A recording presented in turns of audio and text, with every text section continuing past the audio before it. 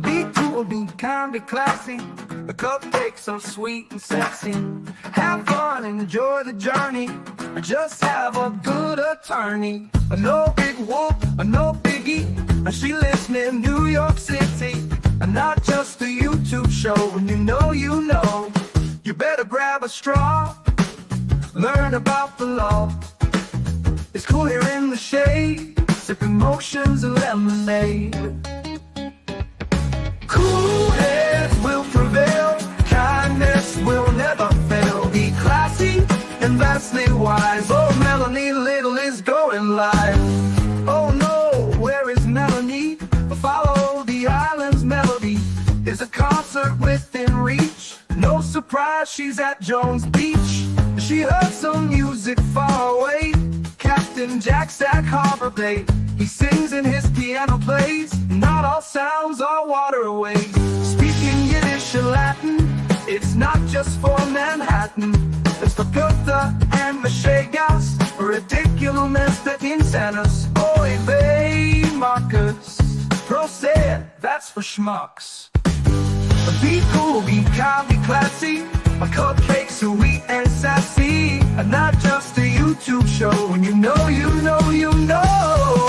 Cool heads will prevail. Kindness will never fail. Be classy and vastly wise. Melanie Little is going live.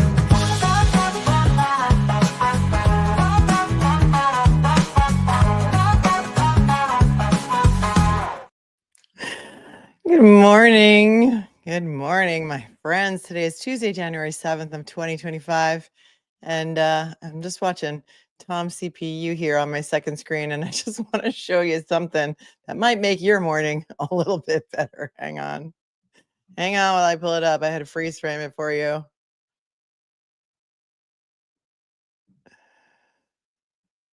As you know, Tom CPU is outside the courthouse, as always.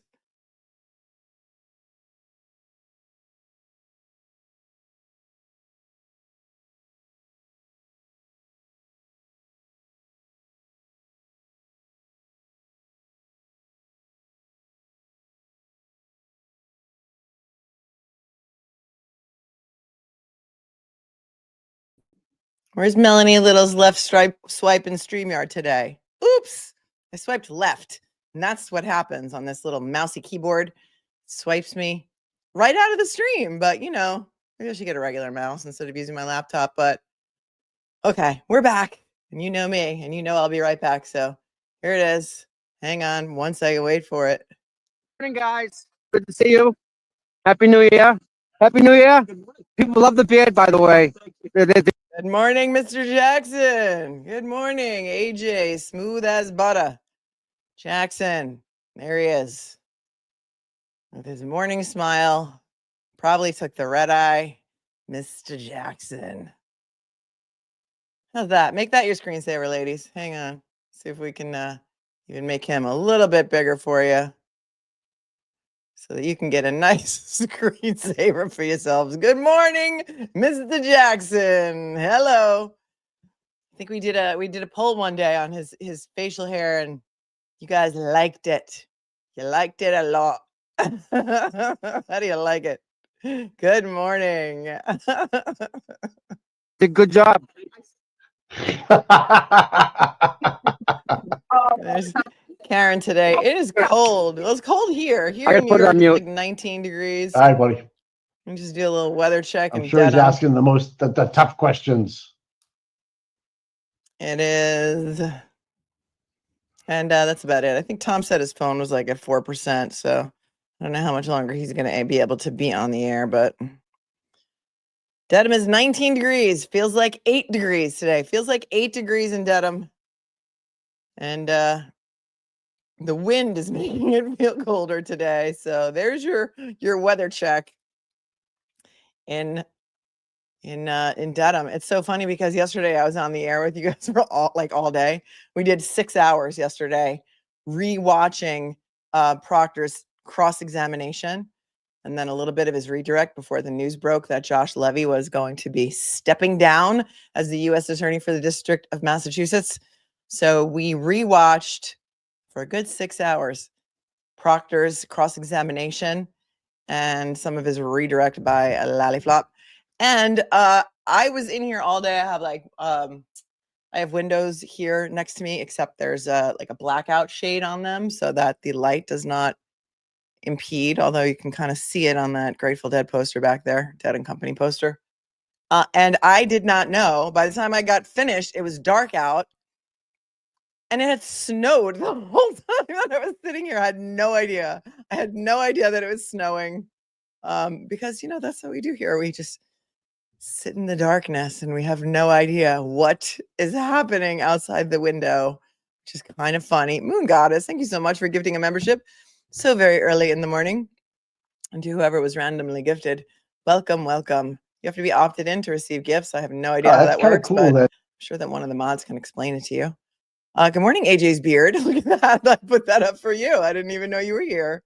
Thought of me, Dave Matthews Band at this year's Boston Calling. That's awesome. I saw him at the Garden right around Thanksgiving. It was Thanksgiving week. The weekend before Thanksgiving, he comes every year to Madison Square Garden. My siblings and I always go to those shows together. I went Friday night, and then Saturday night I had floor seats, but I was invited to Karen's fundraiser, and I could not go to that. So I went to Massachusetts, or right outside Rhode Island, for that amazing event where a lot of money was raised for her defense, because remember, she's already $5 million in debt for attorney's fees and continuing. So there is that. Thank you, AJ's beard. Thank you so much. And there she is, Melanie Little, the left swipe in StreamYard. In honor of the great Dr. Marie Russell, may we rename all Daubert hearings to Dogbert hearings. I'll allow it. I'll allow it. I love it. I love it. Guess who's streaming today? Court TV is supposed to be streaming this, so I have it on. And we're waiting for it to come up. Usually we have to hunt around. Sometimes we have to suffer with the Zoom feed, but today we're going to actually get a Court TV feed. So that'll be nice. Thank you for the 10. And good morning, Iron Rabbit.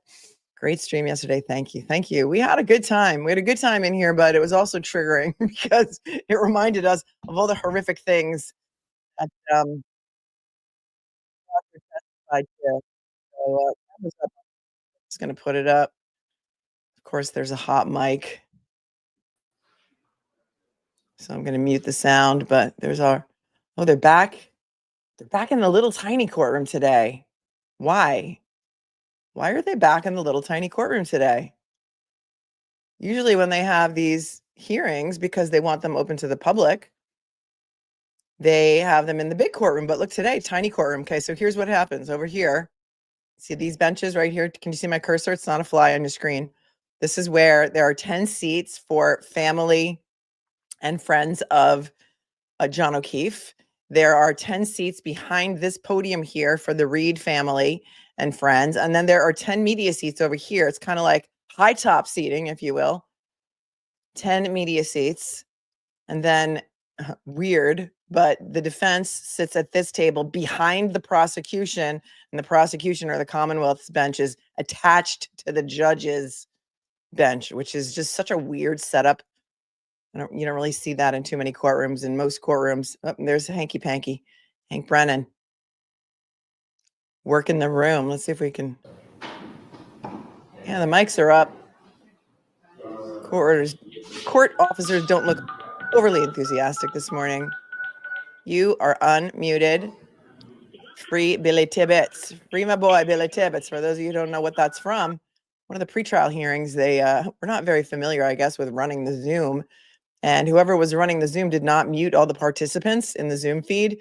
And somebody said during the hearing, free Billy Tibbetts, free my boy, Billy Tibbetts. And it was hilarious. And we, so many phrases, so many punchlines, really, if you can call them that, we have from this case and this trial, although it is quite tragic and it's a shanda that this is even going on. Again, this is going on. God save the Commonwealth.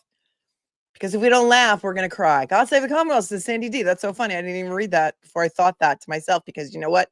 You guys are always saying what I'm thinking, And a lot of you say that I always say what you're thinking, because great minds, my friends, great minds. God save the Commonwealth, Sandy. Thank you for the 10. Read, read, and read on my book. Good morning. And thank you for hanging around with me for 4 months. Cupcake. Erica, 2 minutes. Thanks for the 10. Says, always been a David Yannetti girl, but AJ's beard has me saying tick, tick, boom. Typically, I'm not a girl that goes for facial hair, but I got to say, I'll allow it. I'm just saying.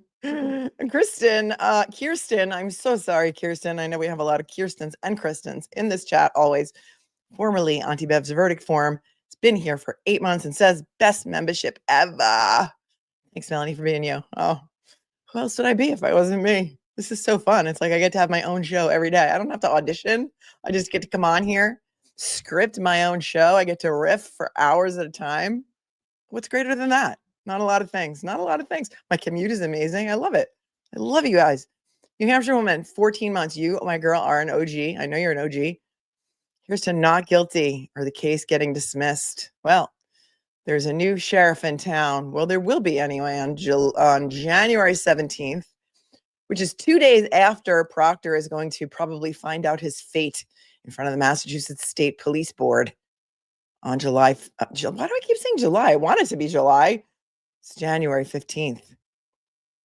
And who knows what's going to happen today, my friends? It's anybody's guess. I think Brennan is still cross-examining Dr. Marie Russell, who's a highly experienced emergency room physician, forensic pathologist. She's conducted, I can't remember how many autopsies. She also worked in the prison system, and she treated many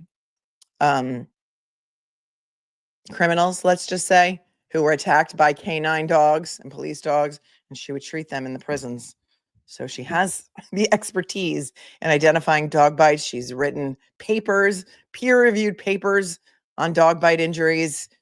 But this time, Brennan does not want her to be qualified to testify as an expert, despite the fact that Judge Cannone has already deemed her qualified as an expert. And that's what we are here for today, the second part of this Daubert hearing, which the first part was when? I want to say mid-December. They didn't finish, so they had to fly Dr. Russell back in from LA or somewhere in California where she lives. Melissa with one ass. Melissa with one ass, by the way, is the author, the writer of my intro song, if you will, my theme song. She's amazing. She wrote me a couple of different versions with different voices. I think they're AI voices. She wrote the lyrics. She gets full faith and credit. She was formerly known as Turd Ferguson. Here is Robert Alessi, New York Attorney Supreme, who has come into this case on a pro bono or free basis. And he's pro hoc vice, New York lawyer. Very, very well-spoken, very smart, has joined the team for the prosecution. Karen Reed. Free Billy Tibbetts, says Melissa with one ass. Thank you, Paul. Love you guys. Love you too. Read. Dr. Marie Russell, the most expert of experts. We're going to now call them Daubert hearings. Semper Marine, Semper Fi. Thanks for the deuce. God has his work cut out for himself with the Commonwealth. Oh, you know it. God save the Commonwealth. God has his work cut out for him or her work, whatever you believe. Magnolia Gypsy, thanks for hanging out for 10 months with me. All USAs resign ahead of any president taking office, correct? Typically, that is what happens. There is a changing of the guard. So it's not unusual. It was not highly unexpected. Sometimes they resign and then they are rehired. That happens occasionally. I did hear that he has a replacement. Somebody told me what her name is, Mary Murrane, Murrane. I don't know a lot about her. I didn't get to do the deep dive last night because after sitting in this chair, I don't even think I took a break at all. In this chair for over 6 hours yesterday, I was really just needed to decompress and watch something silly on TV. And I did. I started watching some show with why can't I think of her name? She was Phoebe on Friends. It'll come to me. It always does. And it was kind of funny. It's about a house. They're selling their house or something. I think it's on Netflix. Elizabeth Mullins, Lupus Lady, thank you for gifting 5 memberships. You are so kind and generous. And to the new 5 members who were randomly gifted on YouTube, welcome, welcome. I think you're going to like it here. Good morning to Kelly Reed. Good morning, Kelly Reed. Prayers up for you and your family today. Thank you, Elizabeth Mullins. Lisa Kudrow, thank you, thank you. Does anybody know what the name of that show is? It has something to do, Phoebe with a twin sister. That's right, Team Brittany.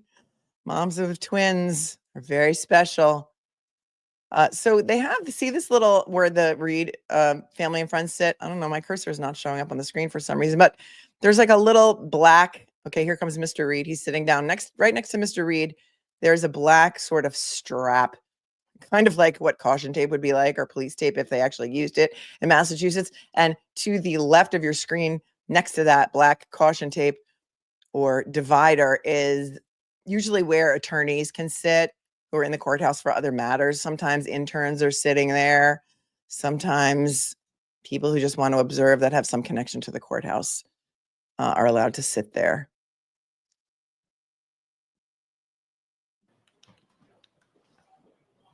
Last hearing was a full day. Mark Betterow was here with me last time. And it was a full day. We broke it up into 2 parts because we needed a break. Silly is good, mad world. It is a mad world, isn't it? But if we don't laugh, we're going to cry. All right. Debriefing on the Golden Globes. Did anybody watch the Golden Globes? I had a best dressed list and a worst dressed list. And I don't know, it's over there somewhere. My daughter and I had the ballots out. We were voting for who we wanted to win and who we thought would win. Shogun was a big winner. I don't even know what network Shogun is on, but won a lot of awards. Demi Moore won for her role in The Substance, which was a great movie. You can't unwatch it, though. So if you're a little queasy, you don't want to eat before you watch it. But she said that she's been doing this for 45 years. First of all, she's 62 years old, and I don't know what she's drinking, but I want some. Second of all, she said in her speech, she said, I've been doing this for 45 years. And when I was young, I had somebody tell me, or an agent tell me, or a manager or casting director, somebody told me that I was a popcorn actress. And she said, I bought into it. I never thought that I would ever do any work that was worthy of an award. I never thought I belonged here. So many actresses feel that way, and actors too. I think there's some sort of, inferiority complex and imposter syndrome. And it was so nice to see her win that award. I really have a lot of respect for her. And I was telling my daughter, I said, she was married to Ashton Kutcher. She's like, what? I'm like, yeah. And then somebody made a joke about Demi Moore collecting an award and Ashton Kutcher sitting at home, unemployed and ruminating, waiting for his next job. So that was kind of funny. Thank you, Linda. Thank you, Linda. Thank you for your 10 and for thanking me for all that I do, because I couldn't do it if you guys weren't watching me. Connie's so fancy. Connie, you're so fancy. Thanks for the 5. As the great Jimmy Buffett would say, if we weren't all crazy, we'd all go insane. Da-da-da-da. You guys know. This case is a prime example of that. Yeah. Yes, we think in song lyrics here. Isabel became a new member. Welcome, Isabel. Lisa Kudrow. Yeah, I'm back behind in the chat. The great Jimmy Buffett. CPU Mod 1. Hey, girl. What's up? When I was in court the day with Mark Betterow, they typically have the families walk in separately. So what they do is they have like a holding room downstairs, which is a different courtroom. And I was with the Reed family, so they had all of us in the courtroom, and then they sort of walk the families up separately, I guess, to, prevent any, I don't know, words exchanged. I don't know. Yes. Oh, thank you. Bull Cut Lineup says you're a bigger star than all of them. Not blowing smoke. You're the triple threat. Oh my gosh. Thank you. Thank you so very much. But I'll tell you what, though, you guys, if I do get a part on a Dick Wolf show, I'm going to have to go do it. I mean, I will still come here. I will still come to my trailer and I will still speak to you guys and do shows all the time because being an actor is a lot of waiting around. You're waiting around all the time. You can wait 8 hours for your shot just for them to set up lights and they're always running behind and stuff. But oh, I see Nick Rocco. Is that Nick Rocco in the back row there? I'm not sure who's sitting next to him. I think that's Nick. I see Nathan Reed in the front row, and I'm not sure who this gentleman is.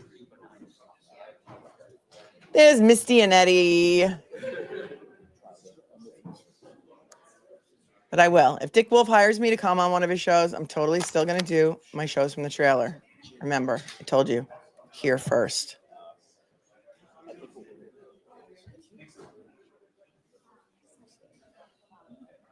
Molly's snack dealer. Molly's snack dealer. Has anyone seen Molly?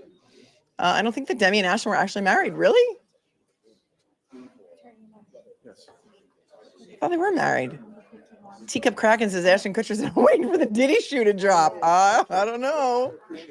I don't know. J-Lo might be waiting for that Diddy shoe to drop too. I'm just saying. Yeah. Didn't Ashton Kutcher defend that weirdo Danny Masterson? I think he did. No wonder he's unemployed. He's married to Mila Kunis now, right? Are they actually married? Who knows? I don't know. Prayers up for Aubrey Plaza, whose husband very tragically and sadly took his own life on Friday. Very sad. I'm a big fan of Aubrey Plaza, and she was supposed to be a presenter at the Golden Globes, but obviously she couldn't be there. Very sad. Hello, blessed mom from Texas. How are you? My dear, love to Karen Reed. Yes, love to Karen Reed. And hello to all the cupcakes. Oh, you hadn't heard that about Aubrey Plaza? Yes, very sad, very sad. They got married in secret, apparently, during, I think, after the pandemic, 2021. They've been together for 10 years. He was a director, I think, or some sort of filmmaker. They had worked together several times. Was what a juror? What? Where? Nancy, I don't think there's no jurors today, so I'm not sure what you're talking about. Maybe you're talking to somebody else in the chat. OMG, Kelly Kell says. Prosecution keeps hanging around the defense table. Go away. Go away. Go away. Donnie Not Wahlberg said, so sad. They were a great couple. Talking about Aubrey Plaza. Well, thank you so much. Thank you, Yana, for coming in here. You guys are always so good with the Google. Demi married Ashton in 2005, split up in 2011.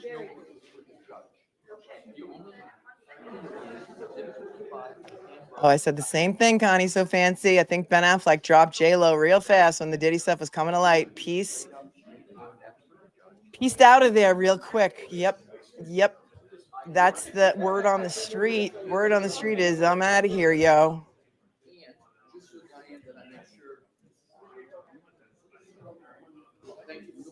I'm out of here, yo. R.I.P. Jimmy Carter says one juror matters. Yep. Regardless of political affiliation, we thank you for your service. Go rest in peace, front and tranquility. I stay as far away from politics on this channel as I can. But as always, if there's a death, we're going to acknowledge it. Rest in peace, Jimmy Carter. Yeah, Lori says Ben Affleck needs to consider his girls his daughter. Isn't it so great how we can have 14 side conversations going on in the chat and keep on top of everyone? Okay, Curious Wendy, my kids are telling me Agatha All Along will change my life. I need to watch it. Has anybody else watched it? Catherine Hahn, here they go. Tell me if you've watched Agatha All Along and if you recommend.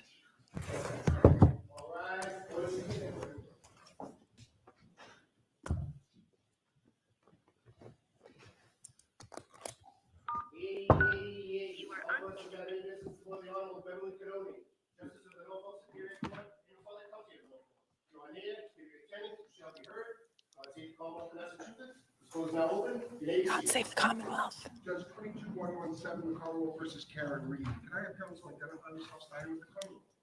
Good morning, Your Honor. Hank Brennan, along with Attorney Adam Lally and Attorney Laura McLaughlin.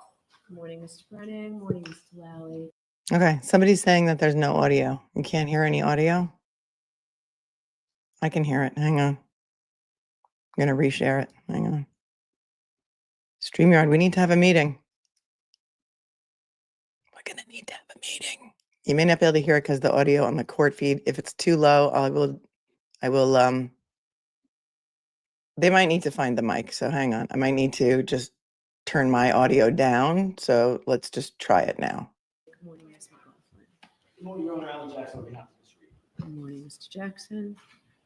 Good morning, Your Honor. Robert Alessi on behalf of Ms. Reed. Good morning, Mr. Alessi.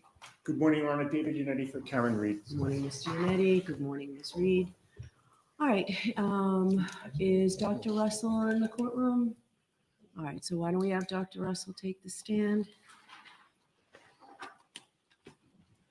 All right, I turned my audio down, so you may need to turn your audio up and hopefully it will be modulated.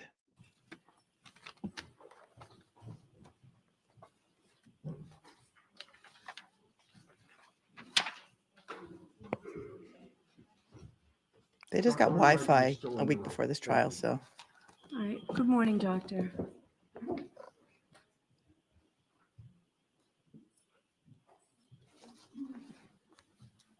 All right, Mr. Brennan, whenever you're ready. Thank you, Your Honor. Just turn your volume up. I turned mine down.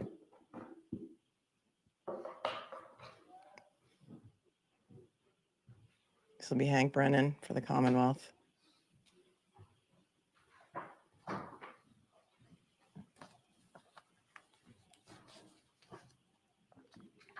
Good morning, Dr. Russell.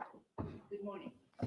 Dr. Russell, it's fair to say that your opinions have changed between the time when you first testified at the voir dire to when you testified at the trial and then at our last time we met at the Lanigan hearing.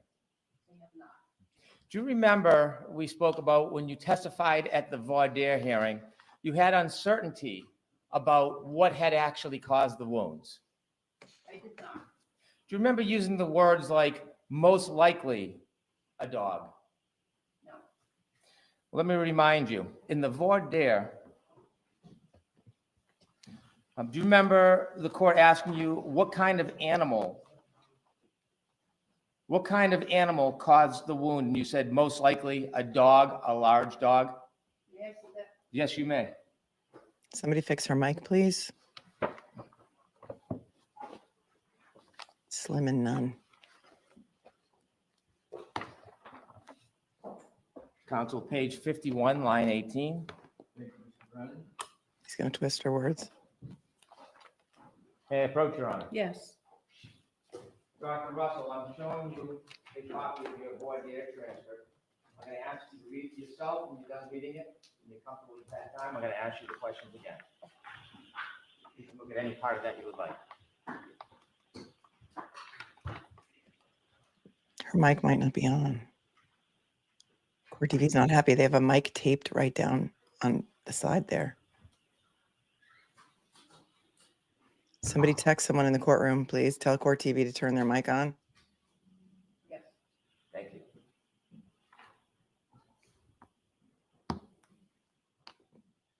Do you now remember when the court asked you what kind of animal you said most likely a dog, a large dog? Yes. Do you remember at trial your perspective and opinion changing? No.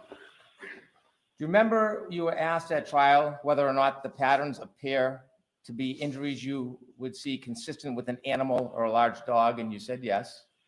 Do you remember that? May I see that? Yep, you may.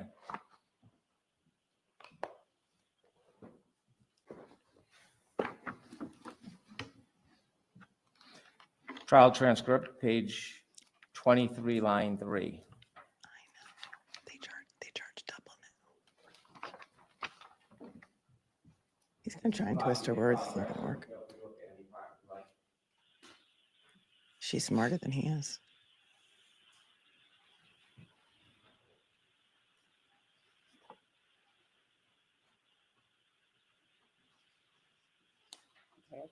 Yes. Okay, thank you.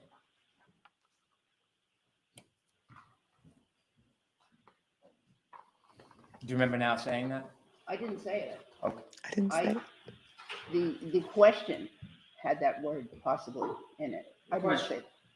Oh, You can finish, please. good for I her didn't calling use him the word out. possibly. You were asked, does this appear as a pattern of injury that you see appear consistent with an animal or a large dog? And you said yes. Do you remember that? She called him out. She called him out. You sure that's me, dear? Yes. She said the question said possibly. I didn't say possibly. Make a suggestion if I could, please. I realize it's cross. Mr. Brennan and I have agreed that with regard to transcripts and the use of them, I have as well. Given that we've agreed for transcripts being in evidence, can the witness keep the transcripts and look at Do you them? have an extra copy for her? The answer is I have a copy, yes, that Do she your can. colleagues each have a copy? I don't know if they do, but I can give mine Okay. so that she Problem can with have that, it. Mr. Brennan? I'm comfortable with that. Okay. Is this your only copy? It is. It's okay. I know what they say. You have an extra copy? Which page is it? I can't believe they're going to have Alessi give up his All right, so copy. that we can continue. You can give yours to the witness for a few minutes, and then when these are done, you can have yours. Thank you, Your Honor. I appreciate that. It'll save time because they don't have to keep going up and giving her one. We're a little behind, so no spoilers if you're ahead. Mr. Brennan, Mr. Alessi, why don't we take a 5-minute recess? Oh, really? We need a Ms. recess? McDermott will be back with clean copies of the transcripts that I have as part of your exhibit. And maybe somebody could find the Witness. microphones in the meantime. Thanks. Twice. Mr. Brennan has just indicated to me he's going to go back to the June 18th. So is Mr. McDermott going to copy the June 18th and the June? I have the voir dire and the trial testimony, so we'll take a 5-minute recess. Thanks very much. Really? We're going to take a 5-minute recess to go use the copy machine. Okay? Well, apparently they're also letting people sit right here, which is the jury box. See this woman in the red coat? This is the jury box right here. So they opened up some more seats, maybe at least 12.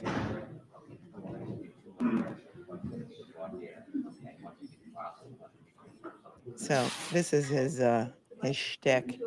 He's apparently going to try and impeach her with her own prior testimony. Hot mic.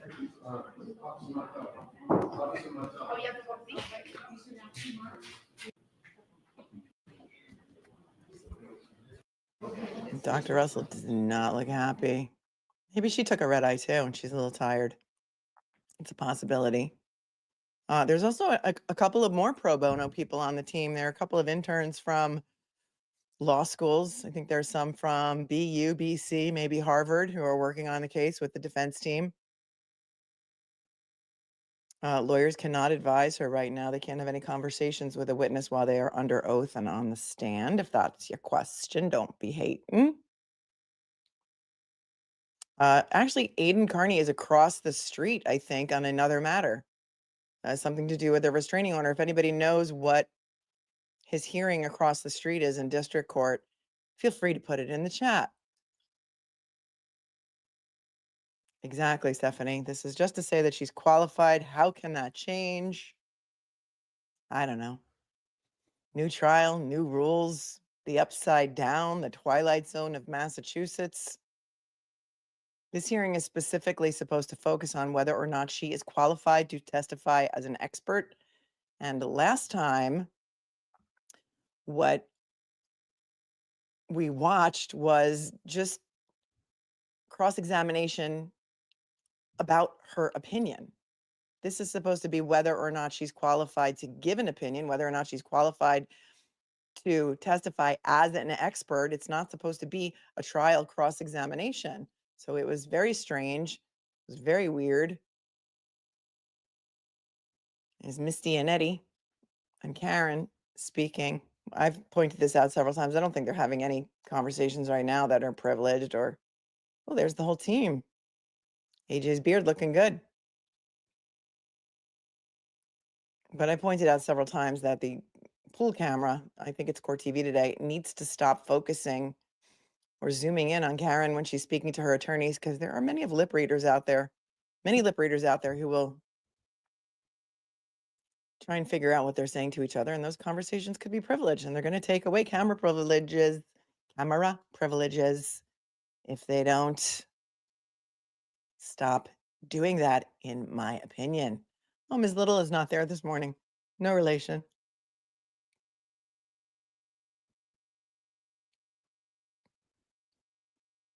Linda Lane says, cool, you learn a lot when you sit in a court hearing. I used to do that a lot if I have time. Yeah, it's a great thing to do. I used to do it a lot too. When I was in college and law school, you can just go to court and hang out and walk around from courtroom to courtroom, listen, watch. Because the only way, they don't really teach you how to be a good trial lawyer in law school. They teach you about the law. They don't teach you so much about the practice of law. So the only way, in my opinion, that you can get to be a good trial lawyer is to watch other good trial lawyers.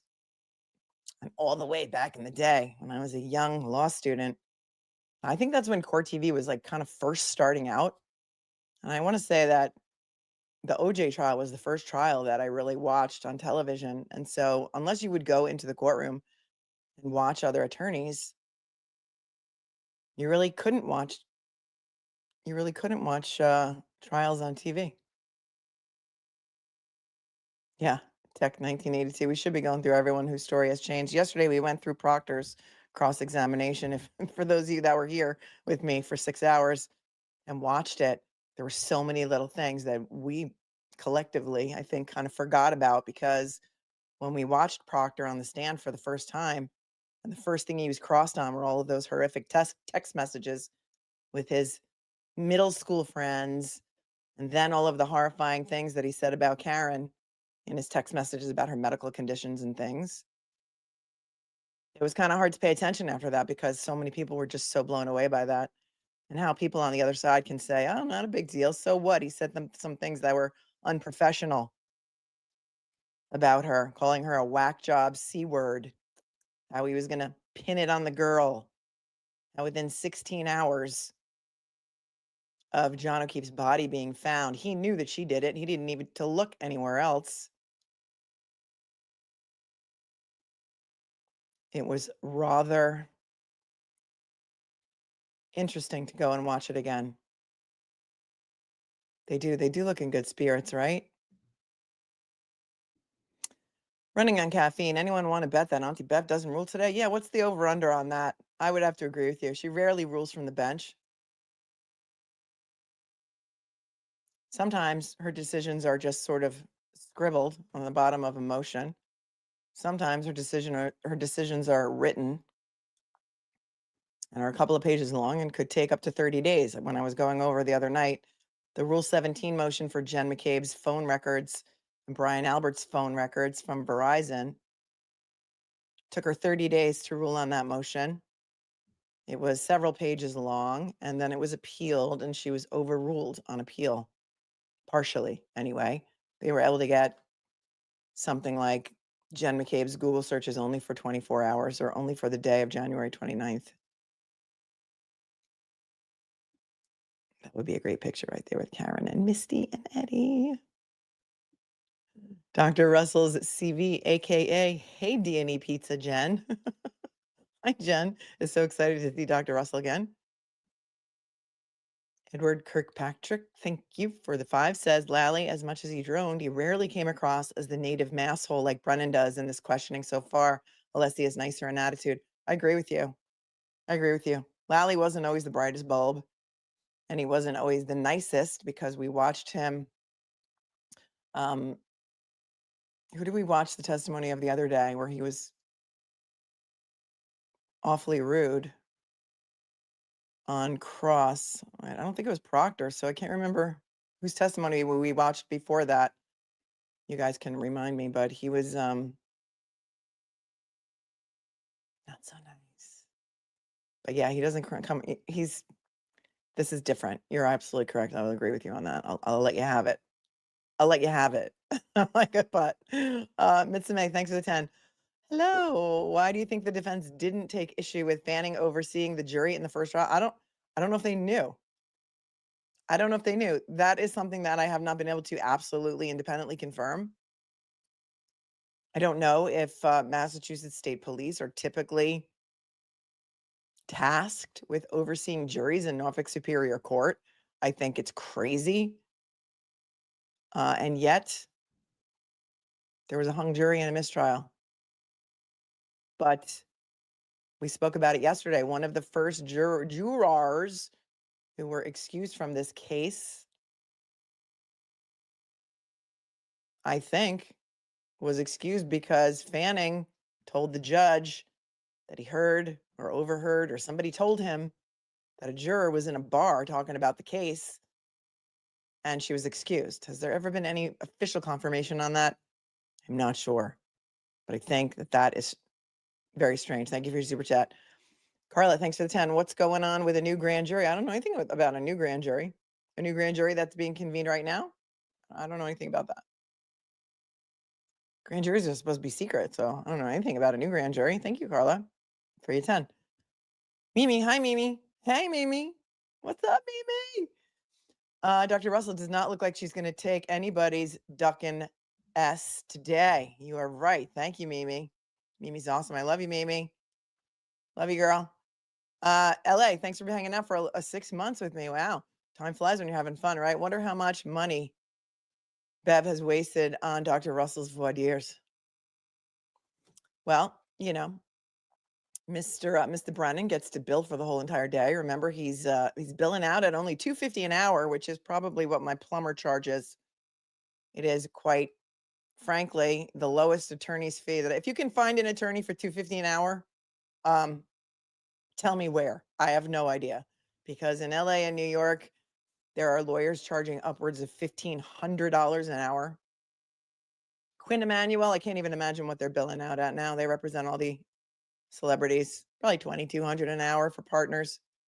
I'd love to know. If anybody knows, let me know. If anybody's in the middle of a divorce right now and you're paying your lawyer hourly, let me know, because they bill out by tenths of an hour. So every 6 minutes, you're getting a bill for something. They do look very happy today, the defense team, don't they? Clinton, thanks for your 5. Are Hank's questions typical of Daubert? Seems more like a cross to me.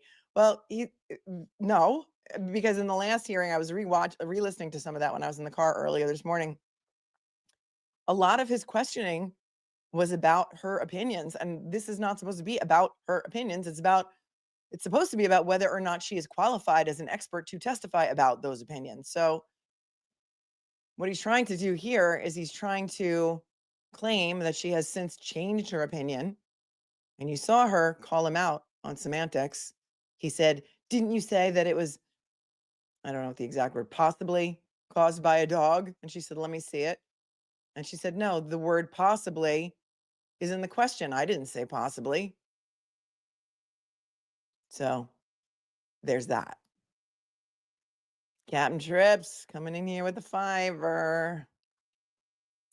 Mel, can you give some general tips for anyone who finds themselves in jury selection to be chosen? Do they go through your YouTube history? I don't know. No, typically not. Typically, I don't think there's enough time for that unless they have some very highly paid jury consultants like, like Bull, like the TV show Bull, or maybe then they'd go through your socials and they'd hire a mirror jury and they do all that kind of stuff.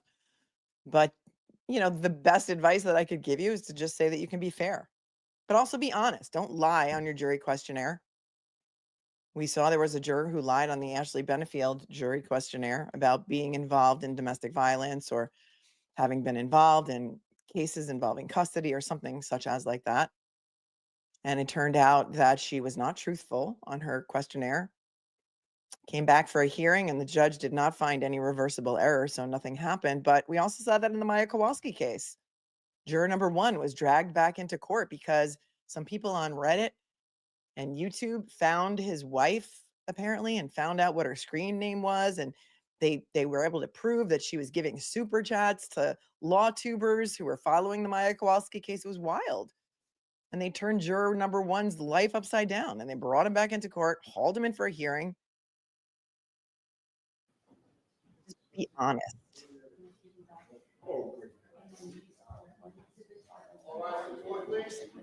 Hi, Fairy Raven. Emma from Ireland is here.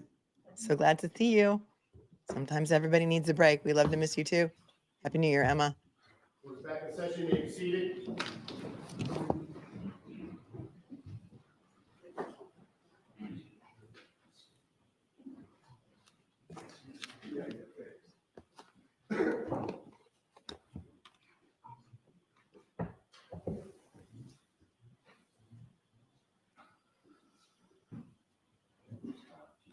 We'll talk about this later, Island Girl. I'm going to star it for later. I was so happy she was found. I was about to report on Emma Ray Gervasi, and then she was found that same day on a boat. They've arrested I'm sorry, Your Honor, someone. I'm just conferring with Your Honor's permission, Mr. Brennan, I want to make sure. Hold on. Only one person can speak at a time. I don't know. All right, so you were speaking to me, Mr. Alessi. I think Mr. Brennan was speaking to his co-counsel. No, that's okay. I just wanted to let you know what we were doing. Mr. Brennan and I are conferring to make sure we maximize the chances of the exhibits being right. So I've offered to Mr. Brennan something he wants to consider and look at what he has to make sure we do this efficiently. Okay. So the copies that Mr. McDermott made are the attachments to the motions that were filed. And provide a copy with the court's permission of the voir dire testimony, the trial testimony, and the Lanigan hearing. Sure. Okay, I did not have Mr. McDermott do a copy of the Lanigan hearing. I've good had an ones are extra here. copy that I've given to Great. Ms. Russell. I'm Oh. sorry, Dr. Russell. Okay. And if I may, can I write on the top of each transcript which each one is? That way it'll be easier for Is there a Dr. problem Russell. with that, Mr. No Alessi? problem at all. Okay. Every time Brennan says copy, the closed captions pick it up as coffee. Coffee. I would say coffee.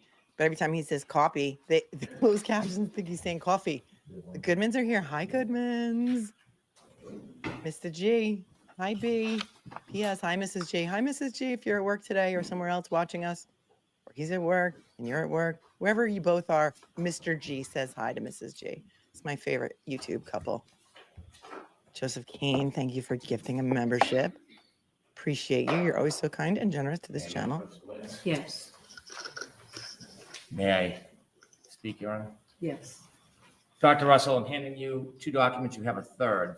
The one before you is a transcript of the last hearing called the Lanigan hearing that you attended. This is a copy of your voir dire testimony. I've noted it on the top right for you, and also trial testimony. Thank you. Thank you. May I proceed, Your Honor? Yes.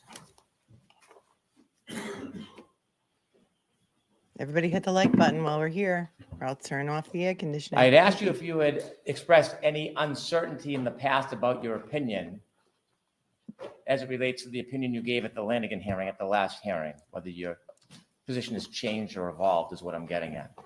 And you said that your position has not changed. Is that right? That's correct. You were asked at the trial about the injuries and how you think they happened. I want you to turn to the trial transcript. She's not having any of it today. Look at her face. If you turn to page 19, line 21.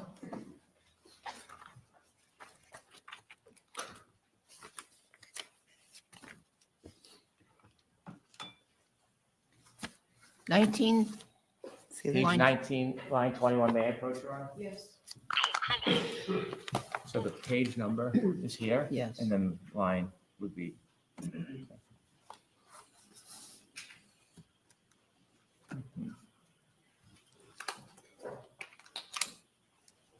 Sorry. Oh, Shock and Horror says they're mad because she had a great showing outside of support outside today. That's amazing. My apologies. She's not having any of it. This one is the trial.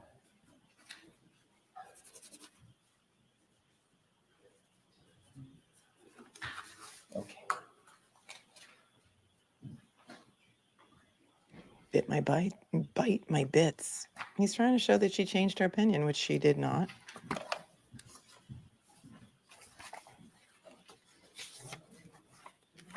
She did not change her opinion. Oh, they took away that mic that they had taped to the side of Do you her. recall at the trial, you were asked about the injuries, and you said, I believe that these injuries were sustained by an animal, possibly a large dog, because of the pattern of injuries? Do you remember saying that? that's not here in front of me. Okay, but I'm asking you, do you remember saying that at the trial, that you believe the injuries were sustained by an animal, possibly a large dog? Something to that effect, yes. Okay. And when you said that, you used the word possible because you weren't certain, were you? Can you show me where that is? Well, I'm asking a question, not asking about the transcript. The reason why, when you were asked and you said it was by an animal, possibly a large dog, is because you were uncertain. You know, Mr. Brennan, I think I explained that before, that in medicine, there are no absolutes. That's right. And that's what, physicians are ingrained to think, is there are no absolutes in medicine. So that's why I expressed it that way. Good. But Yeah, I was certain that it was a dog. Yet you were testifying as an expert witness, weren't you? Yes, I understand that, but I was thinking like a doctor. I see. And you understood as an expert witness that you were asking the jury to rely on your opinion. You were trying to be as accurate as possible, weren't you? Yes, I usually do. Yes. You were trying to be precise in your testimony under oath, weren't you? Yes. And I don't see a difference really between those. And when you use the word possibly a large animal, that's different than an opinion to a reasonable degree of medical certainty, isn't it? Objection, Your Honor. In this witness's view. She can answer that. That's not what the transcript says that he's referring to. So he's not asking about the transcript. I'm going to allow the question. He is asking about the transcript. Would you like me to repeat that? Yes, please. When you chose the word during your testimony to precisely describe what you thought, and you said possibly a large dog, that is different than to a reasonable degree of medical certainty, isn't it? No, I don't think so. Right, because she You didn't were say asked, 100% a large dog. Whether or not you Reasonable degree. could tell what type of animal left these marks, and you said you couldn't with 100% certainty. Isn't that true? With 100% certainty, that's correct. Can't say and anything with 100%. The reason why you don't have certainty when you first testified is because there really is no methodology in identifying dog bite wounds, is there? That's incorrect. I see. When you talk about methodology, is there any standard you're comparing your comparisons to?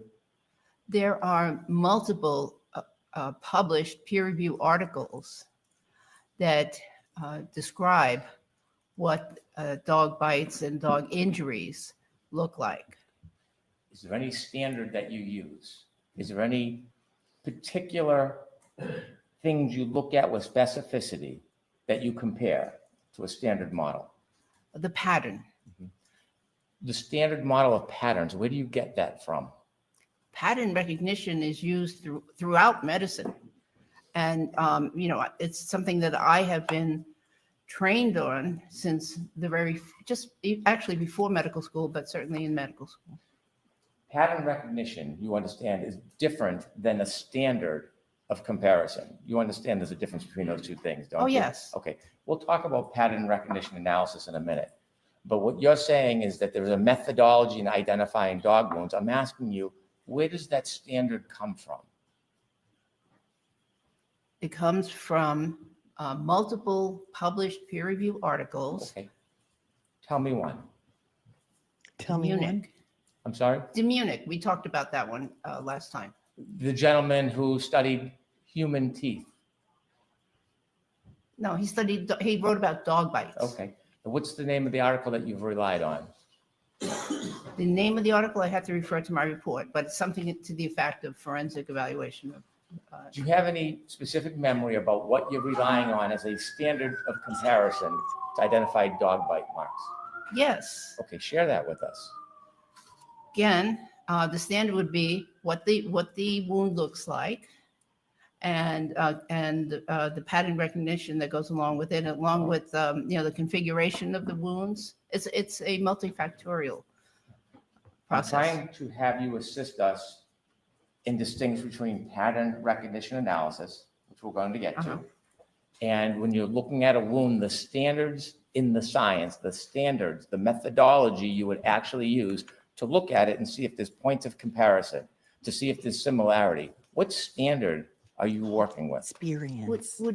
I'm not so sure I understand what you mean by standard then, because I know how I evaluate wounds.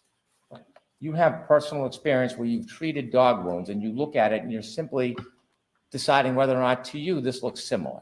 You're giving your personal aside, aren't you? No. I actually find that offensive. Oh, okay, well, is that what you're doing? No, So if you're comparing it to an actual science, a standard, a methodology, I want to learn that methodology from you. So what I'm asking you is, tell us, where does that come from, the methodology where you have go to medical school, work in an emergency room for 28 years, conduct hundreds, if not thousands of autopsies, work in the prison system where prisoners are brought in with dog bite wounds from being dragged around by canine dogs. And then then you can learn how this is done. Teach me? No, she's not here to teach you anything, counselor. Have a point of comparison where you look at a wound and you compare it for similarities to another item.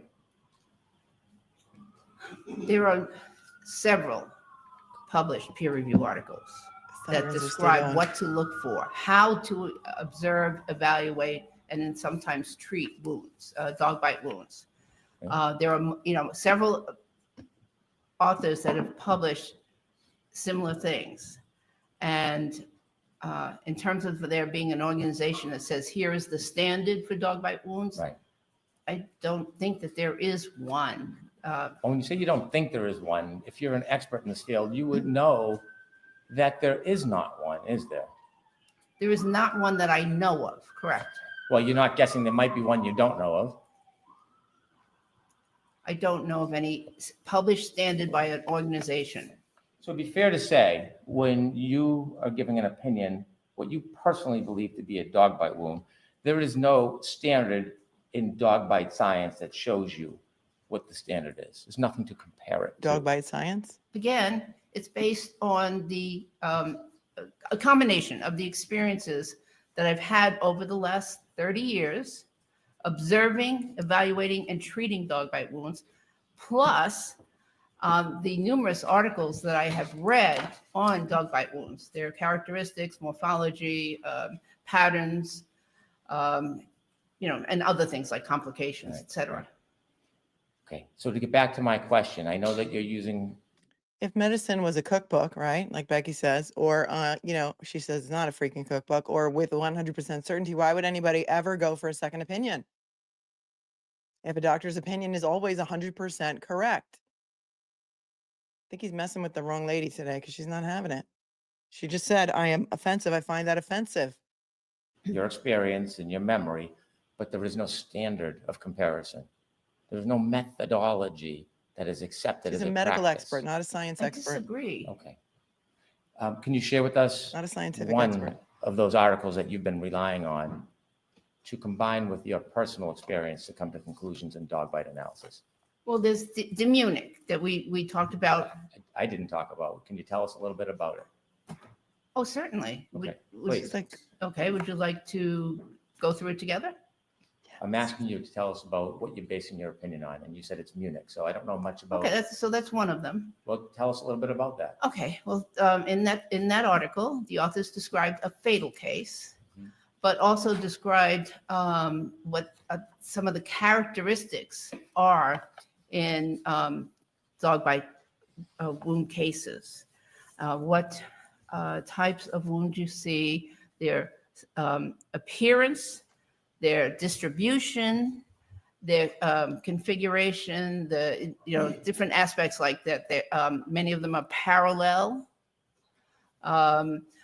Things that would affect the appearance of wounds that physicians know about, such as elasticity of skin and other ways that wounds can be distorted from one to another wound. So you have to know a little bit about wound characteristics and basically things to look for in the forensic evaluation of dog bite wounds. Did that article lay out a standard of methodology? I guess I don't understand what you're getting at. I think he's using the scientific standard. Rather than having a particular case study where that article talks about a person that was attacked by a dog and deceased, correct? In that case, Yes. however, it And referenced. based, and I'm it's, sorry, Your Honor, if you could finish the question. I'm going to let her finish. please. And Mr. Alessi, for objections, just simply objection. I'm sorry, Your Honor, I will, thank you. She'll That have it. article, it was a case report, but it was also a review of previous literature. Okay. So in the review of previous literature that had been published, they came up with recommendations. So yes, there are recommendations in that article. In that article, it talked about a wound to the neck where the deceased bled to death, correct? Yes, Okay. It didn't talk about pattern recognition analysis. I in that article, did disagree. it? Okay. And did it talk about a standard of practice of methodology? Recommendations. No, but that's not what I'm asking you. I'm asking you, did it have a standard, a methodology that it discussed? These were authors that were practitioners, and they weren't, I don't believe they were in a position to create a standard. In fact, you can't point to one place where there is a readily accepted standard in the dog bite community for identifying dog bites. Dog bite You can't point to community? one article, journal, book. That's correct. And so because there is no methodology or standard for you to look at, it involves a great deal of your subjective opinion based on your experience treating dog wounds, doesn't it? You know, with all due respect, Mr. Brennan, I'm not somebody that just came in off the street. I have You go, at girl. least 30 years as a physician, and I use that information in helping me form my opinions about wounds. I've seen all types of wounds. Okay, so my question was, because there is no methodology, because there is no standard comparative analysis, you need to rely almost virtually on your personal experience treating Yeah. wounds. No, I believe you're again mischaracterizing it. I'm relying on my personal experience plus what I've learned from these numerous articles.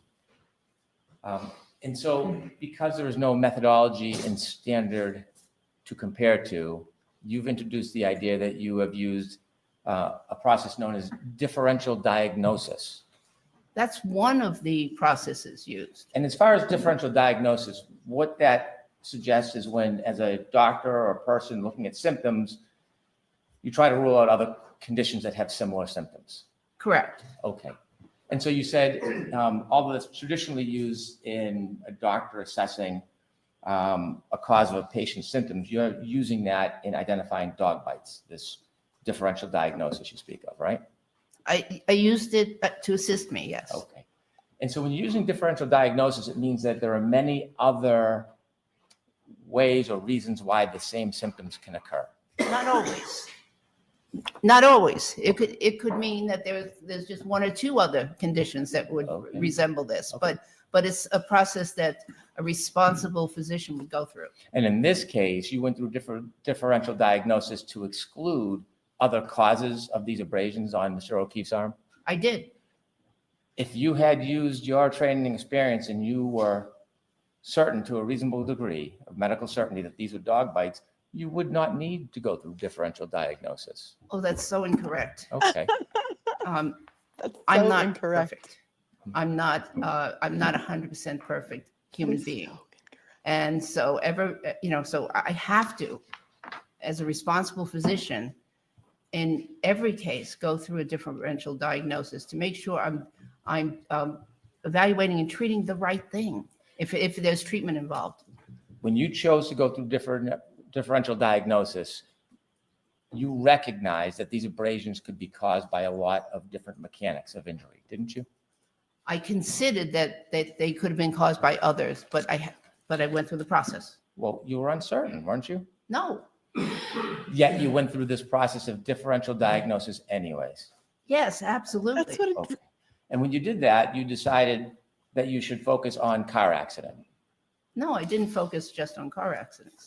Well, what other subject did you focus on in differential diagnosis other than car accident? Could these have been self-inflicted, for instance? You went through that process? I did. I didn't see that anywhere in your report It's in whatsoever. my head. I didn't write it down. Well, aren't you supposed to report the process you go through before coming to conclusions? Isn't that why you wrote a report in discovery and disclosure? she's laughing at him. Yes, but Okay. Is there anything else in your head that you thought about that you didn't put in the report or tell anybody? So we have car accident, we have suicide, we have dog bite. What else did you think of? in your Suicide? differential Those wouldn't have diagnosis? killed him. well, I thought, could it possibly be road rash? Okay. What else did you think? Oh, I don't a remember all the taillight- things I thought of at the time, but it wasn't a very large list, but it was a Did a list. taillight bite And it him? was a differential diagnosis. Well, if it was important enough to think about and distinguish and go through differential diagnosis, can't you remember what it was that you thought it could have been the cause other than suicide, road rash, Okay. car accident?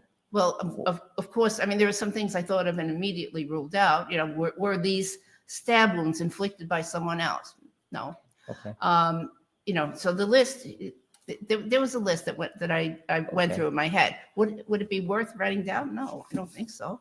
Well, was there any other significant causes that you went through and vetted through differential diagnosis that you didn't write down? Not that I remember at this time. And that's why it helps to write it down. Oh, God. Okay. So one of those causes of these abrasions that you went through differential diagnosis for was car accident, wasn't it? Yes, In fact, when you first met the defense attorneys, you had an interest in this case, didn't you? I thought I could clarify the issue of what those wounds were caused by. So you were learning about information about the case publicly before you got involved in this case, No. didn't you? Well, you knew there was an issue. I heard, yes, I did know that there was an issue. I saw something in the Boston Globe, and Mr. Brennan, I wasn't following the case at all. I don't even subscribe to the Globe for Here comes the information Boston about Globe. this You don't- general region. You don't have to be defensive about it. I'm just asking Well, you. Okay, You Lally's knew enough clarified. that you wanted to get involved and you made. Lally attacked her about her Boston Globe subscription, wanted to know when she had it, how long she had it. Hold on. He said you knew enough that you wanted to get involved. Hold on. You don't have to be defensive about it. I'm just asking you. Okay. You knew Just enough clarifying. that you wanted to get involved and you made some phone calls to offer your services. I didn't want to get involved, but I thought that I should. I see. And so you learned enough through your study or the Boston Globe or television that you knew generally that there was an issue about the abrasions, correct? I knew there was a question, yes. You knew that the defense was claiming that a dog caused those injuries. I wasn't even sure who was claiming what at that point. So you didn't know much about anything, but you still made phone calls to introduce yourself to get involved in the case? Again, this is supposed to be about whether or not she's qualified to testify as an expert who's going to give her medical opinion about the cause of the injuries to John O'Keefe's right arm, not about how she got involved, who she called, why she reached out. This has nothing to do with her qualifications. This is so outside the scope. Yeah, maybe they should write it down. Maybe all of the first responders and police officers that were involved in this case should have written down that Karen said, I hit him, I hit him, I hit it, because nobody ever wrote that down. Maybe they should have kept some notes. The law enforcement in this case, they should have written it down. They could have kept some notes. So I hope that the defense attorneys are keeping ticking off these things. Oh, guess you should have written it down so that they can throw it back at the prosecution witnesses when it comes time. Again, I know that there are very few people in this country that have the combination of experiences that I do. And I thought that I could just clarify the issue and maybe, help people move along in the case. Before you decided that you were going to offer your services, what did you know about the case? What does that have to do with her qualifications? I Anyone? knew that a police officer had died. I was a former police officer, so I knew a police officer had died. And I knew that there was a trial. And I didn't know details really. I just knew that I believe I read that there was something about a car accident versus dog bites. That's about all I knew about the case. Had you seen any photographs? No, And so just generally knowing that there was an issue, you thought you could help because of the word dog bite in your experience? correct. Okay. So when you ruled out motor vehicle accident, is it fair to say that your perspective was a motor vehicle accident would have caused injuries to the other parts of the body, and that's why you considered car accident as not part of the cause of these abrasions? That was not the only reason. That was one of the reasons?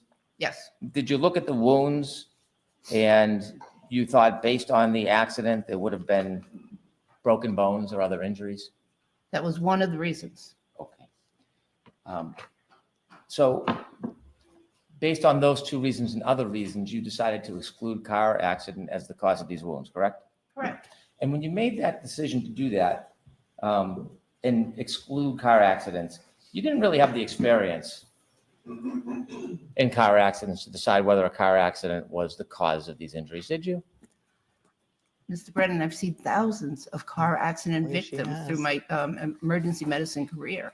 So I had plenty of experience. Have you ever been trained as an accident reconstructionist? She's No, a I'm trained medical. as a physician to treat car accident victims. But that's not what I asked. What I asked you is, you ever been trained as an accident reconstructionist? No. Have you ever taken classes and certifications in accident reconstruction? No, Have you ever gone to a scene of an accident and been asked to give your opinion and help reconstruct the accident? no, Have you ever served as a witness in court as an accident reconstructionist? That's not what she's here No. to testify In fact, about. when you decided that this accident couldn't happen, you hadn't even read the investigative reports, had you?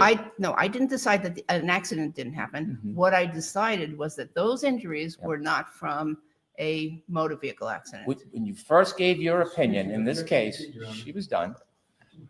Hold She was on. done. Don't you Mr. tell her Leslie. when she's Next done. question, please. When you first gave your opinion in this case, excluding car accident, you had not even read the investigative reports in this case, had you? That's correct. Yeah. And when you were asked about materials that you reviewed to give your opinions, you said you were just trying to focus on the wounds and you hadn't read those reports, right? That's correct. Have you read the reports to Yes. date? You now have read the reports. Yes. Okay. When you excluded the car accident, did you know anything about this collision between the Lexus and Mr. O'Keefe? Did you know anything about it? There was no collision. Can you There answer was that no question, collision. Dr. Russell? Did I know anything Yeah. about? Did you know anything about how it happened? I was, somehow I knew that, well, I believe I knew that the car was backing up. That's what I was, somehow I got that information. So The when car you were backed up. excluding the collision in this differential diagnosis, did you know how fast that Lexus was going back when it struck Mr. O'Keefe? It wasn't. Do you know how far it traveled when it hit Mr. O'Keefe? Objection, Your Honor. So Yeah, if all the of this is question, the question's BS. proper. Let's see if she can answer it. She may not be able to answer it as asked. Oh, wow. This is so far outside. Do you the know how standard. far the Lexus traveled backwards when it hit Mr. O'Keefe? There was no ducking accident. There was no ducking car accident. There wasn't one. He's stating this as if it's fact. Your Honor, I'm objecting to the I the assumption in understand. it. I understand, counsel. Can you answer that question as asked, Dr. Russell? As asked, no, I don't know. When you excluded this collision as differential diagnosis, did you know the angle of the collision between the There was car no and collision. Mr. O'Keefe? I'm Objection, going Your to Honor. see counsel at sidebar. Yeah, you better see them at sidebar because there was no collision. It hasn't been proven that there's a collision. There's no injuries to any part of his body to indicate that he was struck by a car. And this is like a worldwide audience is watching this. He's showing his inexperience right now because any experienced trial lawyer would know that this is not proper questioning for a Daubert hearing. What is the standard for taillight scratches? T. Shaw wants to know. We're a little behind, so now we can catch up a little bit. Let's see if he comes back and puts a lid on it. Well, this is going to be a long one.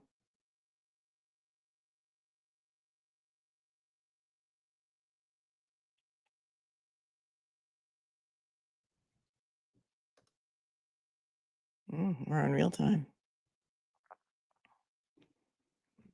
Dagny Tiger says that Robert Alessi is upwards of $1,700 an hour. Thank you for that. Lola, the good dog, thanks for your 5. Is the defense team allowed to question the qualifications of the Commonwealth experts as well? They can. They can request a Daubert hearing, sure. They weren't the cream of the crop, she says. Sage, thanks for the 5. I think Brennan's only goal with this hearing is to see her opinion thoroughly and to see how he can get under her skin. He knows she's overly qualified. I agree. I agree. She's a medical witness testifying as to the causation of the injuries and what caused them based on her 28 or more years as an emergency room physician, a doctor who did autopsies, a medical examiner, forensic pathologist, and working in the prison system, treating prisoners with canine dog bites. Edward says, did Brennan forget he's the Commonwealth and he needs, without reasonable doubt, but her as a defense expert can have multiple theories and it doesn't hurt them.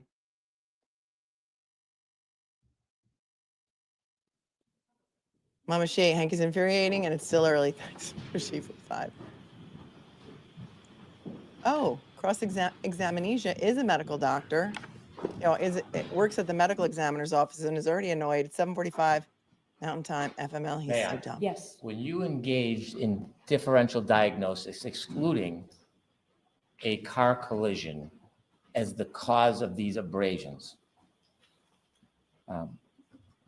did you know or learn any information about the angle of the strike between the How about the Lexus alleged theory of and the Mr. Commonwealth? O'Keefe?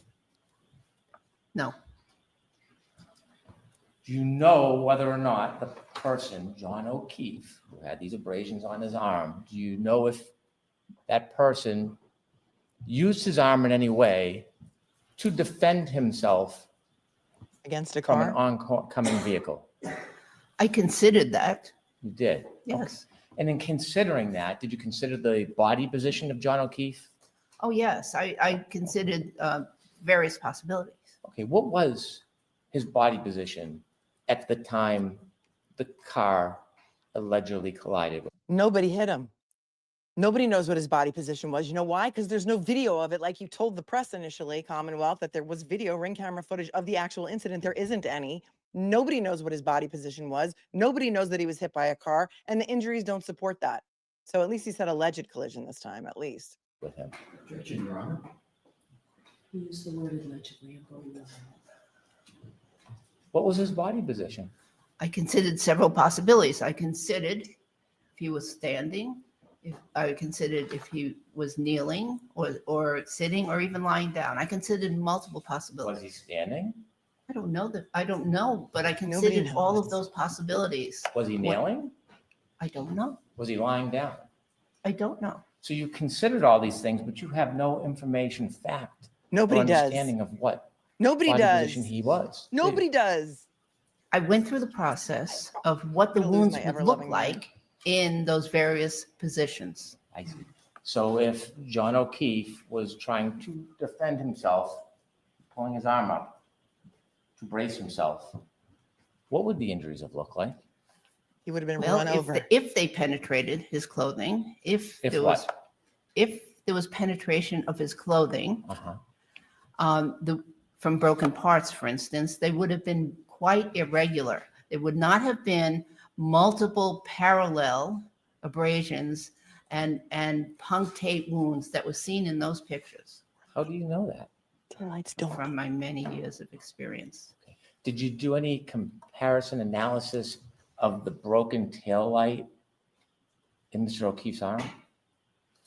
Actually, eventually, I did. Wait a second. Did you do any analysis of the pieces of broken taillight in John O'Keefe's arm? Where were there pieces of taillight in John O'Keefe's arm? Excuse me, I got to play that again. Is that what he said? How do you know that? From my many years of experience. Did you do any comparison analysis of the broken taillight in Mr. O'Keefe's arm? The broken taillight in Mr. O'Keefe's arm? There was no broken taillight in Mr. O'Keefe's arm. And or in? Hold on. Somebody said he said and arm. Many years of experience. Hold on. Okay. Did you do any comparison analysis of the broken taillight in Mr. O'Keefe's arm? I thought he said in. Actually, eventually, I did. Before you gave these opinions, did you? I didn't need to because I've seen thousands of accident victims. Every accident is dynamic and changes, isn't it? Especially Yes, this but one. I also had that in consideration. That's why people train for the number of years that I trained. Every accident is different, isn't it? Yes, probably. And so So is every dog bite. And there was no taillight pieces in Mr. O'Keefe's arm. And there were no tissue samples taken from Mr. O'Keefe's arm. No tissue samples. And if they took them, they lost them, but they didn't take them. And there's never been any testimony or any evidence or any autopsy report that says that they retrieved pieces of taillight from Mr. O'Keefe's arm. I can't believe there wasn't an objection. This is still going on. Welcome to the Upside Down. So you can have a number of people in an accident And they can have different injuries from the same accident, can't they? Oh, absolutely. Right? Car drives down the street and runs into 20 people. They may all have different injuries. I agree. Same car. I agree. Might be the same speed. But they could Yeah. hit people differently. Some people, unfortunately, they could kill, right? Yes, Some people could be catastrophically injured but still alive. correct. Some people could have scratches and bruises. Correct. Some people could be in that type of situation, bounce off the car and escape without a scratch. No, Possibly, yes. not a So there's no bruise. science or standard when you say car accidents would have had a certain result. The truth is you don't know. She wants to die. I disagree with you. Okay. And so when you were excluding these causes, you have no idea his body position or angle, correct? I went through various scenarios in my head. But I'm asking you, not the scenarios in your head, Dr. Russell. I'm asking you about detail, fact, science, okay? I'm asking you, do you have any idea the position of John O'Keefe's body when he allegedly was struck by the car? Objection, Your Honor. Yeah, they've never said what I they think his body considered position multiple was. scenarios. Tell me the facts you have. There are no facts. Tell me the facts you There are no have. facts. You can tell us how is his body postured on fact. I'm What so facts glad do I'm you not have? sitting in that courtroom. Again, I There are considered no multiple facts. scenarios. There are no facts to support a car accident. There are no facts and evidence about his alleged body position. This is all hypothetical, and he's making it sound like there is an actual set of facts. There is no actual set of facts. When you, did you go to the scene of What? where She Mr. went to O'Keefe was found fucking lying on the scene. ground? Did you go and visit the scene? No, Did you take and look at photographs Maybe of they the just scene? want to make him look like an idiot. I looked at some photographs. What did you see in those photographs? They were very difficult. It was very difficult to see much useful information in the photographs. When She you're actually did. engaging in differential diagnosis and you're excluding causes of abrasions to Mr. O'Keefe's arm, wouldn't it be important to either go to the scene or look at clear photographs so you could see all the debris and the land and the Why don't you find the turf dog? and see what it looked Where's like? the Wouldn't that dog? be important? No, in the 30 years of or emergency medicine experience I've had, I've never gone to the scene of a car accident victim that was brought into the emergency room. And he's you've not. never gone into court and testified as an accident reconstruction expert. A reconstruction expert? No, You've but I've never- testified about vehicle accidents. And you've never gone to court and Victims. testified as a dog bite expert before this case. Yes? I was never asked. And so when you say what you used to do, you treated people who came in with injuries. I'm talking about when you're going to exclude something as a cause. I'm asking if you have any experience in actually going out and looking at the facts and using science There to are no exclude something facts. fairly. I used medical science. Where's the accident report? Where's the motor vehicle accident report? You know what? She could have looked at that if there was one, but there isn't one, despite the fact that a Boston police officer was allegedly hit and killed by a car. There's no police accident report to support that for a motor vehicle accident. She could have looked at it, but it doesn't exist. Why?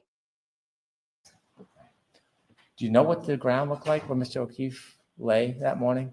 There was snow Know how many inches of snow were under his body? under his body. Yeah.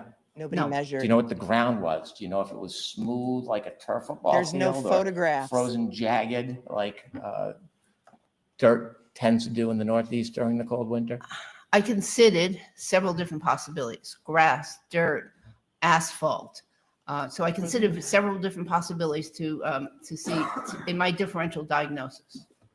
You considered all these different possibilities, but you never even went and looked at the scene to You look- never see what it even went and looked looked at the like, scene. did I you? have never, ever, ever in my 30 years experience as a trial lawyer handling accident and injury cases, I have never, ever had a medical witness go to the scene of an accident. Ever. Your Didn't have inexperience to. is Do showing. you know if there was twigs or roots or a brush nearby? I don't know. Do you know if there was a fire hydrant nearby? There was a fire hydrant Do you nearby. know if there was a curb nearby? That I don't know. So you have no idea really, other than a fire hydrant, what this area of impact, alleged impact looked like, do you? Well, again, a curb would not have caused those wounds, so that's irrelevant. You have no idea. I disagree. Okay. Did someone tell you Okay, he said, what it looked like? No, Okay. Okay. That's right. Proctor never went to the scene on the day of January 29th, 2022. Proctor never went there because we watched his testimony yesterday again for fun. He never went to the scene, but he determined without even seeing Karen Reed's car and the alleged cracked or shattered taillight that he was hit by a car. He never went to the scene. Great point. Zach from the UK. The world is watching.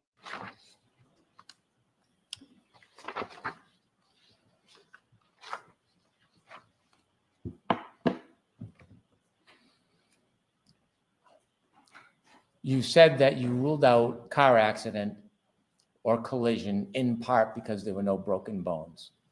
Yes? Or in bruises. part. And we've Except agreed. for, excuse me, except for no skeletal broken bones.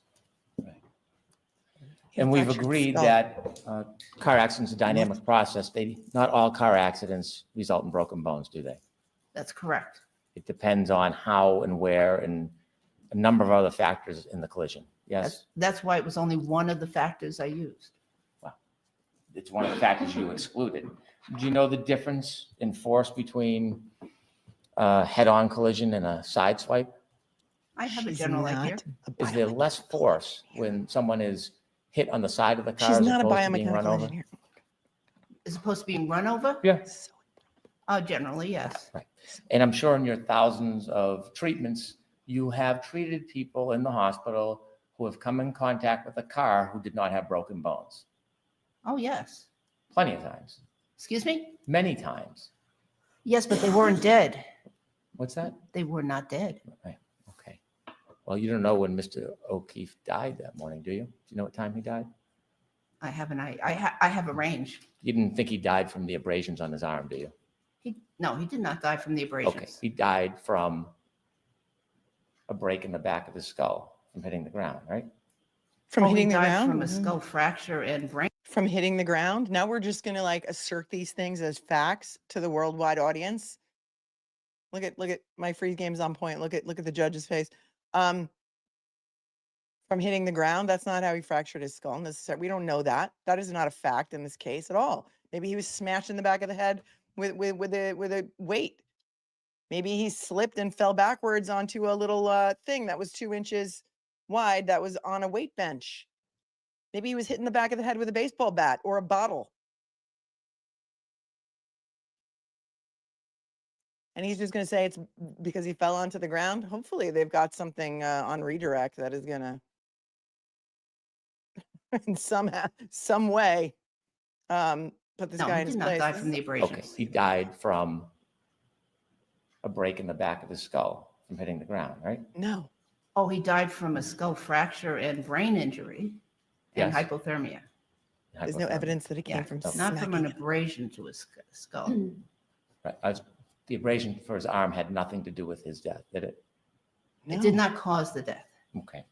And so, is there a difference between the force when a car hits somebody directly on or hits them He already asked on a that. side? Generally, yes. Right. And you've seen many times somebody has been in contact with the motor vehicle with no broken bones, many times. Many times. I have seen that, yes. I mean, there's a difference between being run over and hitting the side of a car, isn't there? That's correct. So if someone didn't hit them, they just clipped them, that might be different than being run over in the middle of a crosswalk in the middle of the car. Yes? Yes, I don't that'd be know. correct, Ask but you have to Helena put it in Rafferty. context. Now, you said in addition to your experience treating injuries, you also have experience as a police officer. Yes, Yes. And you've responded to many car collisions as a police officer, didn't you? I did. And when you respond to car collisions, whether it's a pedestrian or another car, there are certain things as a detective you detect that are in the street, right? As a detective, Yeah, a detective or a police officer, as you go to a scene mhm, and there's a collision, you certainly see things often as a yes, result of the collision, don't you? yes. Tell us some of the things that you'll see as a police officer after a collision. What do you Oh, see? After a collision, you oftentimes see Skid marks. debris from the car, Tire Right. tracks. from the Debris from the vehicles, car. yes. You can see rubber, Oh, tail light. right? Here's where he's going with this. Probably. I don't know if I have, but yes, Sometimes metal pieces, parts of the car. right. And sometimes when there's a collision, maybe often, you see glass, don't you? Yes, you do. Yeah, glass breaks when a car collides with something, oftentimes, doesn't it? Yes. Taillights. Oh, is he saying the windows break, like the glass windows? Because the taillight pieces are polycarbonate. They're not made out of And glass. so when you were doing this, engaging in this differential diagnosis, did you consider the circumstances, the physical evidence at the scene from where Mr. O'Keefe was found? I considered the possibilities. Yes. Okay, well, there's a phrase, getting knocked out of one's shoes. You've heard that phrase, right?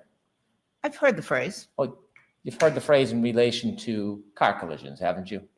A person getting knocked out of their shoes. And other things, yes. Yeah, but not other things. We're talking about car collisions. Okay. That's what we want to talk about today. Okay.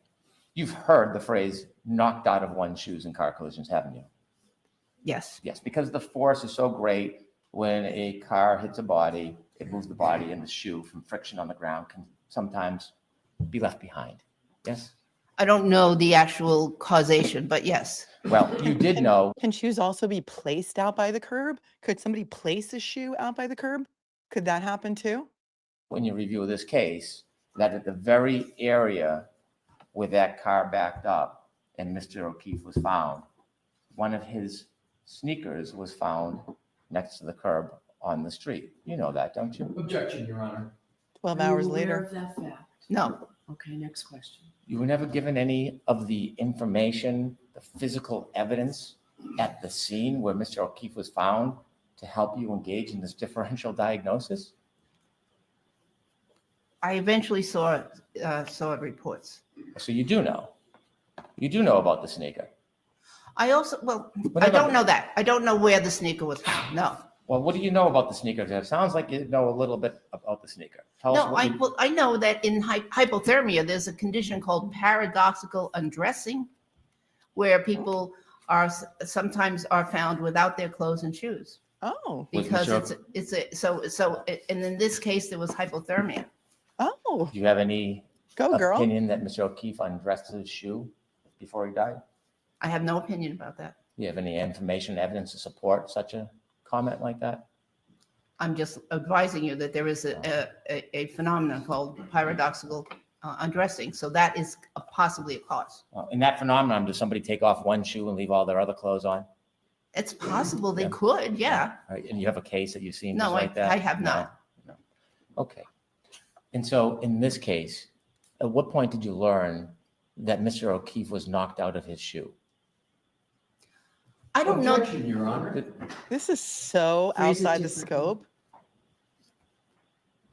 At what point in this case did you learn that Mr. O'Keefe's body was about 7 feet off the street, fully 7? clothed, Because the report says 8. not undressing himself, and that his sneaker was on the roadway right next to the curb? Objection, Your Honor. Same basis. So, did you learn that fact? No, Next question. So as you sit here and testify today, you didn't know that? that's correct. When you're ruling out car collision in your differential diagnosis, wouldn't it be helpful to know a little bit about the physical evidence of where it was found at the scene? Again, my focus is injuries. The injuries caused by car accidents, not the scene itself, Right. injuries. So, so that's what I focused in. A dog wouldn't knock somebody out of their shoe, would they? Excuse me? A dog wouldn't knock somebody out of their shoe, would they? I don't think so. A dog. Um,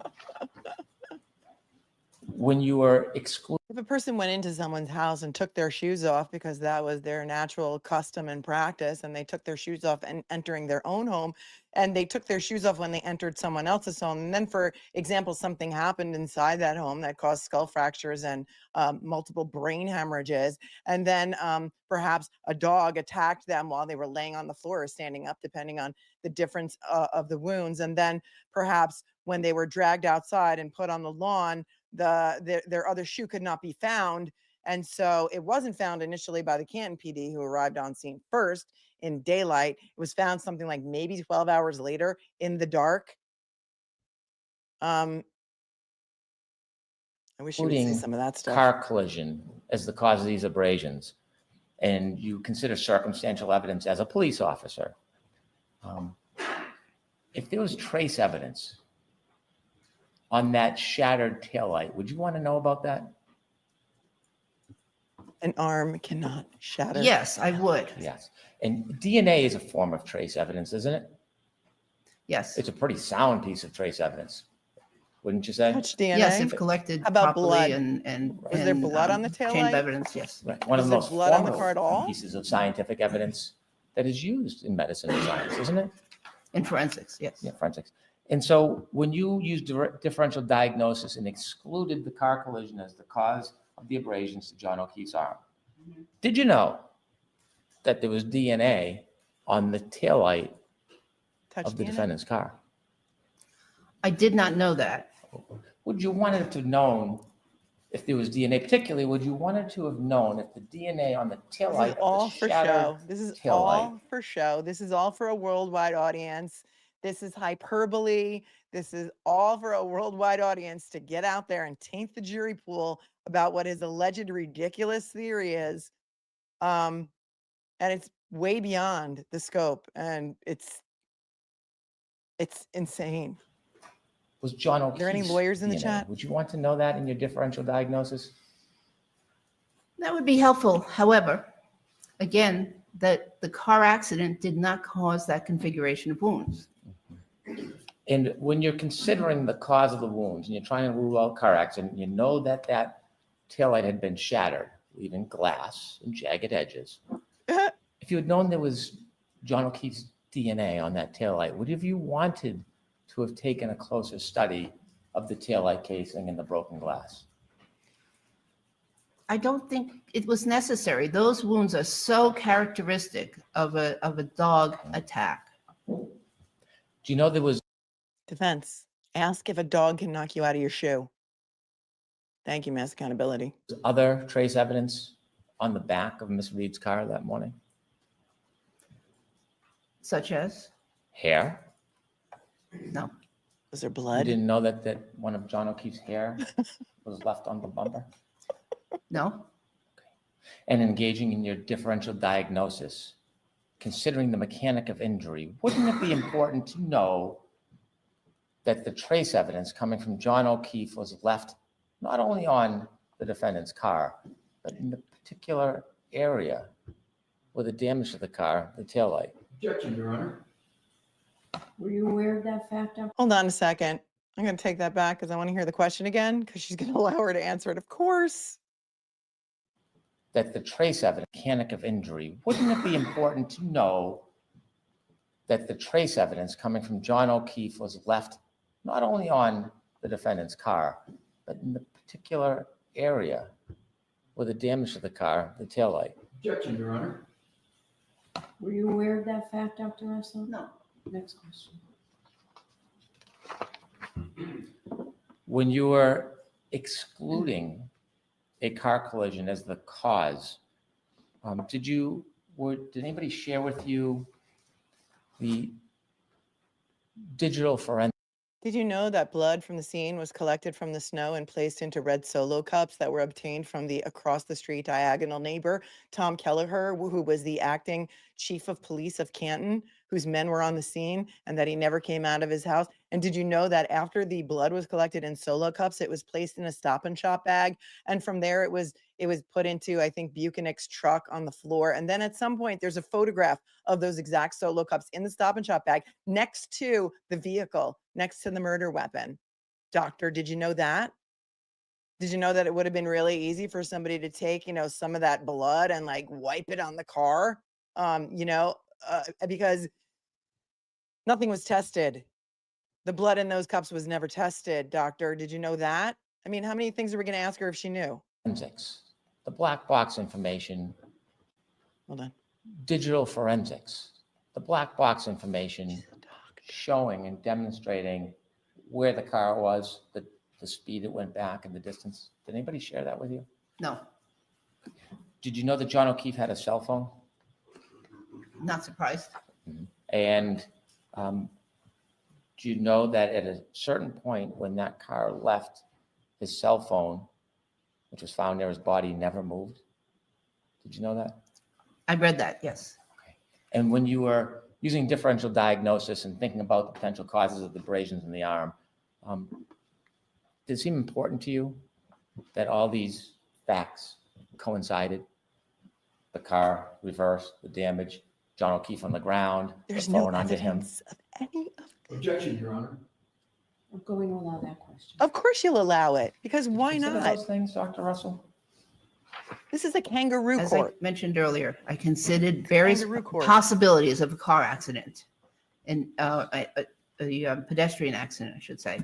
And I went through many scenarios in my head, and no car accident scenario could create that configuration of wounds that's on the arm. You've done advanced studies on wounds related to car accidents and broken taillights. I've seen thousands. Have you done any studies? Have you?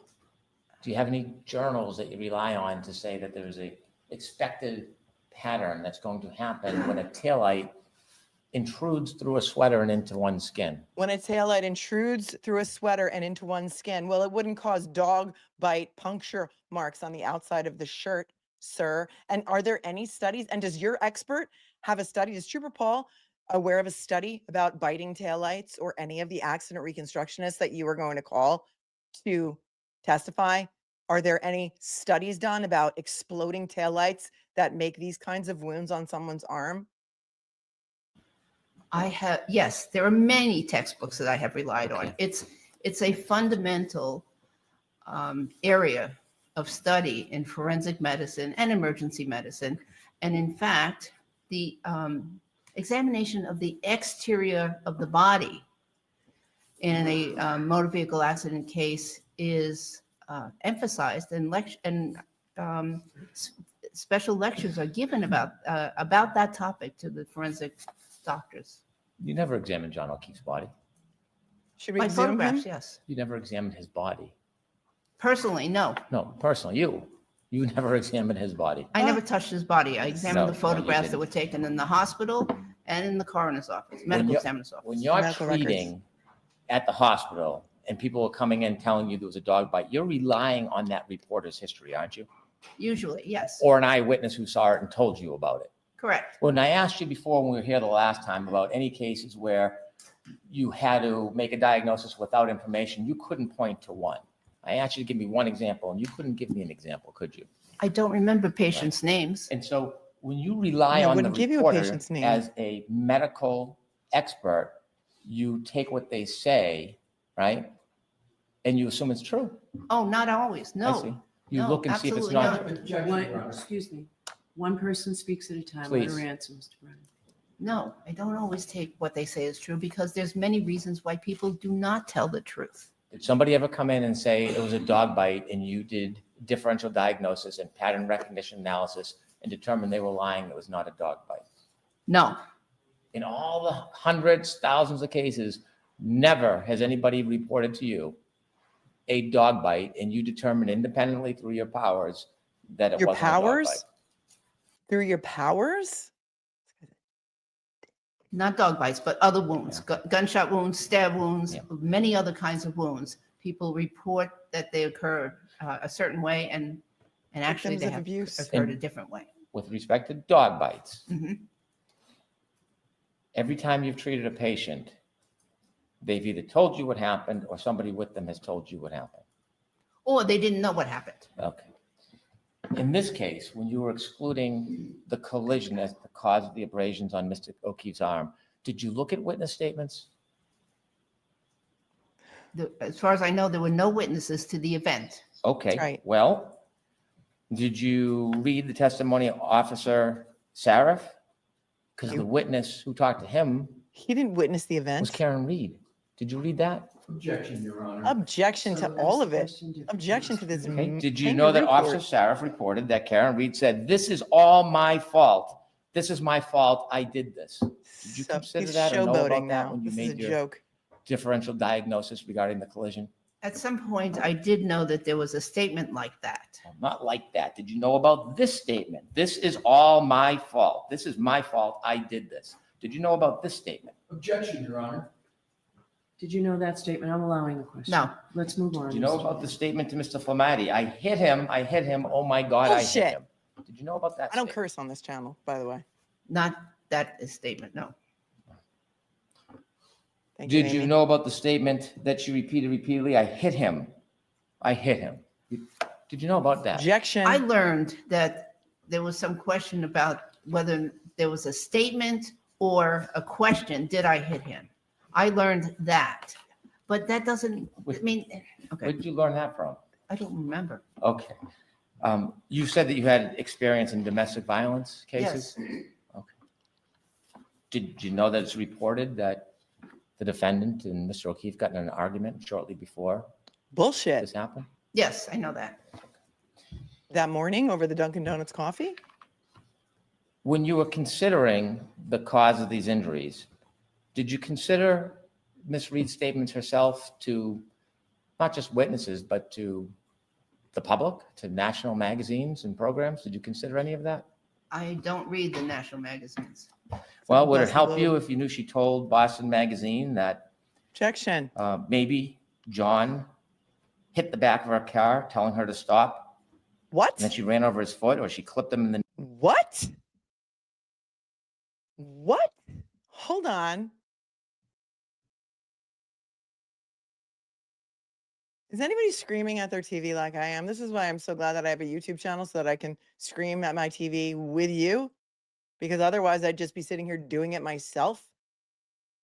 Listen to this question. Boston Magazine that... National magazines. Listen. Well, would it help you if you knew she told Boston Magazine that maybe John hit the back of her car, telling her to stop, and then she ran over his foot? Maybe John hit the back of her car telling her to stop and then she ran over his foot? What? The duck? When did she say that to Boston Magazine? Or she clipped him in the knee, and in his drunkenness, he Clipped passed him in out? the knee? Would that help in your differential diagnosis? Objection, Your Honor. I'm going to allow that. You're going to allow it? It wouldn't That's help bullshit, because she didn't say that. Wow, we are really, really, really never. I've been giving this judge like trying to give her like the benefit of the doubt. This is completely 100% out of order. You're out of order. You're all out of order. This is a kangaroo court. This is a joke. Massachusetts, you should be embarrassed. The fact that this woman is allowed to still sit on this trial and allow the stuff like this, that is complete mischaracterization of anything in Boston Magazine, is wild. Wild. She ran over his foot and clipped him in the knee and he told her to stop. Anyone?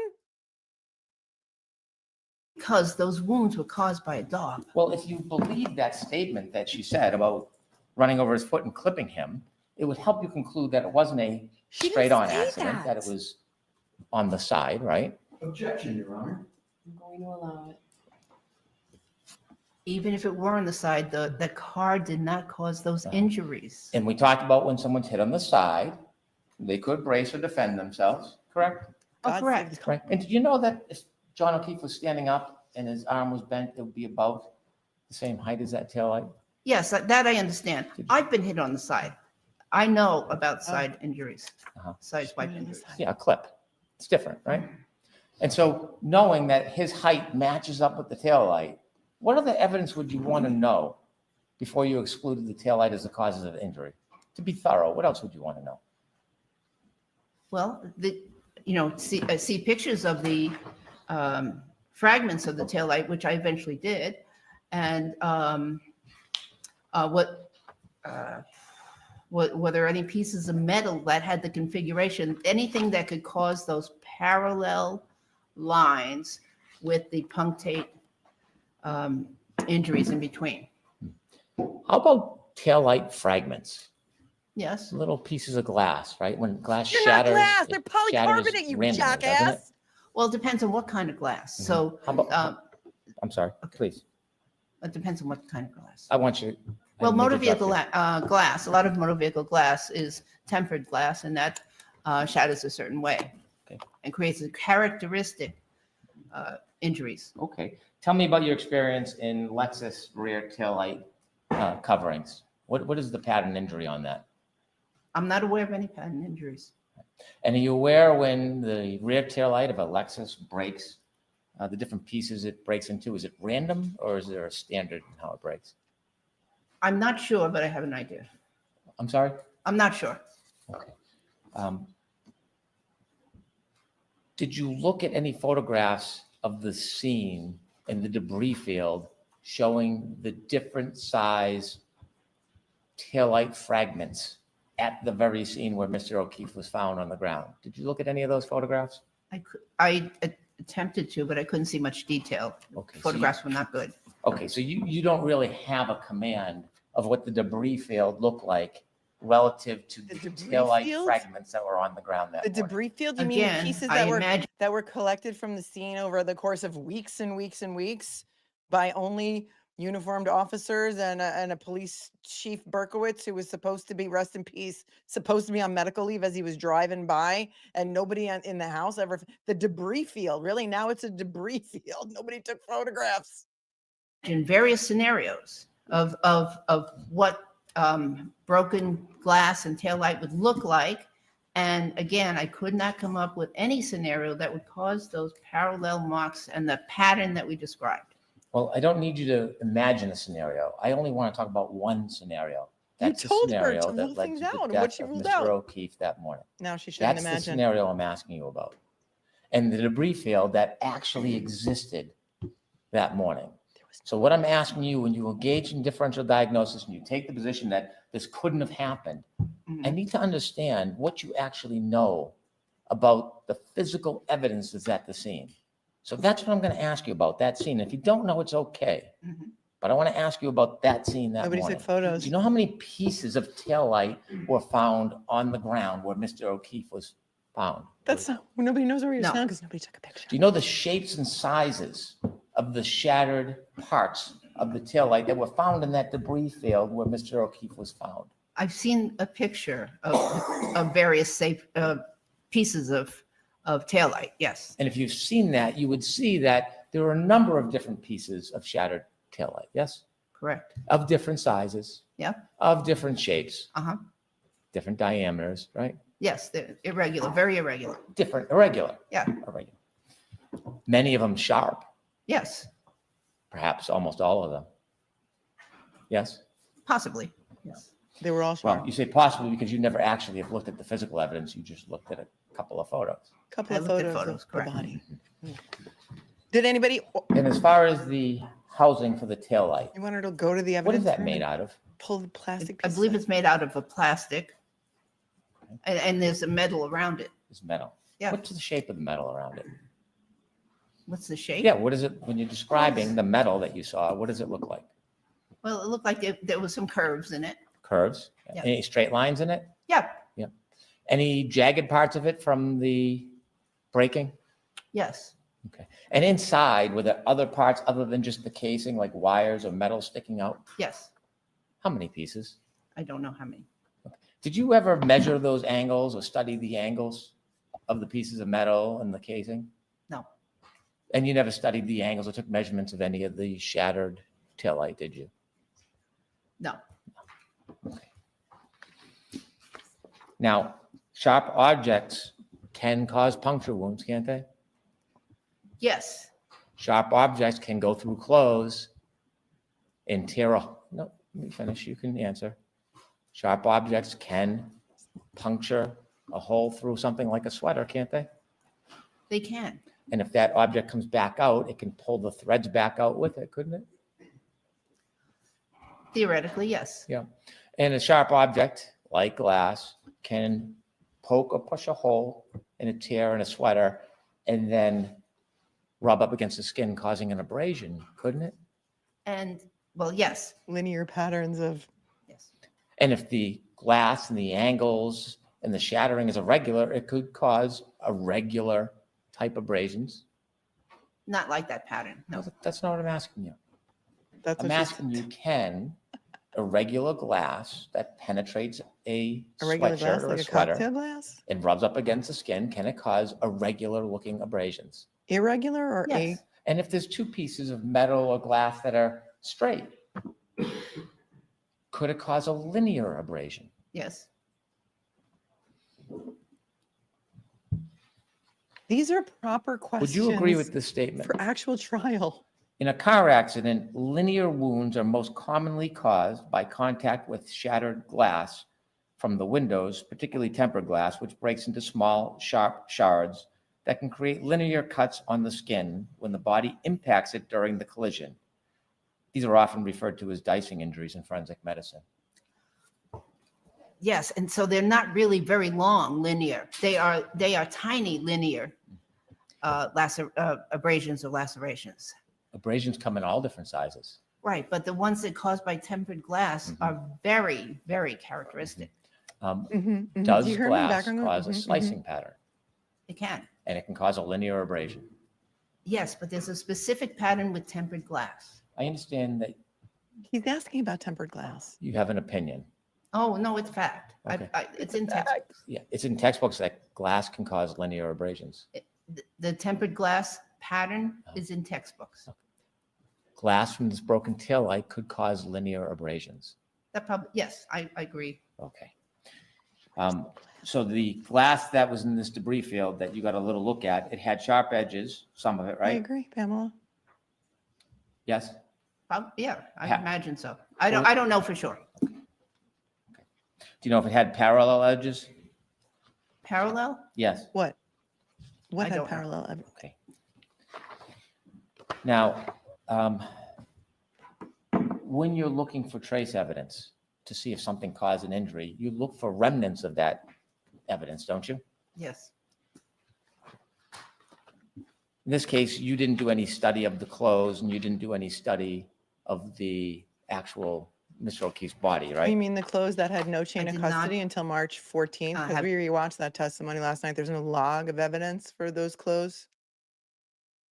Now he's going to say something else that's wildly speculative and completely unproven by any testimony at trial, but let's see what he says next. Hands-on Okay. study, Um, correct. But you did learn that there was something remarkable in Mr. O'Keefe's sweater, didn't you? Remarkable? Can you be more He wasn't wearing a specific? sweater. Glass shards or broken taillight plastic shards. You understand they were found in Mr. O'Keefe's sweater. Someone's going to need to point out to me where that happened in the trial because there were some scrapings done with some apparent plastic in them, but nobody ever connected them to any taillight. So I'd love somebody to send me the testimony on that, where that happened at trial. Right? Doesn't surprise me. Well, I know that's shards. Hold on. Glass shards or broken taillight plastic shards. You understand they were found in Mr. O'Keefe's sweater. Sweater? He wasn't wearing a Doesn't sweater. surprise me. Well, I know it doesn't surprise you, but the question I'm asking you is when you decided to engage in differential diagnosis and you decided to exclude collision as the cause of this abrasion, didn't you want to know all the facts and information in considering whether it was the taillight that caused the abrasion? Didn't you want to know that information? Yes, Okay. And when you were considering that information, did you know from the criminalistics reports that shards of that broken taillight were littered in his sweater? I did not know that Weren't. When's the first time you learned of that? right now. Right now. And so when you've prepared for this case and you've received materials from the defense, nobody has ever sent you, ever, the criminalistics reports that show taillight shards were in his sweater where the abrasion was. No one ever showed you that? I don't recall seeing that at all. Oh, boy. Well, talking about being a detective, using circumstantial evidence and trace evidence, I want you now to consider this new evidence that you didn't know before you testified at the voir dire and the trial in the first Lanigan hearing. I want you to, I'm sorry. So let's hear the question. We're not here for hypotheticals, Your Honor. when We're here you to were ruling qualify- out the taillight as the mechanism of injury, when you excluded it in your differential diagnosis, and you said to a reasonable degree of medical certainty that these injuries that you looked at were caused by a dog bite. Now that you know that there's a debris field of shattered taillight right near the body of Mr. O'Keefe, and now that you know in his very sweater with the abrasions, the same arm under them, is littered with shards of taillight This is from that laughable Lexus. for anybody who's watched the trial and followed the does that in evidence. any way change your analysis in your differential diagnosis, excluding the car as the mechanic of injury for that abrasion? Objection, Your Honor. I'm going to allow that minus the police officer. No, because none of that is true. No, it doesn't change my, my conclusion that those injuries, those abrasions were caused by a dog bite. How do you think the shards of taillight got into his sweater? They 'Cause- could have got into the sweater from an accident, correct? Or they could have been gotten into a sweater because the clothing and the taillight were put in the same envelope. From an impact with the taillight, yes? Could be. Right. And when the taillight breaks and there's jagged, irregular, linear, sharp edges from that break, what do you think is going to happen to the skin when those shards impact the skin? They could cause injury, They, yes. they could cause puncture wounds, couldn't they? Yes, they could, They could cause scratches, couldn't they? but not in that configuration. I need to ask you the question so you can answer my question. Well, she They could did. cause You just didn't like scratches, her couldn't answer. they? They could cause scratches. Mhm. And you have no studies on how abrasion looks after an impact with a taillight that is shattered. You don't have any studies or comparative analysis there, do you? I have no studies. I just have there a my study, years of Mr. Brennan? experience. Uh-huh. You know what wasn't found for trace evidence in that sweater? DNA of a dog. I understand that. You know when dogs bite, saliva, foam, sweat in their mouth, correct? I also understand that there were issues with the collection. Well, we're going to get to your claims and see if there's any basis for it, but that's not the question I Oh. asked you, but I will invite you to talk about that in a second. Looking forward to that. What I'm asking I'm you, looking forward to that. What a condescending a-hole this guy is. you know when looking dogs forward to bite, they that. can froth at the mouth, Yes, sweat, probably. yeah, saliva, Saliva, yes. right? And when they get active and aggressive, it increases the production of those viscous materials, doesn't it? I believe so. Yeah. Well, it's in some of those studies and reports and books you've studied all these years, isn't it? That that's exactly what happens? That they increase their production Yes. of saliva? No, I haven't seen that, but Okay. it makes sense. And so when the dog bites a person, if they're biting through material, that saliva naturally could be embedded in the material, couldn't it? Could be, yes. Yeah. And something like a sweater, right? It traps liquid, doesn't it? Been out in the rain in the sweater. You don't want to wear a sweater in the rain. Or, You'd be or soaking all a day, t-shirt, a right? long That sleeve makes sense, Yes. yes. jersey. There was no dog DNA found anywhere on the holes in that sweater, was there? No, You understand that the crime lab took swabs of every one of those holes, right? No, not every one I of don't them. know how many holes they took, but Well, yes. Before you multiple. discount or allege a conspiracy about DNA taint, wouldn't you want to know what they did before you criticize them? I know that they took swabs. Okay. Do you know that they took swabs of every hole? No, they didn't. Do you know that they No, they then didn't. packaged them and they tested and they sent them to UC Davis? I know there was an interval of time Well, Yeah, it was between like the, 2 years later. people are exonerated. Your Honor. Hold it, I just need to hear the answer. Next question. please. People are exonerated decades after they've been wrongfully convicted based on DNA. Yes? yes, DNA lasts for a long time sometimes, doesn't it? it can. Okay. And so you know that the DNA or the samples that were swabbed from the sweater was sent to UC Davis. You know that. Yes, And you know when they did the analysis, there was no dog DNA, right, right, on any of those holes. right. There was pig And you've DNA. opined that these are bites, teeth going in and out of those holes all the way up and down the arm. Yes, Mhm, Now, the shirt was soaking it wet. is remarkable that there is no dog DNA on any of those holes in the sweater, isn't it? again, there's an issue with the collection and transportation of that. Mhm, I'd And the love chain of to talk custody to of you the about that. clothing. We're going to, but you got to get through my questions first. It is remarkable as a doctor, as a scientist, that there is no dog DNA in any of those swabs or holes. It's remarkable, isn't it? Remarkable would not be the word I use. Extraordinary. No, I disagree. Hard to believe. Remarkable. disagree. Extraordinary. Hard to believe. Now, Strange credulity. there is no dog DNA. Do you think somehow that hurts your cause or your case for your opinion? Objection, Your Honor. Sustained. Do you think that in somehow challenges your opinion that there's no dog DNA? No, Because many times you've interrupted and tried to talk about a suggested or a supposed taint that doesn't exist. And I'm just curious, why is it so important for you to discount dog? Why is it so important for you to discount the fact that dog DNA does not exist on any of those holes? Objection, Your Honor. Of course. I'm aware of the many of the steps that are involved in the collection, preservation, transportation of evidence.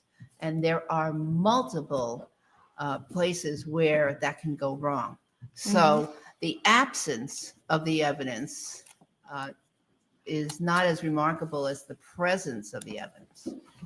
What training and experience do you have with regard to DNA evidence? Your answer, not very much. Does that still stand today? Correct. I've had lectures, but I'm not a DNA person. Not very much, right? And so now you're suggesting, without any fact, that many things could have gone wrong. Absolutely, with any specimen. Right. So you're willing to come into court and just float an idea without a good faith basis. of fact. Wow. Objection, Your Honor. Wow. Now he's accusing her of coming into court and floating an idea without a good faith basis for her medical opinion. Wow. There's an objection. Let's see what happens. What went wrong? Faith basis of fact? Objection, Your Honor. Sustained. What went wrong in the collection of this DNA? What went wrong in it? I can't tell you what went wrong, but I can tell you that there were possibilities that there were errors at various steps. Okay, well, if you want to claim and allege an error to demean or discount the evidence, tell us what the error was that happened with the production, the preservation and testing of this DNA. What was it? I can't tell you the exact error, but there's, first of all, the decedent was in the snow for a while. So it may have washed off some of the evidence. What evidence do you have that it washed off? I don't evidence? have any proof, but you asked me possibilities. No, I didn't ask you Proof do you possibility. You're have that raising it didn't? possibilities. I'm asking you what evidence, what fact do you have that DNA was degraded or taken from that sweater because he was lying in the snow? What evidence do you have? I don't have evidence. I'm considering different possibilities. What about the preservation of it? What evidence do you have before you make such a claim that somehow there was an irregularity or a taint? What evidence do you have that there was something about the accumulation of this evidence, this Yeah, item Maureen Hartnett that was didn't pass her tainted? I test. didn't say, or I didn't mean to say that there was a definite error in the process. I'm telling you that there could be. So that's why a negative finding is not all that remarkable. When you're in a courtroom, you know as an expert witness and as a doctor, you can't speculate. That's not a reasonable degree of medical certainty, is it? And you know that as a prosecutor and you're an officer of the court as an attorney, you're not supposed to get up there and state disputed facts as true. Right, counselor? That I'm telling you, with a process, just like when blood is drawn from a patient, for instance. this is coming from somebody who says they don't know very much about DNA. You're floating an idea that you have no factual basis for. I'm talking about a specimen in general. I'm not Not talking about- it doesn't have to be DNA specimens. Specimens in general there can be errors in the process. But we're talking about DNA here because you brought it up last hearing. You suggested that there was an irregularity at the last hearing. There could be. You asked, for an explanation why DNA was not found. Well, that's a possibility. So when you're using words like something could have gone wrong, you're not suggesting in good faith and in fact that you believe something went wrong, are you? Objection, Your Honor. No, I'm going to allow it. Are you suggesting that, Dr. Russell? I'm suggesting there's a possibility that something could have gone wrong. Oh, but you can't tell us what that was. Can you? No, there are multiple steps. Tell me one of the steps that went wrong. Tell me anything. No, I can't tell you definitively that anything went wrong on a particular step. I'm telling you that there are multiple steps where error can occur. Not That's all. So, and any physician, even not only scientist, but physician knows that not all test results are 100% accurate. All right, let's wrap this up. So Okay. you've been through the UC Davis report. Yes. You've been through the now you know there's a criminologist report and they swabbed all the holes, right? There is an absence of dog DNA. We agree about that, right? That's what you tell me. Right. And we also agree that you have no actual science, medicine, or fact to suggest that there was anything wrong whatsoever with the collection, preservation, and testing of this dog DNA. I have no evidence. That's correct. Thank you, Glow T. She doesn't like the way he's treating Dr. Russell. I think you have some friends in the chat. Thank you, Dr. Russell's gasp for the 5. Thank you, Mitz and May, for your I 5. want to now turn to the actual exhibits and photographs and ask you some questions about the photographs and about some of the statements you've made prior about those. Okay. Okay? Thank you, Edward Kirkpatrick, for your 5. Well, what's he going to do now? Is he going to bring up some big photos? Oh, no, he doesn't have big chalks. They call them chalks in Massachusetts. I don't know why. I guess I'm blocking him now. Can I have exhibit 5, please?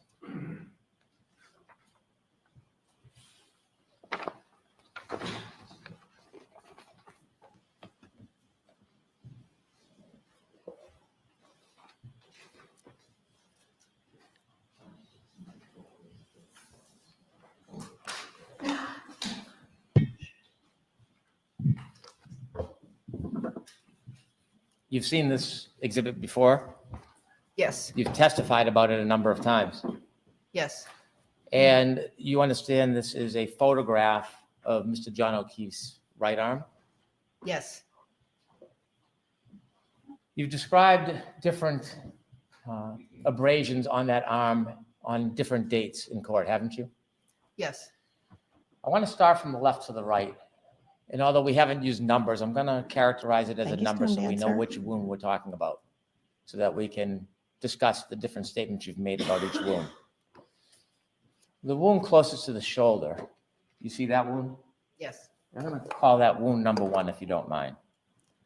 Okay.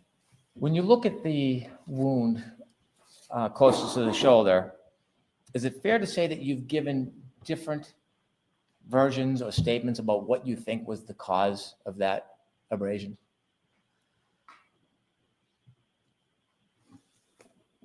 Not that I'm aware of. Remember testifying in the voir dire in this case when you first came in before the trial? Yes. And you described that that is a pattern, saying there are 2 wounds with perhaps potentially a scratch in the middle? Yes. Okay. And do you remember saying in that voir dire that they were consistent with teeth marks? With teeth marks? Yes. I believe I do. And do you remember when you first testified in this case at the voir dire, you said they could also possibly be consistent with nail marks? Yes. Okay. So when you were looking at this, and isn't this an example of no methodology in dog bite science? Because when you're looking at that, there's a very big difference between what teeth would have caused and what nails would have caused, isn't there? No. Oh, teeth on a wound start with a puncture and then pull down, or the bottom teeth puncture and then pull up. Is that fair to say? Not always. And a nail, a dog's nail is shaped kind of like a horseshoe, right? The nail. And so when it pulls, it's going to leave a very different pattern than a tooth, isn't it? Not necessarily. It depends on how deep the contact is between the nail or the tooth and the skin. Suffice to say, when you first testified under oath Thank you, about Fairy Raven. wound number 1, you expressed uncertainty whether it was teeth or whether it was nails. Yes. And so you didn't have any standard criteria to look at the wound to try to match up a comparative analysis. There's nothing specific where you would have a standard where you would say, well, this is what I would need to determine it's a nail, and this is what I need to determine it's a tooth. You didn't have that, did you? There is none. And in the literature, authors have mentioned that it's very difficult to tell the difference between a claw wound and tooth mark sometimes. When we look at wound number 1, when you originally said it was either teeth or nails, you then testified at trial, and you said the same consistent thing at trial, that this could either be teeth or it could be nails. Would you repeat that? Sure. After the voir dire, when you said that this wound, number 1, could have been caused by a dog's teeth or a dog's nails, you then testified a few days later at trial. And you said the same thing, didn't you? That this wound could have been caused by teeth or nails. May I look? You don't remember? It sounds right. Okay. Well, I want you to look and be sure. It is trial transcript, page 20, line 3. Thank you, Reed for the 5. Thank you, Wendy DeBee for the 5. Hopes to high heaven there be a voir dire of the Commonwealth expert or experts. All of them. Hank Brennan's regret coming in with a 50. If Hank can eliminate Karen's experts, he will eliminate the third-party culpability. I think that's what he's up to here. Shame on Bev for letting this happen. Thank you so much for your very generous $50 super chat. Hank Brennan's regret. Samantha Jones, thank you for the $10 super sticker. Meatball Marcy's Getty Stain, thanks for the 20. There was a lady that called into JFK James Jackson's show a couple of nights ago. She said she went to a Christmas party. Brennan was there, and all the defense lawyers there kept walking by saying, Karen Reed is innocent. Dr. Russell, do you have the same transcript as us? Yes. Okay. When you were talking about the number of patterns, you started with the upper part of the arm. You talked about the parallel lines, and you said they were inflicted by either teeth or claw marks. Line 3? Well, start at line 3. Teeth or claw marks is actually line 5. Line 5 says the word photographs here. Okay. You must have a different version than us. Are you talking about the trial? Thank you, Amber. I Monty am, so you Bev have a different says, copy than me. I understand it, I don't My apologies. care. Thanks for the 10. We're a little behind, so we Going can around. FF it a little bit. Page 20, starting at line 3. So if the court would allow me, I'll show her my transcript. All right, I thought Mr. McDermott's copy went to Dr. Russell. Okay. Sure, go ahead, Sherry. Oh, look at Lally chiming in. Okay. Okay. Do we have a second copy of this trial transcript that I can give her? They need to be better. T. Shaw, thanks for the 5. Anyone who thinks a taillight blew up and made round holes in a shirt and cut Similarly his arms said is that this was delusional. caused by either teeth or claw marks. Yes. Thanks, Okay. Donnie, not Wahlberg. For the 5. I'm angry, super chatting. And so there was obvious uncertainty by you whether this was teeth or claw marks when you testified at the voir dire and when you testified before the jury at the first trial. Yes. You told counsel when you had your direct examination on the last case that between the time of the trial and between your testimony at the first hearing in this Lanigan hearing, you had not reviewed any further materials. No, I don't think I said that. Oh, you did review further materials, In the process of writing my report, which Mr. Alessi helped you with, yes? Objection, Your Honor. Oh my God. This is beyond. in the process of, I mean, someone's asking me if this is like, Greg says it's amazing they have somehow found someone less likable than Lally. And Black Horse says, is this proper lawyer etiquette? Because it feels really gross. It's a style. It's definitely a style. I wouldn't say that every lawyer behaves this way. We've seen some pretty good prosecutors, like in Boulder, who's prosecuting the supermarket mass shooting. Michael Daugherty, he's an amazing prosecutor. He would never behave this way. And he said, yeah, the report that that Mr. Alessi helped you with. Listen to this. no, I don't think I said that. Oh, you did review further materials, In the process of writing my report, which Mr. Alessi helped you with, yes? Objection, Your Honor. in the process of writing my report, I did review articles. I re-reviewed the photographs, and and my opinion even, became a little clearer. So when you testified in front of the first jury, expressing an expert opinion, you weren't very clear? No, I was certain that these were either teeth or claw marks. Okay. But things have evolved, haven't they? Yes, I have, in the course of reviewing and also being challenged, I'm being challenged, so I need to review everything. Yes, things have evolved. Thank So you, things Shock and have Horror. changed. Changed? No, it's Well, one of the, I said teeth or claw marks. it's not one or the other. You're supposed to testify with specificity. Again, in the articles, in Oh, the sweetie, no. literature, medical peer review literature, it's mentioned that it's very difficult in some sets of marks to determine what's a claw mark and what's a tooth mark. So based on your reading of the literature that tells you it's very difficult to distinguish, you nevertheless then come into the hearing and you change your testimony and distinguish, because what you said now at the last hearing is this wasn't claw marks. Your position now is that these were teeth marks, not claw marks. I also mentioned that I saw some punctate wounds up here, these two little wounds up there, and that helped clarify. That picture hasn't changed since you looked Yeah. at it before voir dire. Perhaps I didn't see them the first time. They're very faint. You made a mistake. Thanks, so sweetie. No. No, Oh. either teeth or claw marks included, both of those. So because you overlook certain things, your opinion you gave to the jury was not an accurate opinion. Trying to wear her Is it down. At the trial? Is Yeah, this at the trial. Is this the trial? Yeah. This is the trial. It is inaccurate. It's Well, either the- teeth or claw marks. Well, that's not what you're saying now. Now you're saying it was teeth, not just teeth. You're saying it was canine teeth. Yes, I believe now Right. that they are more likely canine teeth. Well, you didn't say more likely. You said to a reasonable degree of scientific certainty. Well- Is it more likely or is it to a reasonable degree of scientific certainty? Reasonable degree of medical certainty. Is that what you're saying? Yes, To a reasonable degree of medical certainty, those are now dog bites. those are, teeth marks. These right here. Correct. All right, and to a reasonable degree of, It's my opinion that to the reasonable degree of medical certainty, those are Right. marks And made that's all by she has to say. and the teeth that you claim that these are now made are the canine teeth. Yes, I believe so.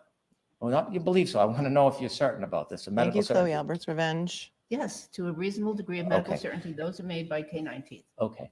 And so your opinion from the time when you first testified at trial, the opinions you gave to the jury, it's now different. I don't see it as different. Okay. That's why it's called an opinion. What else Thank did you Samantha. overlook in this wound when you first gave your opinion to the jury? What else did you miss? I don't think I missed anything. There's another abrasion in the middle. Well, no, we're not going to move on. We're going to stay right here in one until we're done. Excuse me. staying I on mean, this- there's an abrasion right there in the Right. middle. What's that caused by? It could be caused by one of the incisor Well, teeth. when you say it could be, I want you to use science and not just speculate. How many incisors are on the top row of a healthy dog? 6. And the bottom? 6. Okay. And if a Thanks, dog Kiki. has healthy incisors that are not irregular, that are even, you know it's not going to have one incisor leaving a scratch and the other one's leaving no mark. No, I disagree with that. It's very possible. Skin is very elastic. Mhm. And teeth are not always It's 11:11. Everybody make a wish. the exact same Right. height and have the exact same configuration. So- And if they're irregular, one's bigger or missing or there's a gap, it could leave an irregular mark. Could, It could. but you don't know that. You don't know anything about the dog that is claimed to have caused this wound, do you? No, because the I dog don't is. know about his specific teeth. No. And do you know whether there's any irregularities in Chloe's Thanks, teeth Bernie. that would cause this irregular scratch by the incisor in the middle and leave out any other marks? Even if there were no irregularities, the fact that skin is elastic and that that it could mean that not all teeth made contact. Do you know anything about Chloe's incisors on the top and whether there's any irregularities or missing incisors? Do you know? Do you? I don't know. Would it help you to know that? It'd be nice to know, but Well, but when you say don't nice, need when you say nice, is that a medical term of yes, it would be helpful to know that? Is that a medical term? He's such a- it could be helpful. And Thank you, so when Storm we Dancer. look at wound number 1 that you now say is a bite mark, not a scratch mark, caused by canines, how many canines do you think caused these 2 linear lines? I believe that those are caused by 2 canine teeth. Okay, so did the canine teeth start at the top and work their way down, or did they start at the here and work their way up? I can't say.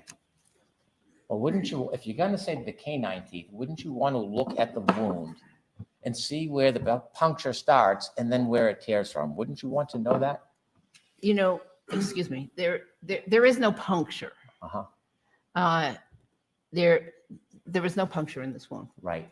And when a dog bites, the bottom jaw with their canines grabs and anchors, and then the top pulls and tears. That's how a dog bite works, isn't it? Sometimes, if both the upper jaw and the lower jaw actually make contact, but not always do both jaws make contact. It's a Ask Aaron third prong Wayne. lever, a Thanks, jaw, Noel. the way it works. It traps and pulls, yes? The way it works. If there's contact, yes, Right. And so with both jaws. most animals don't just bite with their top teeth and drag. It happens quite a bit. What happens with frogs, right? I don't know anything about vermiculite. It happens with frogs. Frogs have entered the chat. It happens with frogs. Get Garrett Wing up there. He'll testify. He'll tell you what happens when an untrained dog bites. Frogs. It doesn't Sorry. happen with dogs. Dogs bite and pull. He's not a They dog bite they expert. try, but they don't always contact with their lower jaw. Did you look at the underside of Mr. O'Keefe's arm to see if there was any punctures or abrasions Did as an anybody take anchor pictures? that would allow the top canines to pull on this? I did. Yeah, and what'd you see? I didn't see them. And so what would have had to happen in your version of events is that the dog would have had to not create a puncture, but just scrape with its top 2 canines and not anchor into anything else. And that happens often. Uh-huh. It does. Thanks, Tam And Cracker. you can't tell whether the canine started here or started here. That's correct. I'm not Right. sure. Well, here is not a puncture, but it's a rounder wound. We're still on wound number 1. The right linear abrasion, it's wider and rounder, isn't it? It appears to be. Okay. And this is a little more narrow up here than it is down here. Correct. Right? But there's no way the canines from the top mouth could have started here and worked their way down There's here. no way. There's no way that could have happened, right? Because this arc would mean that the dog's mouth is backwards. The dog's mouth is backwards if it went this way. Maybe he was laying on the I'm ground. not sure I'm understanding what you're Yep. saying. You see that this here, 2 teeth, Mhm. if the dog's canines started here and worked their way down this way, they don't line up. They're not even. It's backwards. It would be an odd configuration. Well, for odd, it would be like Ripley's Believe It or Not. The dog would have to have their Ripley's teeth Believe It or opposite Not way. has entered the chat now. I don't- Ripley's Believe It or Not has entered the chat. I could see how that could happen. Thanks, Trish. Really? Yeah. Okay. And these 2 scratches, there is no puncture, you say. You don't know what direction it's going in. There's no anchor on the bottom. But yet, your opinion is that these are dog bites, I believe they are, yes. based on just simply looking at them, and you've seen something before in your experience that makes you think it looks similar. Again, based on my 30 years of experience. But you don't have any comparative sample or any type of model where you're looking at this and matching up particular points of interest with specificity, like a fingerprint, a swirl, or a whirl. You're not looking at this and saying, well, this is endemic of a dog bite or a canine. There's nothing about this that is particular or specific.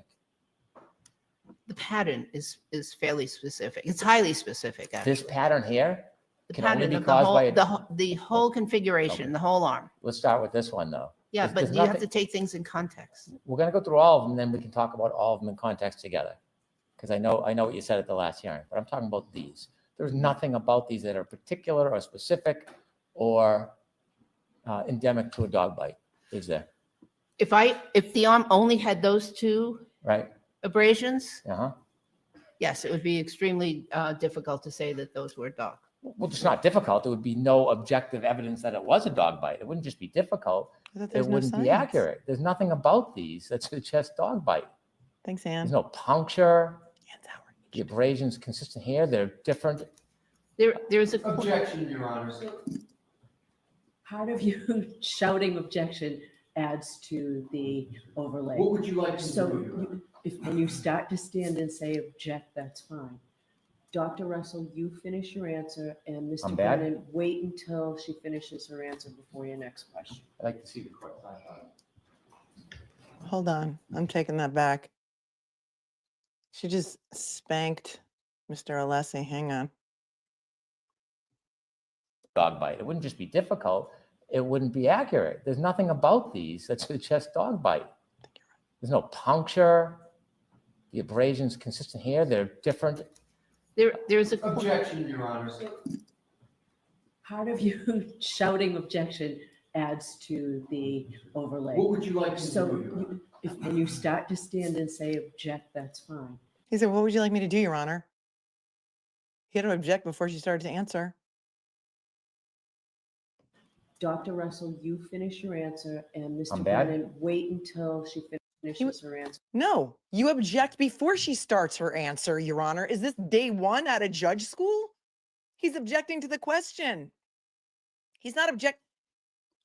Am I in the Twilight Zone for real? Did she just say you wait until she finishes her answer before you object? No, that's not the way this works. The way this works is that he objects to the question before she starts her answer. I think we're all collectively losing it. Listen. Like to So do, Your Honor. when you start to stand and say object, that's fine.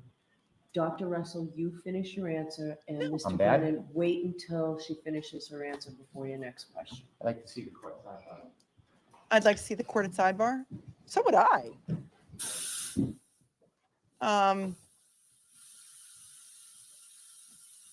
You wait until she finishes her answer to object. He's objecting to the question. Oh, the white noise machine's a little annoying. All right, we'll be a little behind, so just talk amongst yourselves while I FF it. It's getting heated in here. It's getting hot in here. We're taking a break, right? All rise to the court, please.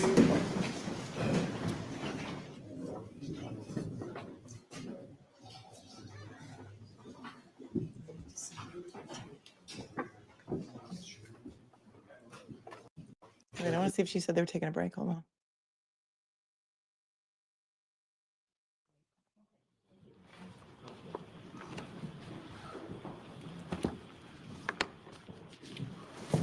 She needs a timeout, is what I think. All rise to the court, please.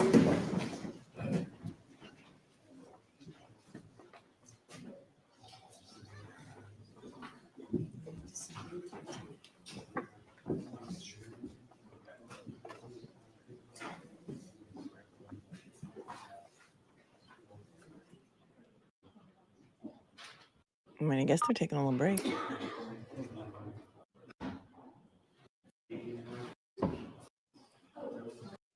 Which is good because we have a lot of comments here to talk about.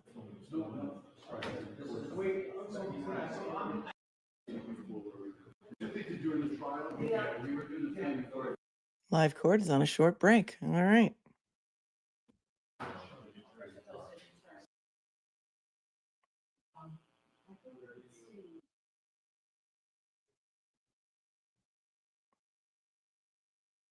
Okay, they're still on a break. Look at that. Look at us catching up to real time. Sage, the fan is back, says anyone with a medical background is laughing at Brennan. I'm a medical coder. Every provider uses a differential diagnosis. Multiple conditions have similar symptoms. You must rule out other possibilities, something MSP don't know to do. Thank you, Sage, for the 10. Lynn's retort, didn't think he could be more annoying than Baby Shark. Thanks for the 10. WTF Mass. Holy moly, I hate this man. I hope his mother's ashamed of what he's doing. I don't know. I'm sure the people who want to burn Karen Reed at the stake, like the Salem witches, think he's doing a great job. Chloe Albert's Revenge, thanks for the 5, says, hey, lawyer guy, all police officers are not detectives. Example, Some think a leaf blower is an appropriate evidence collection tool. Thank you, Chloe Albert's Revenge.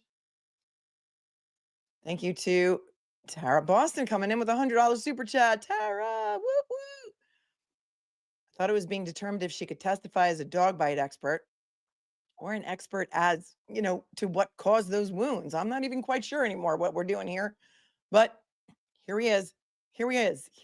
Here we are. Thank you for the 100. Says Cannone is so corrupt and Brennan is right behind her. Thank you, Tara in Boston, for your super generous super chat. Oy vey. Oy vey. Mama Vino, thank you coming in for coming in with a super chat. From now on, I'm watching the chat. It's more calming to know that I'm not the only one who's enraged, and poor Ms. Russell, Dr. Russell, has to go through this process. At least they call it that. Thank you for screaming for us. I don't even know how much longer I'm going to have a voice because I'm so outraged by this kangaroo court type proceeding, if you could even call it that. Lori, thank you for the Canadian 10, was saying objection. Finally. Callista, thanks for the 10. So this one witness is responsible for everything that happened in this case then. Okay. Okay, Brennan. Jedi Jen, thanks for the 20, says the good thing about this is now the defense has an idea of Hank's strategy and what he's going to say in trial. But it's the only thing keeping me from screaming to the sky right now. Anybody else losing their voice because of this? Meeple Marcy's Spaghetti Stain, thanks for the 10, says, what in the actual duckery? I have no words, only swears. Dr. Marie Russell's a national treasure for every young woman to aspire to be like, same as Karen. Thank you, Ferris 37, for your Norwegian super chat. Norway is watching. To me, his questions don't sound like he wants answers. They sound like he wants to tell their story to the public before the trial starts. Yep. Jury tainting, in my opinion. He's spinning his tail through questions. I agree. Derp, thanks for the 20. He's spending an awful lot of time establishing reasonable doubt. Yeah, good point. Derp, thanks for the 20. Lisa Basile, thank you for your 10, says this is wild. Duncan, Idaho. I'm waiting for the vicar to come roller skating into the courtroom while everyone dons their gnome hats a la Monty Python. Great analogy. Do you have a shrubbery? Shrubbery? 'Tis only a flesh wound. Duncan, Idaho, 'tis only a flesh wound. This entire hearing, retrial is maddening, and the judge is an empty robe. Wow. Well done. Sharon says, I bow to you, Melanie, how you're keeping your cool when I'm about to throw my iPad at my TV. It's not easy. It's not easy, Sharon. Storm Dancer, thanks for the 10. Wow, he should be asking these questions of the Commonwealth clown expert witness. Oh, I hope that that's coming. Oh, yes, I hope it is. How the heck is Bev allowing this hostile attitude toward her? How is she sustaining some of those objections? I'll never know. But she needed to take a time out. And so now live court is on a short break.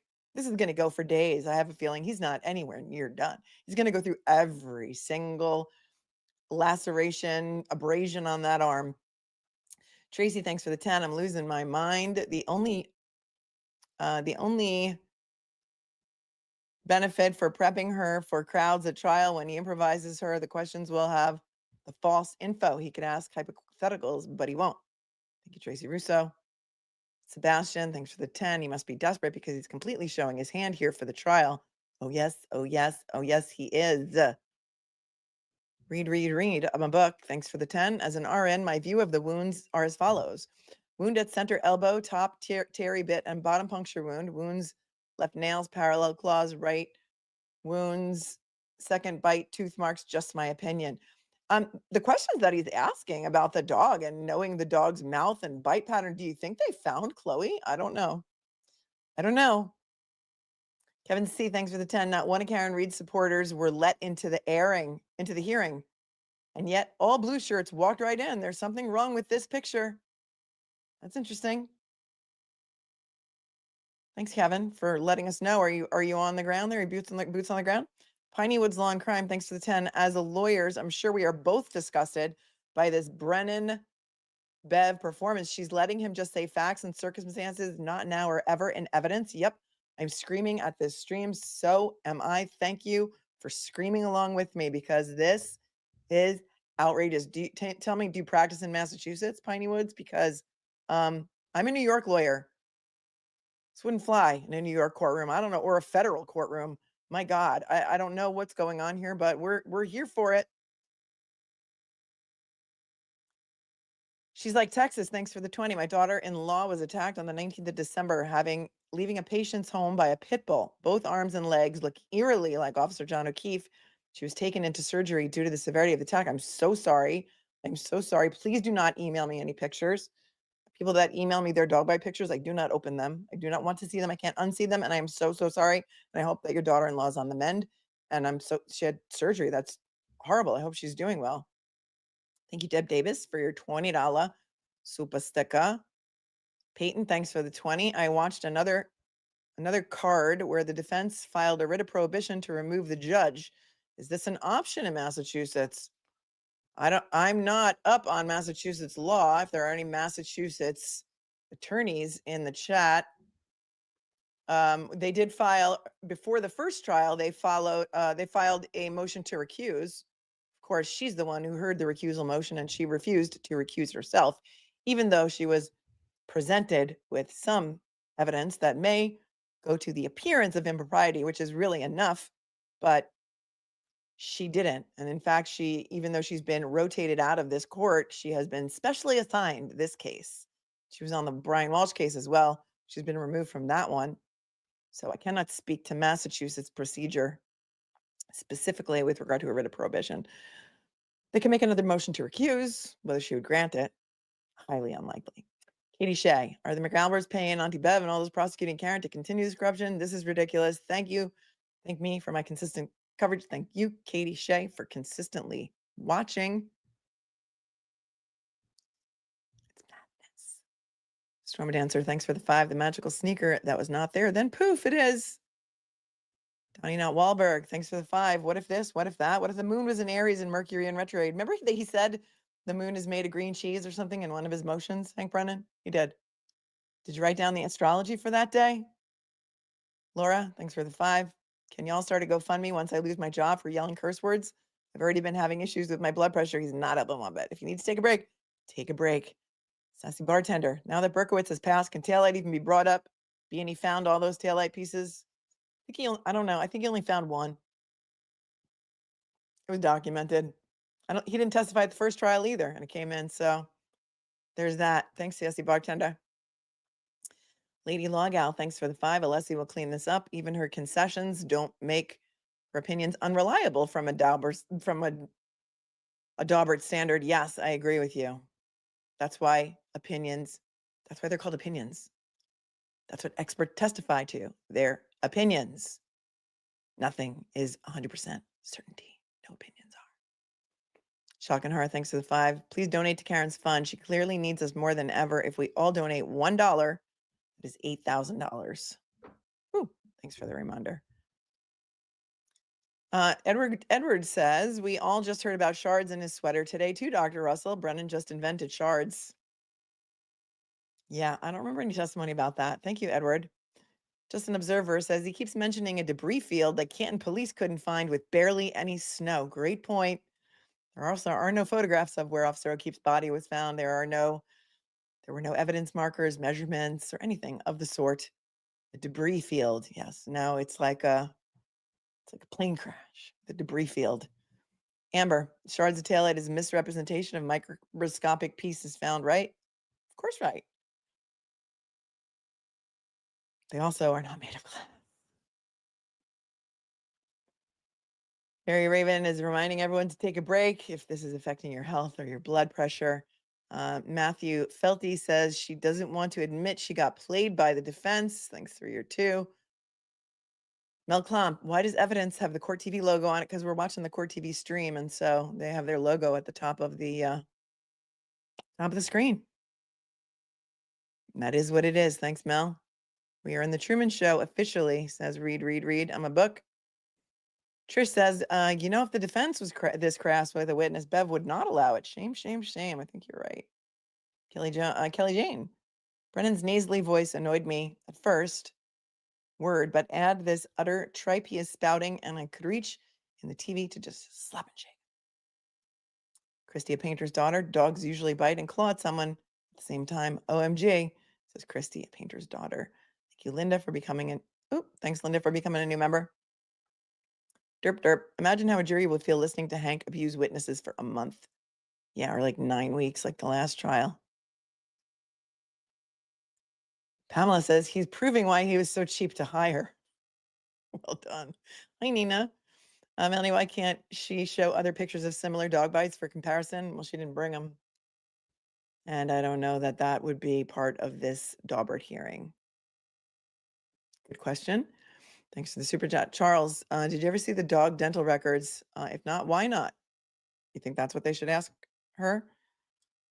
That could be. A good question. We don't know if anybody's found the dog. Jerry, thanks for the 5. The Commonwealth must have got this lawyer from Lionel Hutz. I don't know what Lionel Hutz is. Lindsay, I better make sure to use my 15 years. I better make sure not to use my 15 years of previous nursing experience at my nursing job today. Noted, Brennan. Right. Storm Dancer, if the dog was on top of his chest while John O'Keefe was on the ground, sure. Thank you, Storm Dancer. I have sound up. They do not have sound up. All right, Mr. Brennan, whenever you're ready. Thank you. All right, I think we had exhibit 5, please. Thank you, Reed, Reed, and Reed. They need to find the microphones. Dr. Russell, we were talking about these 2 scratches or abrasions as wound 1. I want to continue asking some questions about wound 1. And I had asked you, now that your position is that these were caused by the canines of the dog, was it the upper or lower canines? I can't tell 100%. Well, not 100%. What's your opinion? Are these upper or lower canines? I believe they're upper canines. Okay. And why do you believe these are upper canines as opposed to lower canines? Because when the mouth of the dog opens and attacks, it's usually the upper canines that grasp first. And you're saying because there's an absence on the other side that this must be the upper canines? Is that your logic? I'm saying because it's usually the uppers that grasp first. There's nothing in. I have not yet seen the Commonwealth motion to exclude ARCCA. I'm not surprised, Victoria, but if somebody sends it to me while I'm live, since I can't go look for it now while I'm here, I'd be happy to go over it later. Thank you, Victoria Eagle. Methodology or comparative study that would tell you that these are consistent with upper canines. You're just deducing that based on there's only one pattern instead of 2?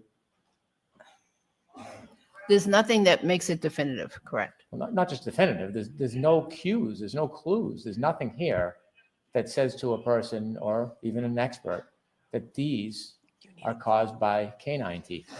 Well, the other consideration is if the victim was trying to defend himself, it's the upper canines that would impact first on that surface of the arm. What if the victim was defending himself from a 6,000-pound car? Thank you, Susan. That'd be a different type I of don't wound than believe this? this is not caused by a car. This is not caused So by a car. what evidence do you have that the victim was defending himself, which caused the shape of wounds? Again, it's very common for someone who's under attack to take their arm and flex it in front of them to protect their vital organs, For their face. the neck, head, face. So if Rehabilitative. Mr. O'Keefe is flexing his arm to defend himself, that doesn't answer the question, what identifying feature with specificity in these support any conclusion that it was a canine tooth that caused either of them? Well, first, in general, it's the canine teeth that are going to impact because they are much longer than the incisor teeth. Right. The question I have is, look at these 2 scratches here. What objective evidence do you have based on methodology, comparative analysis? What evidence do you have that either of these were caused by a dog tooth, a canine? Again, the methodology is that I looked at the overall pattern of the wounds on the arm, not just those 2 wounds up by the shoulder, but the overall pattern. So your testimony is, if I look at everything together, I can have an opinion. If I look at this separately, it means nothing. If I look at it separately, I cannot be as definitive, correct? Well, not as definitive. I'm asking you for an opinion. You don't have any evidence that this has any relation to a dog bite. Without looking at the whole arm and giving that general opinion we'll get to, you have nothing as far as facts or comparative analysis or studies that would say that this was caused by canines on a dog, do you? It's consistent with 2 canine teeth. There's a distance between those parallel marks. Did you measure the distance between where this begins or ends, because you don't know, and this begins or ends? I would have loved to, but Nobody did. I'm sorry. Did you? Did anybody put a ruler up in the photographs? How is she going to measure a photograph and know what the scale is? Did anybody in the hospital do that? Did anybody at the crime scene do that? Did anybody at the crime scene take any measurements of where John O'Keefe's body was? Nope. Nope, because they were just going to pin it on the girl. Doesn't matter. Measure the distance between this and this and this and this. I could not measure it because there's no ruler in that picture. You know that when a dog bites, the canines don't move. Unlike paws that might open or close, the teeth stay the same distance apart, don't they? Correct.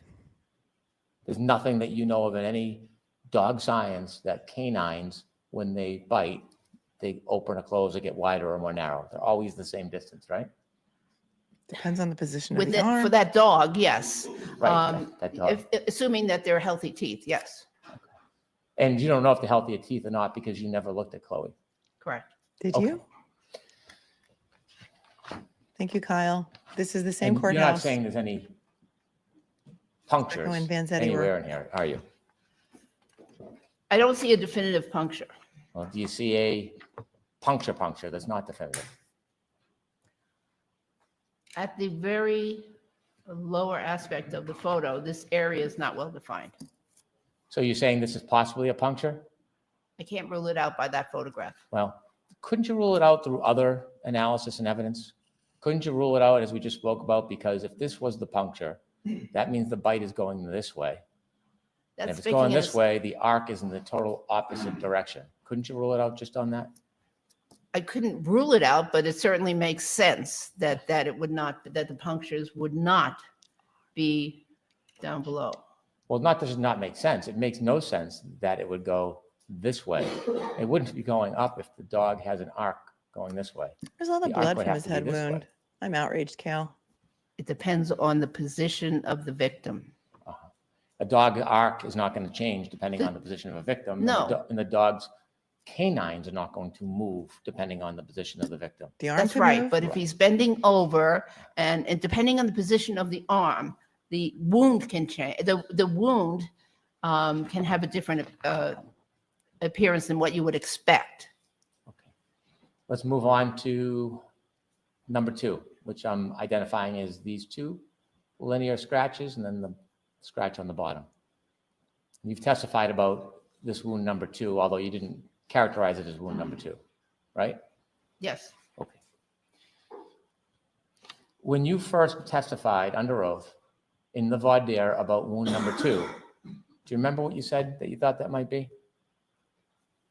I believe I said bites or scratches. Teeth or claws, right? Yeah. Okay. Now, at trial, did you change your opinion at all about teeth or scratches? I'm not sure. Do you think you said at trial that this was not scratches, but most likely teeth? I may have said that. Okay. And then you testified at this hearing, didn't you? Yes. And now definitively, you're saying this wasn't scratches at all, it was teeth. Definitively, I cannot say that. They Okay. still could be scratches. There's a possibility that 2 adjacent nail marks made that. So you're saying this could be nails or could be scratches? I mean, this could be nail Bite scratches or- or could be teeth? Yes, there's a possibility that those could be scratches. When you were asked on direct examination, that wasn't your testimony, was it? I, I turned you to page 101, line 13. on what day? I'm sorry, the last hearing date is the thickest of the three. Yes, it's page 101, line 13. Yes. One. It's the thick one. Something's pretty thick. Oh, sorry, I have to keep. The YouTube doesn't like that picture of the arm, so I have to make it Okay. smaller sometimes. Right, so we're gonna, you got that one. At that hearing, when you Got last it, thanks, Hot testified, Wheels. did you say that teeth made those marks? You were unable to say which teeth, but it was teeth? Yes, I believe I did. Okay, so your position from the voir dire and from the trial testimony changed regarding this wound when you last testified at the Lanigan hearing? I still think that they are probably teeth, but I cannot 100% rule out scratch marks. Did you say something like, I'm not sure exactly what teeth made these? They could, one of them, could you know, one set of these could be canine, one part of this and an adjacent incisor tooth, but I'm not sure on the second set? Again, it goes to the fact that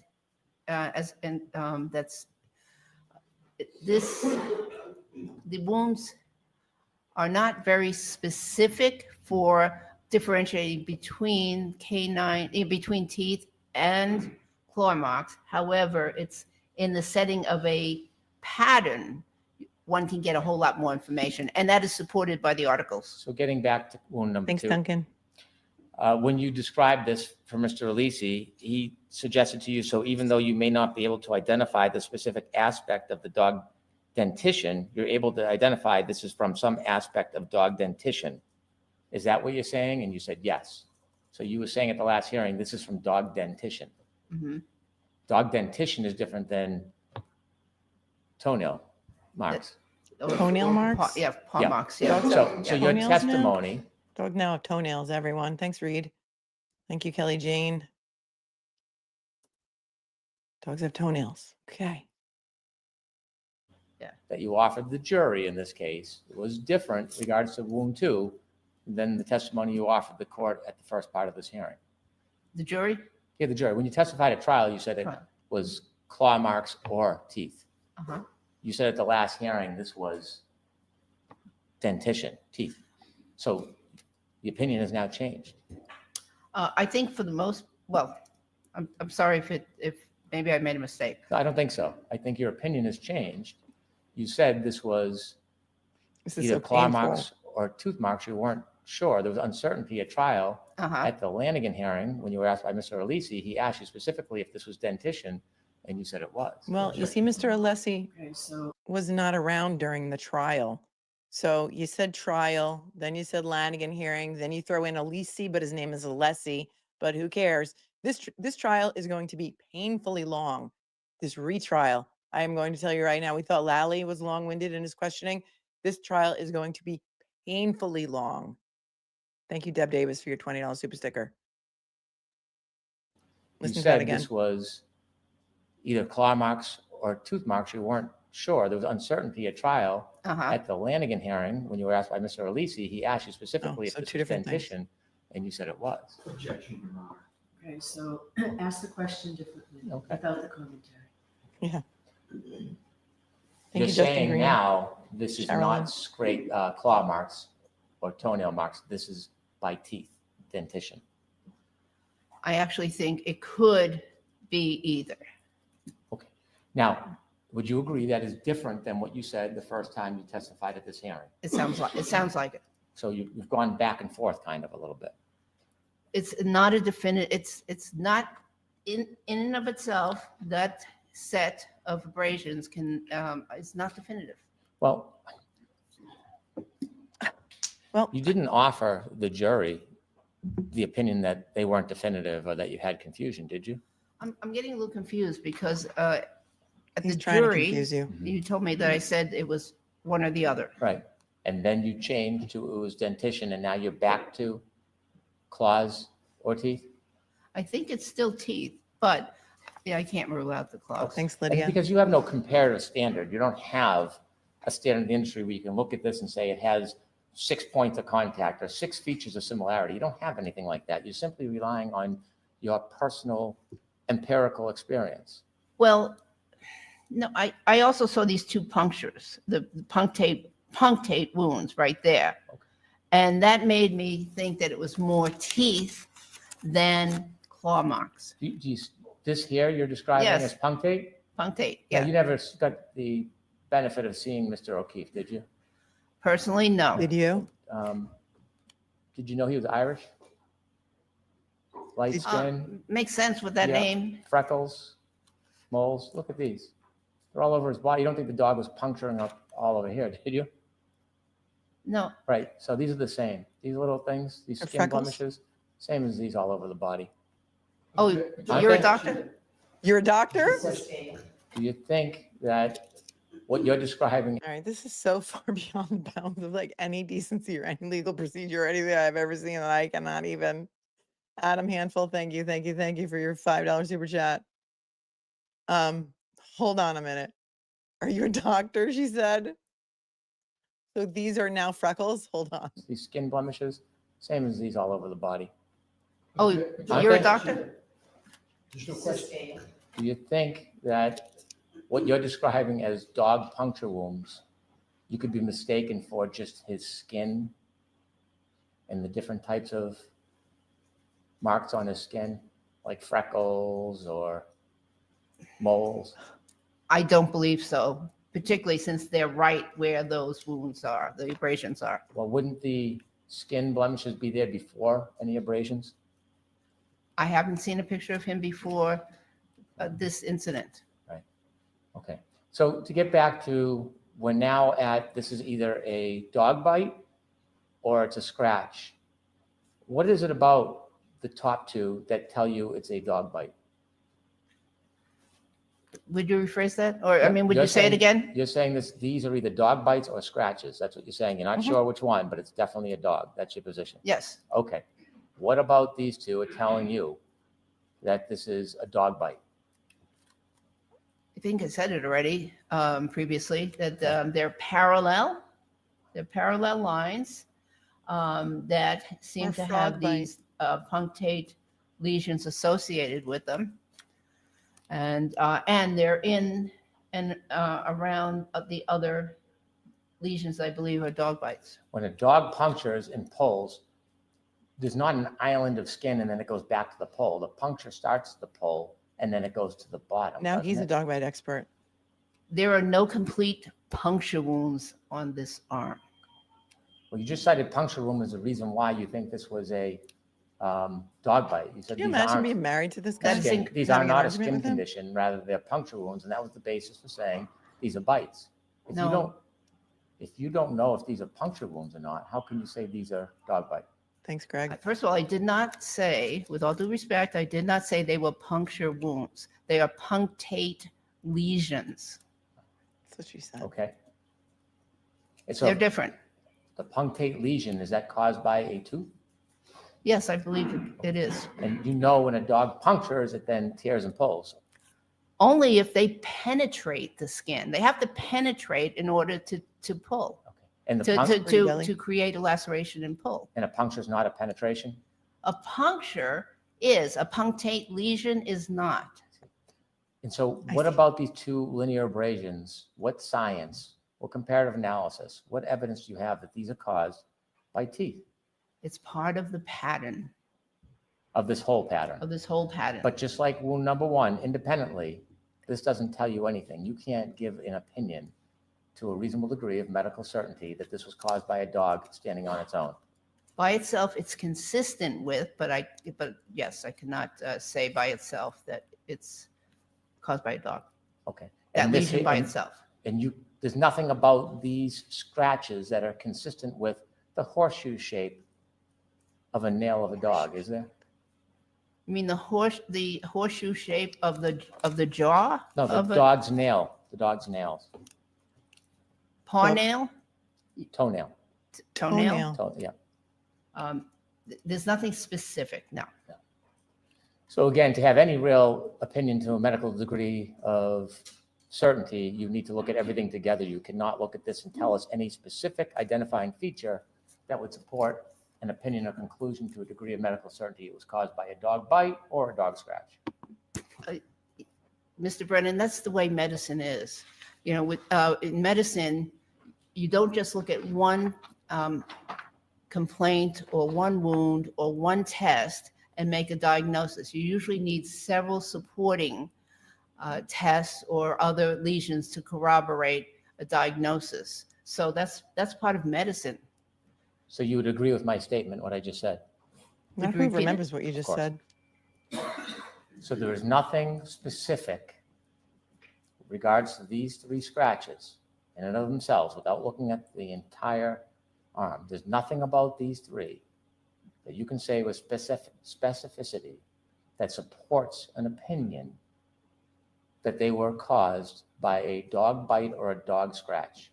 I disagree. I Okay. think the combination of the punctate lesions right there and there, Mhm.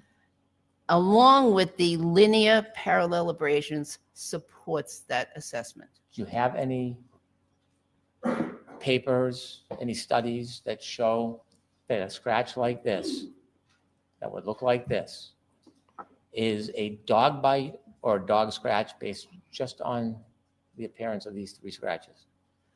Just on the appearance, no. Usually the studies that I've read have pictures of multiple lesions, and in those pictures of multiple lesions, there may be lesions like this, individual lesions. Thank you, Christina. can't I have the tell, notice. In your Thanks. opinion, these are dog bites or dog scratches. So is there anything specific about them that can lead you to a reasonable conclusion, to a reasonable degree of medical certainty that these were caused by a dog? Putting aside the whole panoply of scratches, these here, what about them is unique and distinct? Objection, Your Honor. We've been through this 100 times. It's been called two. What about them? Okay, again, they're consistent with dog bites and scratches, and together with the overall picture of the numerous wounds, it paints a picture that makes me sure that this is from a dog attack. Okay, I won't ask again, but I wasn't asking about the overall wounds. We're going to get to that. I was asking Thank you, just Cheyenne. about these 3, but I'll leave your answer as it stands. Let's move to wound number 3. Now, wound number 3 really is a collection of scrapes, and you gave some testimony about the first 2. So if we look at 1, 2, 3, 4, 5. So in wound 3, we have 5 Why is he calling that one wound? It could be larger 5 different wounds. abrasions Oh, for on the the love of the top traveling elbow. Mary. See that? I do. And then you see a couple of dots down here. Yes? Yes. And I want to ask you some questions. And what I'll do, even though this is wound 3, I'll talk about scrape 1, 2, 3, 4, and 5, so we know what we're referring to. Is that fair? Thank you, Deborah, for gifting 5 memberships. Thanks, you guys, for hanging in here. This is brutally, brutally painful. Fair? Yes, but Okay. again, any one little tiny part of the component of the image or wound is, it's not going to be sufficient to make a diagnosis. I need the pattern. You never recognized that in your voir dire testimony or in your trial testimony before the jury that you needed the collection of all abrasions to have an opinion. Instead, isn't it fair to say that you were talking about individual wounds as if they stood on their own? I believe Objection, that Your Honor. Thanks, Alley Cat. that is unfair. That's incorrect. It wasn't until Mr. Alessi directed you that you started talking about dog attack and collection of wounds as a whole. Got it, Gina. Thanks. That is incorrect. Okay, so looking at these wounds, wound number 3, and I know it may be a series of wounds, it might not be one wound in your opinion, but let's talk about this collection of abrasions, okay? Do you remember in the voir dire talking about this collection of abrasions and you were saying they were consistent with teeth or claw marks? Okay, Is that what you said at the voir dire? I'd have to look again. Okay, well, why don't we look at page 38, line 13? Barbara Dulong with the Mine is $50 gone. super chat. I don't Thank have you a void so there. much, Okay. Barbara. We'll have to get you one. Again, they don't have a copy. Could anybody have made another copy during the ducking break? Thank you very much. Thank you, Barbara Dulong. What page? No. No. Thank you, Bonfire 24. Let me withdraw that question. Oh, because you were wrong. Did you testify previously that these are consistent with teeth or claw marks? Did I testify when? Previously. Possibly, yes. Okay. And do you have a different opinion today whether these are teeth or claw marks? No. So you think that these could either be teeth or claw marks? I think they're more likely teeth marks, Which one of these 5 do you think are teeth marks? all of them. You think all 3 are teeth marks? Do you think He said a 5. dog bit Mr. O'Keefe and inflicted these at the same time or different times? I believe that this was this configuration, this collection right Yes. here. I Yeah, believe this is one bite. one bite. And so if we were to follow your theory, this was one bite, this would be the arc of the dog's mouth? Yes, it could be. Well, Thanks, Bex. is there an arc here? Outlandish is one way of putting it. There appears to be. Okay. And we know that when a dog punctures it, then from the top teeth pulls down, the bottom pulls up, right? Push it. So if this is the arc of the dog right here, Thanks, Reed. and it's Arc like of a the dog. half of a sun or a half moon over the elbow, This is the whole of the moon. you claim these 2 dots are consistent with puncture wounds? No, punctate Oh, lesions. punctate lesions, I'm sorry. Take lesions, Um, sir. Which teeth, upper or lower teeth, do you think caused these 5? I believe those were the upper teeth. So you believe this is a canine on the left, number 1, and a canine on the right, number 5? It could be. Okay. Now, if here's the arc of the dog's mouth, and this is a canine on 1 and 5, where do the canines puncture and pull? Up or down? I'm sorry, say that again? Where do the canine teeth puncture? From the bottom or from the top? So if these are, let me use my my pointer here. Thank you, Lally. If these are canines, and this could, by the way, be two, this also could be 2 separate bites, but if these are canines, they usually would start on the, based on this picture, the upper or higher area and Right. pull down. Right. They would have to start up and pull down if that was a arc of a mouth, wouldn't it? But you see the bottom of these wounds, right? The round part Mhm. that is closer to a puncture is on the bottom. Aren't they going in the wrong direction? Again, this it's the is the wrong arc of the mouth. direction. No, I don't think that they are going in the wrong direction. You have to keep in mind, Okay, let her that- talk. presumably, Mr. O'Keefe was not standing there and letting the dog just chew on his arm. That's right. Okay, that there's How do you know relative that? move. How do you know that? He won't let her finish. No, but she's not finishing her answer, man. The question's allowed. How do you know what he was doing? Because it's normal human behavior that if you're, How do you know what he was doing? How do you know what Mr. O'Keefe was doing that night? How do you know what he was doing? again, it's normal human behavior to pull away from someone that's attacking you, Thanks, a Lizzie. person or an animal. That's normal human behavior. If he was still throughout this whole attack, I would be looking for a different set of wounds. You're Could've been speculating He could have been about all of passed these out, comments about brain what he was bleed. doing and not doing. You have no idea what he was doing. Neither do Hey. you. I'm- Lizzie says she's an unpaid expert. That's why he's scared. Good point. Just big, Objection, Your Honor. The question, Hold on. I want to hear that again. Comments about what he was doing and not doing. You have no idea what he was doing, do you? I'm just big, Objection, Your Honor. the question, can you answer that question, Doctor? basing it on normal human behavior. Thank you, Zelda. And so you would disagree with me that if these were dog bites, the part that's thicker, that is more similar, although not a puncture, would start at the bottom and work up, meaning the dog's head was over here on the top. Way too much latitude here. You Way disagree too with much me about that? latitude. Do I disagree? Yes. Yeah, I believe that that's Okay. incorrect. And if these are canines, did you measure the distance between the canines? Again, there's no ruler, but the other thing is we don't know what position his elbow was in at the time of this. So it could be, although it looks like it's a larger, a larger configuration than a normal canine distance, intercanine distance.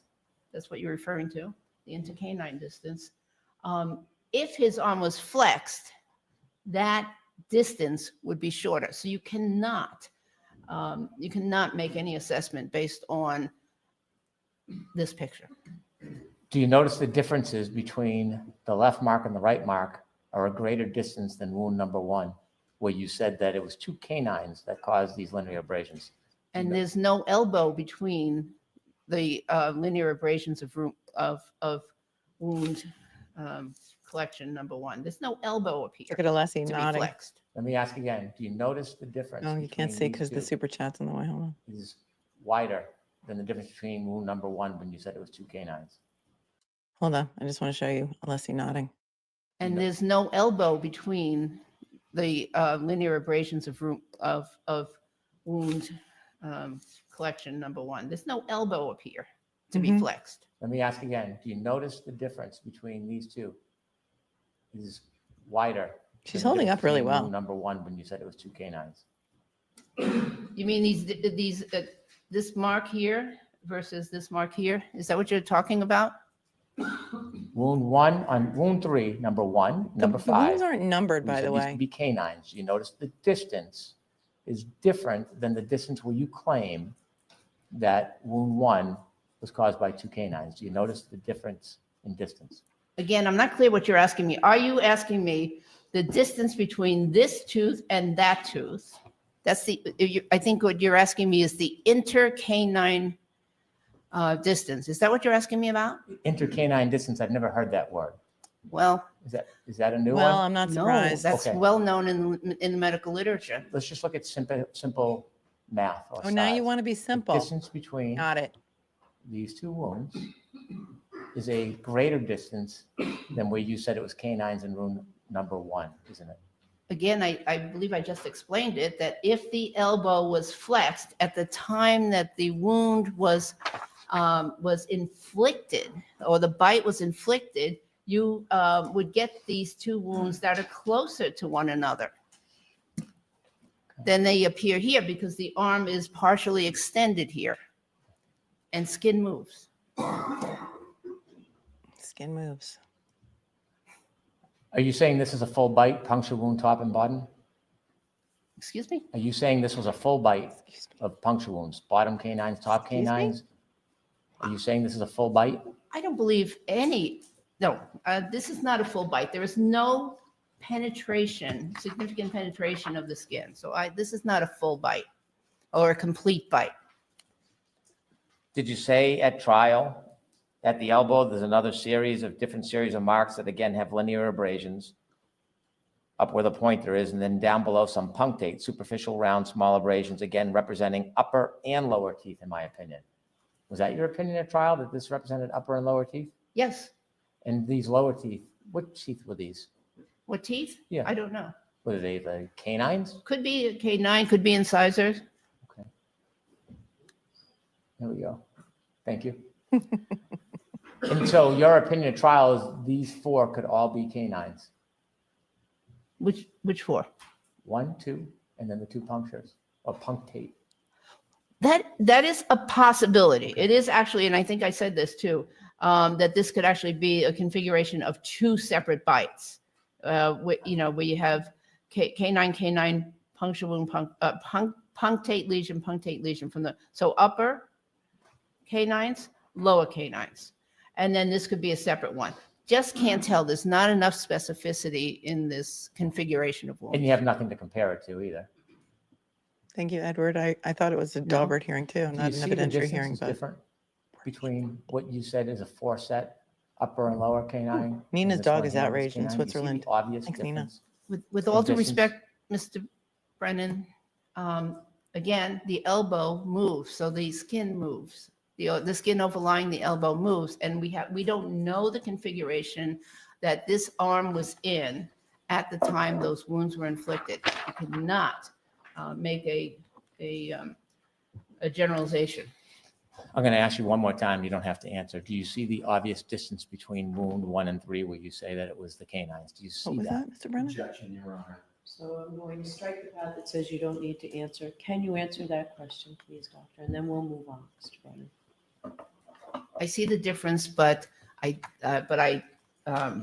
want to take that back and listen to that question again. You don't have to answer. It says you don't need to answer. Yeah. Answer. Do you, a generalization.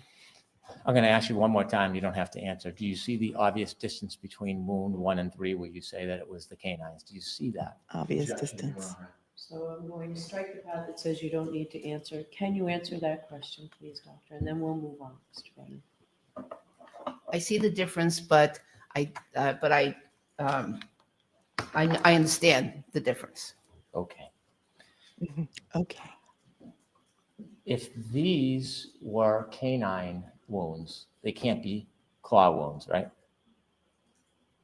Yes, And based on your knowledge and study and whatever you're relying on, you have no way of telling if this is canines or claw. not 100%, correct. Not even 100%. You don't have an opinion to a reasonable degree of medical certainty whether it's canines or claws, do you? I believe those are canines. Did you testify at the Lanigan hearing when Mr. Alessi was asking you questions? Did you observe any claw marks with regard to the injuries? And you said it's possible. Possible, yes. How can you give an opinion to a reasonable degree of medical certainty it was canines, and in the same breath and statement say, well, it's possibly claw wounds as well? Objection, Your Honor. My opinion about reasonable degree of medical certainty is about the whole arm, the configuration, the pattern of the whole arm, and not any one individual wound. Mm-hmm. That's right. The arm was caused by a dog attack. Just Wound like when 4 up someone here. is hit by a car, you don't ask the doctor, what part of the car hit his leg? What part of the car? What exact inch of the bumper or the side swipe or whatever it is caused that injury? The totality of the arm is a dog attack, Mr. Brennan. It was not caused by an exploding tail light that then bit through his shirt with circular puncture wounds and caused straight linear abrasions on his arm. It just wasn't, sir. You can try and muddy the waters. You can try and obfuscate. You can try and convince the worldwide audience that this exploding taillight caused these injuries to John O'Keefe's arm, but I don't think anybody's buying it. Has anybody who's watching here with me right now changed their opinion and now is saying to themselves, you know what? He's right. John O'Keefe was hit by a car. Those injuries came from an exploding taillight. I was wrong. Anyone? What do you think this might be? I don't know. I'm not certain. Well, I mean, in the totality of a dog attack, it has to be something related to a dog because we don't know that it was there before. Had to have been something, right? It's probably related to the dog, yes. Well, you don't think he just had this independent wound and then all these came from the dog attack and this one just happened to be hanging out waiting for them? That's correct. I don't Right. think that he had a separate wound. You don't think this one maybe was caused by the broken shards of glass from the taillight during an alleged collision, but the No. other ones were from something totally different, do you? No, because it has an orientation about it.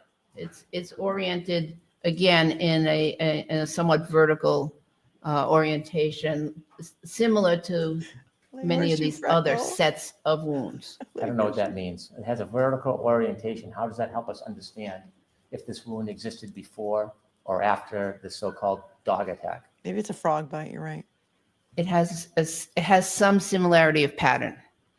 So you think this was caused during the alleged dog attack?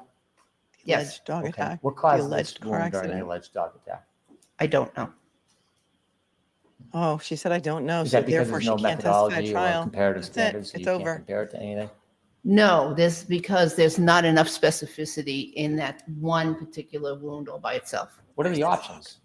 How could it have been caused during this dog attack? By a tooth or Okay. or claw, most likely. Could have been caused by the ground? I doubt it, considering that, again, it's oriented in a similar fashion to the rest of the lesions. Okay.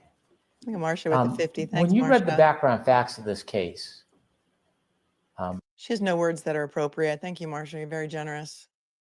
When you read the background of this case, where would she read that? In the motor vehicle accident report? Oh, no, she wouldn't have read it there because there isn't one.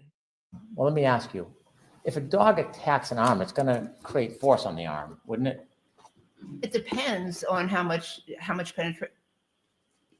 Yes, it depends on how strong the bite is, how much penetration, it gets through the clothing, into it, clothing that's on, on the intervening, between the arm and the dog is going to present a little bit of a buffer.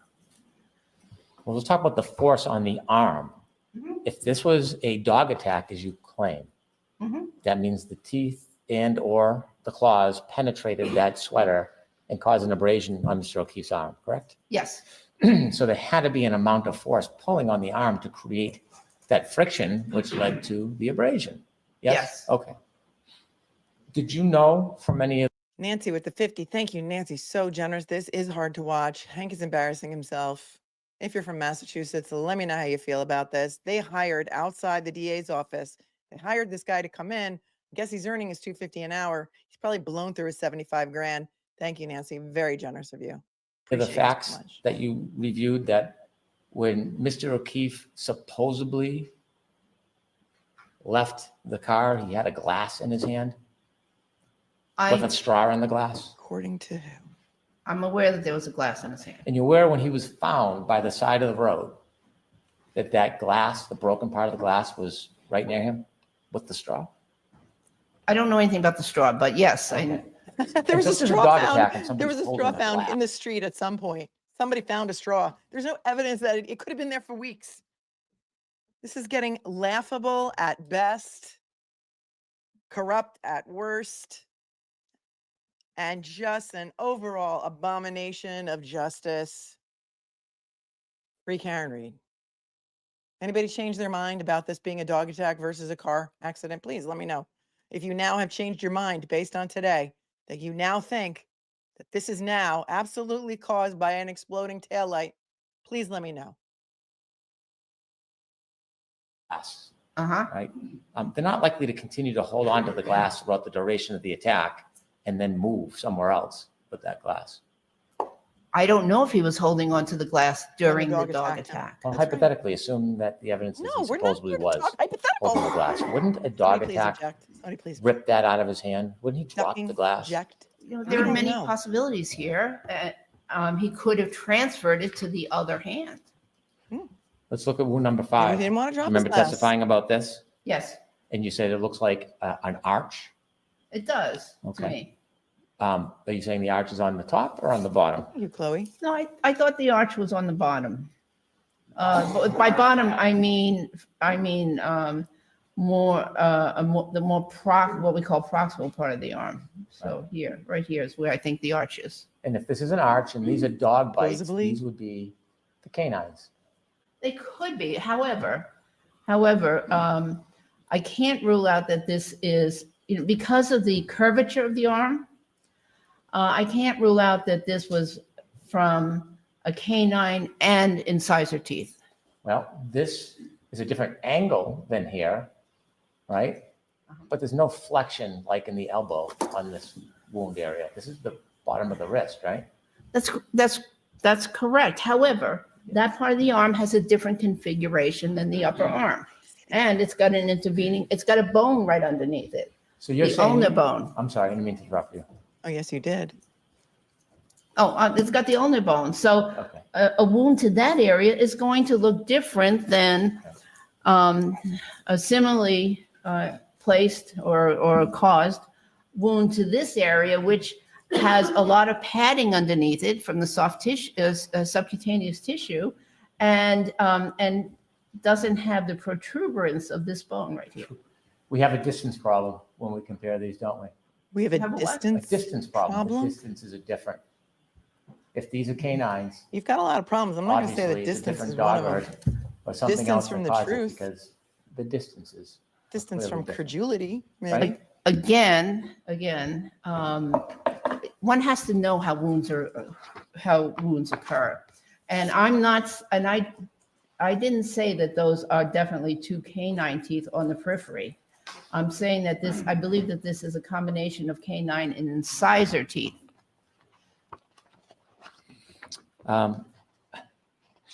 When a dog bites and tears, you see a missing tear pattern, don't you? You see the skin gets torn on many occasions? Yes, but we don't have any of that here. We have no penetrating wounds here. Right? Is it remarkable to you Some penetration with the duckery in this if case. this was a dog bite with canines, there is no tearing of the skin? Is that remarkable to you? No, because that dog was not able to create the force enough to penetrate the skin through that sweater. Could I have exhibit 32, please? If I only had a brain. Do, do, do, do, do, do, do, do, do, do, do, do, do, do, do, do. Oh, YouTube's not gonna like that one. You've seen this picture before? Yes, Okay. And this is allegedly is a dog bite from Chloe? Allegedly. Yes. And you see the tearing of the skin, don't you? yes. And you can see the Well, right corners on, where right on, dude. the Just admit incisors that would- Chloe bites people. Excellent. Thank you. Thank you. Thank you so much for that. penetrate through a puncture. Yes? I'm not sure I don't wanna look what at that. teeth punctured this, but yes, And I see the skin is all penetrated. This is consistent with the literature of a tear and a hold and a pull, right? Looks infected, right? No, Okay. no, absolutely not. This is not consistent with the dog biting and then pulling the skin. This is consistent with an avulsion An avulsion. wound caused by a dog. There's different wounds. Very different wound than Dude. what we looked at on Mr. O'Keefe's arm. On, Mr. O'Keefe's arm, very different, right? correct. Okay. That is We can go back live to skin. 5, please. Oh, do you have more photos? Now, your opinion that this is a dog attack. Mhm. Have you ever had peer review of this opinion with this photograph? Peer No. review? No. You would agree that this dog bite science is what they call a soft science. Would you agree with that? Soft science. I don't know what you mean by that. Okay, well, it's not like DNA. It's opinion So based. he's It's asking for a subjective legal based. opinion. The science of dog bites, isn't it? Yeah. It's based on a lot of training. Yeah, and a lot of subjective opinion too, wouldn't you say? There's opinion here, yes. Uncertainty, There is some, yes. right? And being that type Right. of science, haven't you read in the studies about peer review, how peer review works? What specifically are you, That you have another qualified professional look at it and question She's not and writing an vet article. whatever opinions you're giving. Did you go through that process at all? Not fringe science, Hank. I've Thank you. been through that process, yes. You've been, okay, and who peer reviewed? You mean in findings. this case? Yes. Oh, no, not this case. No, I thought that this information was rather, Has any expert witness in the history of any trial ever had their opinion peer reviewed? Are we living in, think of a better word than Twilight Zone or Upside Down? There's got to be something far beyond another galaxy, far beyond the Upside Down or the Twilight Zone that we can start using here, because that is far out. How far out of this galaxy we are right now? Has anyone ever in the history of trials, in the history of the world, going back to Sacco and Vanzetti and beyond, has any expert ever had their opinion in a trial peer reviewed? Are you ducking kidding me? That's a nice freeze frame of HI, isn't it? Smooth as butter, the black hole. confidential, and I didn't share this Okay. information. It's confidential. Well, you discussed with the defense other information in this case, didn't you, about the accident and about people's opinions? You've discussed that as part of your opinion, haven't you? Yes, Okay. Did you know that the U.S. Attorney's Office employed a deputy medical examiner to look at these bites? And then he had commented that the wounds at 2 to 3 millimeters up to 7 centimeters were documented on Mr. Hold on, I gotta take it back. We're in the dark ages now, says Martin Smallwood. All right, who did he have look at this? Do you know that the U.S. Attorney's Office? Hold on. She said it's confidential. I didn't share this with anyone. I didn't have peer reviewed. And I didn't share this Okay. information. Well, you discussed with the defense other information in this case, didn't you, about the accident and about people's opinions? You've discussed that as part of your opinion, haven't you? Oh, he just called them Yes. Okay. Did you know that the U.S. Attorney's Office employed a deputy medical examiner to look at these bites? And then he had commented that the wounds at 2 to 3 US millimeters up to 7 centimeters were documented on Mr. O'Keefe's right arm, and the injuries do not photographically appear to be, nor are described as puncture bite wounds, and thus are highly unlikely to be the result of an animal bite attack. Did you? That's new information. He's saying that this comes from the feds. This comes from the federal investigation, that it's not a dog bite. Hold on. Let's take it back. That's news to everyone, I believe, who's watching this right now. Hold on. U.S. Attorney hired an independent medical examiner. We need to hear that again. Hold on. He wants the media to pick up on this. So I'm taking it back so we can hear it again and get it accurately. This information was rather confidential, and I didn't share this Okay. information. Well, you discussed with the defense other information in this case, didn't you, about the accident and about people's opinions? You've discussed that as part of your opinion, haven't you? Yes. Okay. Did you know that the U.S. Attorney's Office employed a deputy medical examiner to look at these bites? At these And then bites. he had commented that the wounds at 2 to 3 millimeters up to 7 centimeters were documented on Mr. O'Keefe's right arm, and the injuries do not photographically appear to be, nor are described as puncture bite wounds, and thus are highly unlikely to be the result of an animal bite attack. Did you get that expert opinion from the United States Attorney's Office when they investigated this case to consider as Look part at, of peer look at Paul review? O'Keefe's face. Objection, Your Look at Paul O'Keefe's face. So he is now saying, and look, this could be in the federal TUI documents. I don't know for a fact. I have no idea. That the U.S. Attorney employed a deputy medical examiner to review the photographs, and he said that the bites are 2 to 3 millimeters up to 7 millimeters, and they do not appear to be from an animal attack. And if that is true, why didn't they use that at the first trial? Hold on. Let's hear the objection. United States Attorney's Office when they investigated this case to consider as part of peer Paul's review? face. Objection, Your Honor. Overruled. No, I did not get that, but Did you say you did get that? no, I did not get that. Oh, However, I have a comment about that. Please. Not very not very many medical examiners have the experience that. Well, that's that, true. First of all, I have experience with dog bites, That's right. seeing hundreds and thousands of dog bites and treating them. And not very many medical examiners have even autopsied a case of dog bites. So Oh, good point. although, some physicians have certain opinions based on, based on what they know, they don't have my experience. I'm Do sorry. you know if Mr. Walsh had your experience or not? I don't Mr. know. Walsh? Who The is it? gentleman who gave this opinion that was employed by the federal government, do you know if he had your experience or What's not? his name? Mr. Walsh, John no. Walsh. No, I don't. Is it a Mr. or a doctor? Dr. John Walsh, Mr. John Walsh. This is now the U.S. Attorney's expert. Really? If they had all this information, why didn't they use it in the first trial? That's so interesting that they didn't use it. Huh. The FBI said it didn't happen from a car. Also. So he could have more experience for all you know. Oh, I'm highly unlikely. Okay, you have more experience than anybody in the country. I think I have at least as much experience as any other possible person in the country. And I have it from both aspects, from the clinical aspect and from the forensic John aspect. Walsh. Did you review the opinion of Dr. Kenneth Kinsey, who said that those injuries were not caused by a canine? Dr. Who? Kenneth Kinsey? Who is he? No, No. If you look, I believe Mr. O'Keefe's arm were completely bent when he sustained the injuries. A lot of them match up. They're a continuation of another injury. and I don't even know who Dr. Kinsey is. Okay. Is that a So- medical doctor? So you don't have any peer review at all. You have nobody who's given an opinion similar to yours about this being dog bites, do you? Is Dr. I'm sorry. You have no peer review. You have no peer endorsement. Everything that you Oh, have no Kenneth peer Kinsey from the endorsement for Murdoch any of trial? your opinions, do you? I don't know. I didn't think I was allowed to show Okay. these pictures to anyone. Right.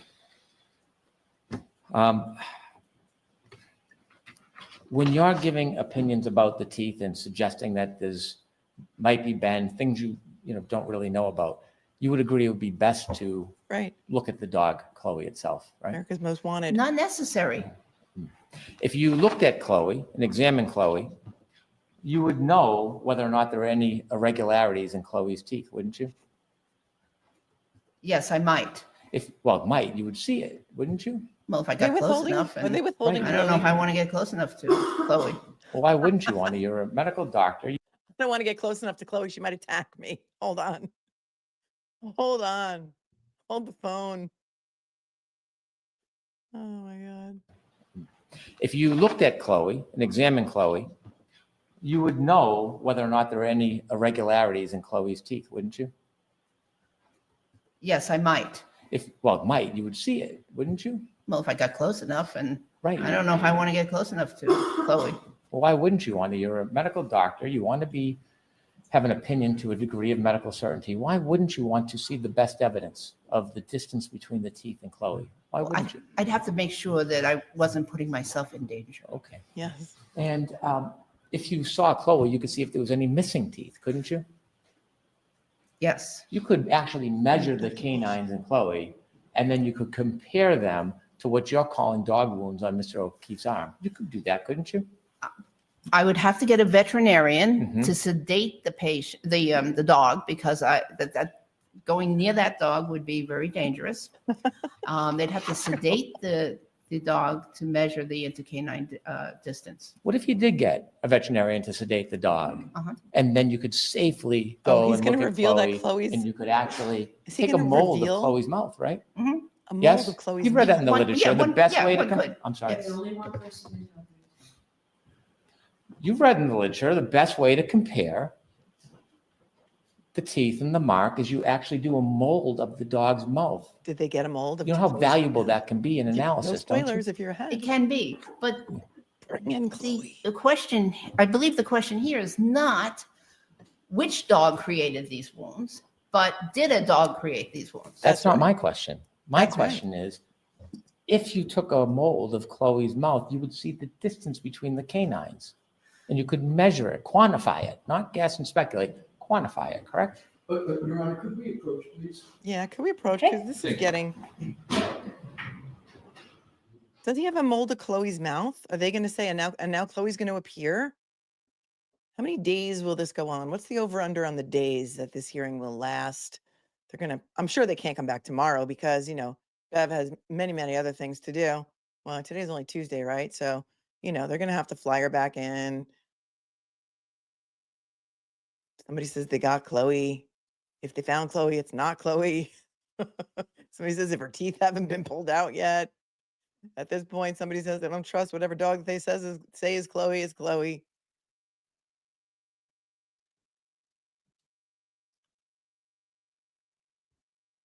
Long sidebar.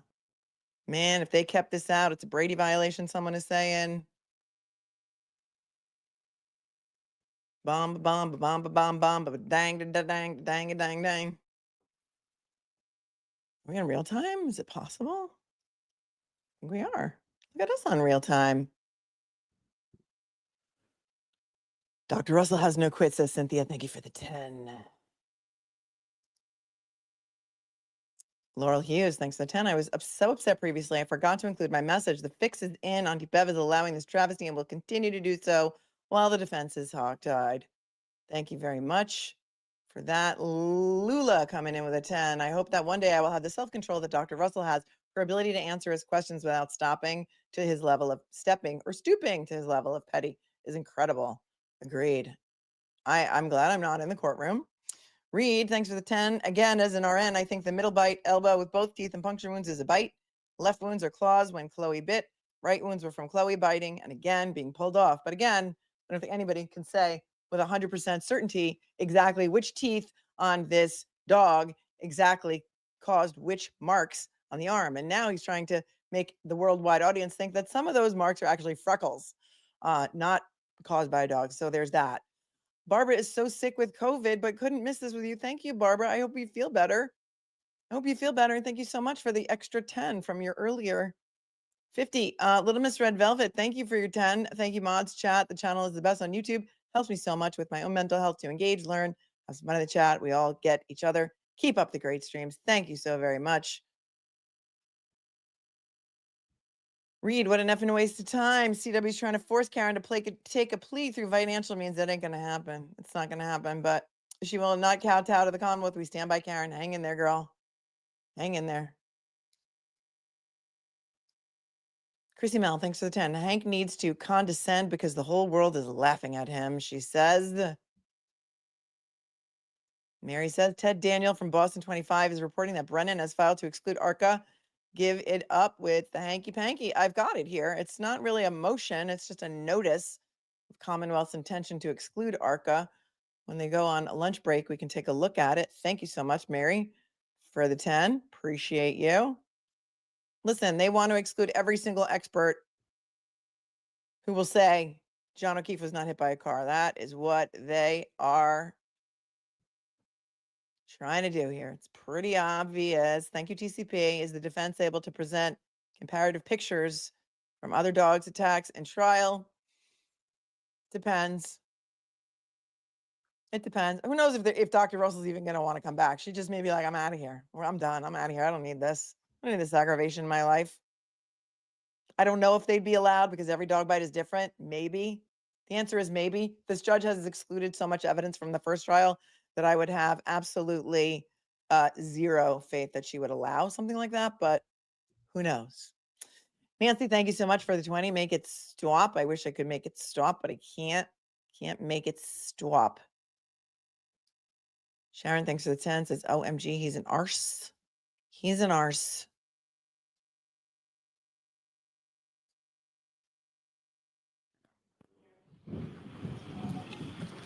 Christina, thank you. I do have the papers. The papers. I have the papers. Elizabeth, All right, my so late you can husband. continue. My late husband bred and trained shepherds. His first response was that it's not just a dog bite, it's a shepherd bite. Thank you, Elizabeth, for your time. Mr. Brennan. Thank you, Your Honor.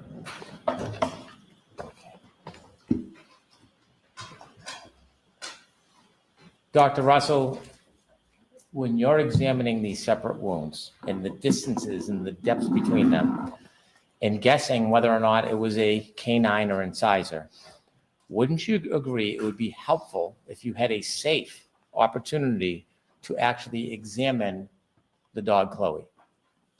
It could be. If you had a safe opportunity to examine Chloe, you could look at the size of Chloe's jaw. It could be, but those wounds on you shaking your That's head. not my question. Okay. You're shaking your head, he said. My question She is, said you're if shaking you your had head, an we couldn't see it. opportunity to go safely and look at Chloe, you would be able to tell the size of Chloe's jaw. You could measure it. Possibly, yes. You could determine the gape of Chloe's jaw, couldn't you? I don't know what the gape of How it bites, how wide it opens up. Mom, Avina. I'm not sure I could determine that. Okay, you could look at Chloe's teeth. As they are now, yes. You could measure the distance between the canines if they still exist in Chloe's mouth. Yes, from a model of or imprint from Chloe's mouth. You could take a mold, Right, a mold. or you could take a tape measure or a ruler and you could measure. You could Oh, do that both. wouldn't be very reliable. I see.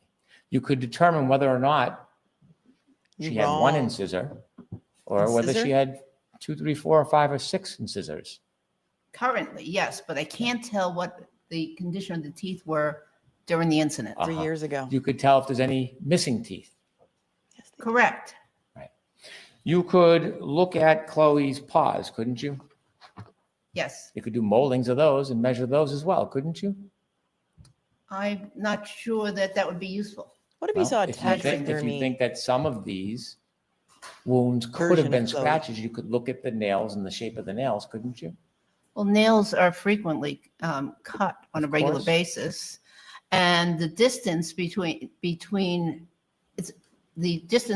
nails, as you mentioned earlier, can change depending on whether or not the par is in a compressed state or a more relaxed state. So that wouldn't be reliable. So you would not even consider measuring the paws because you think that would be unreliable?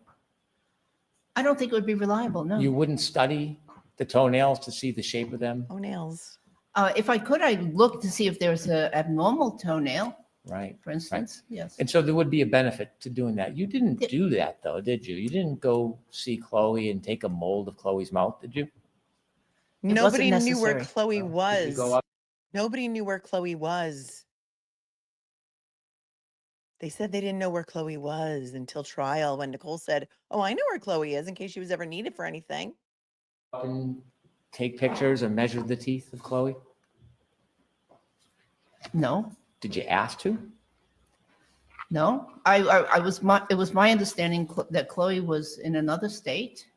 But again, I didn't think it was necessary. And I have reasons why I didn't think it was necessary. You thought that Chloe was in another state. Did you ever discuss going to see Chloe and doing these studies on Chloe so you could see if they were dissimilar to these abrasions?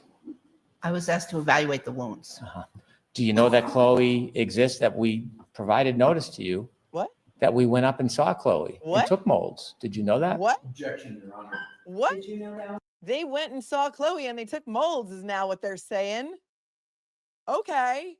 New news, new information. Not going to allow it. Did you know that, doctor?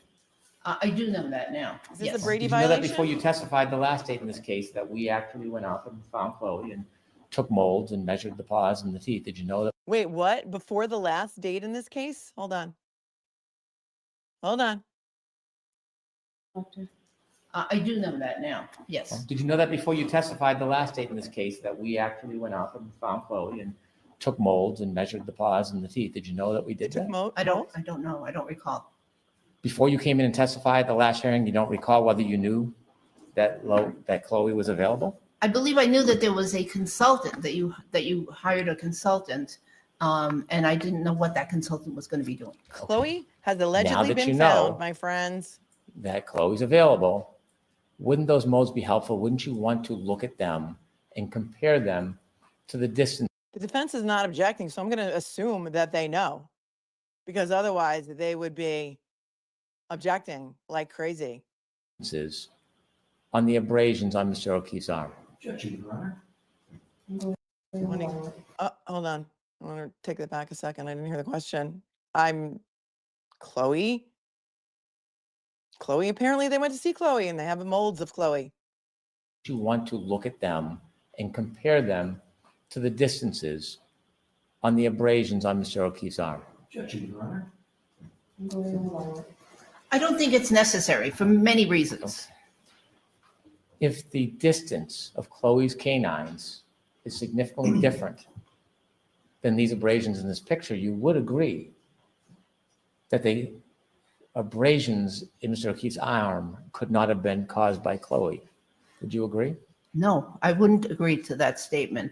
Again, because of the various factors such as elasticity of the skin, shrinkage. There's various factors. So, if I understand, you have no interest in examining or seeing Chloe. It's irrelevant to your opinion? Teeth change. 3 years. I don't think I need to see Chloe. Well, you said earlier when I asked you about particular wounds, it would be helpful to know these things about missing teeth and spacing and distance between the canines.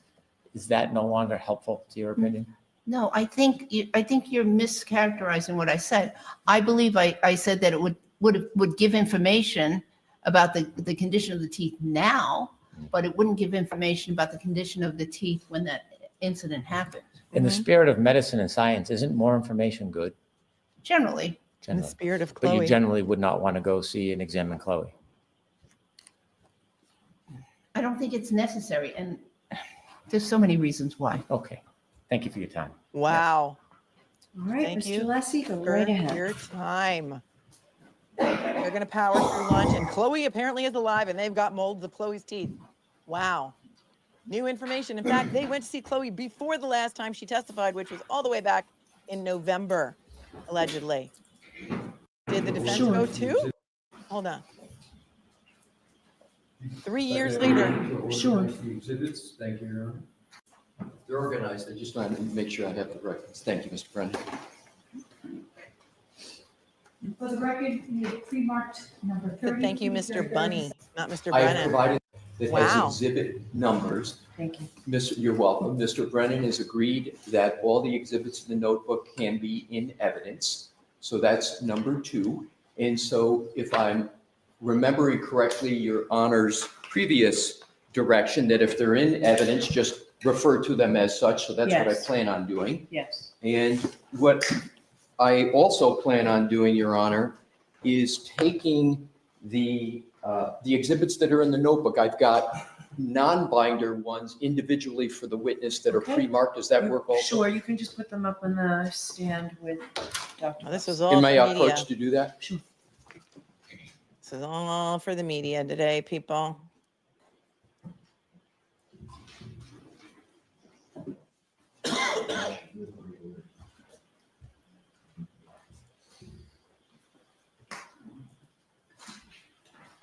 This will be the redirect of Dr. Russell by Robert Alessi, Esquire, for the defense. May I talk to the witness and just? Numerically, what's what? All right.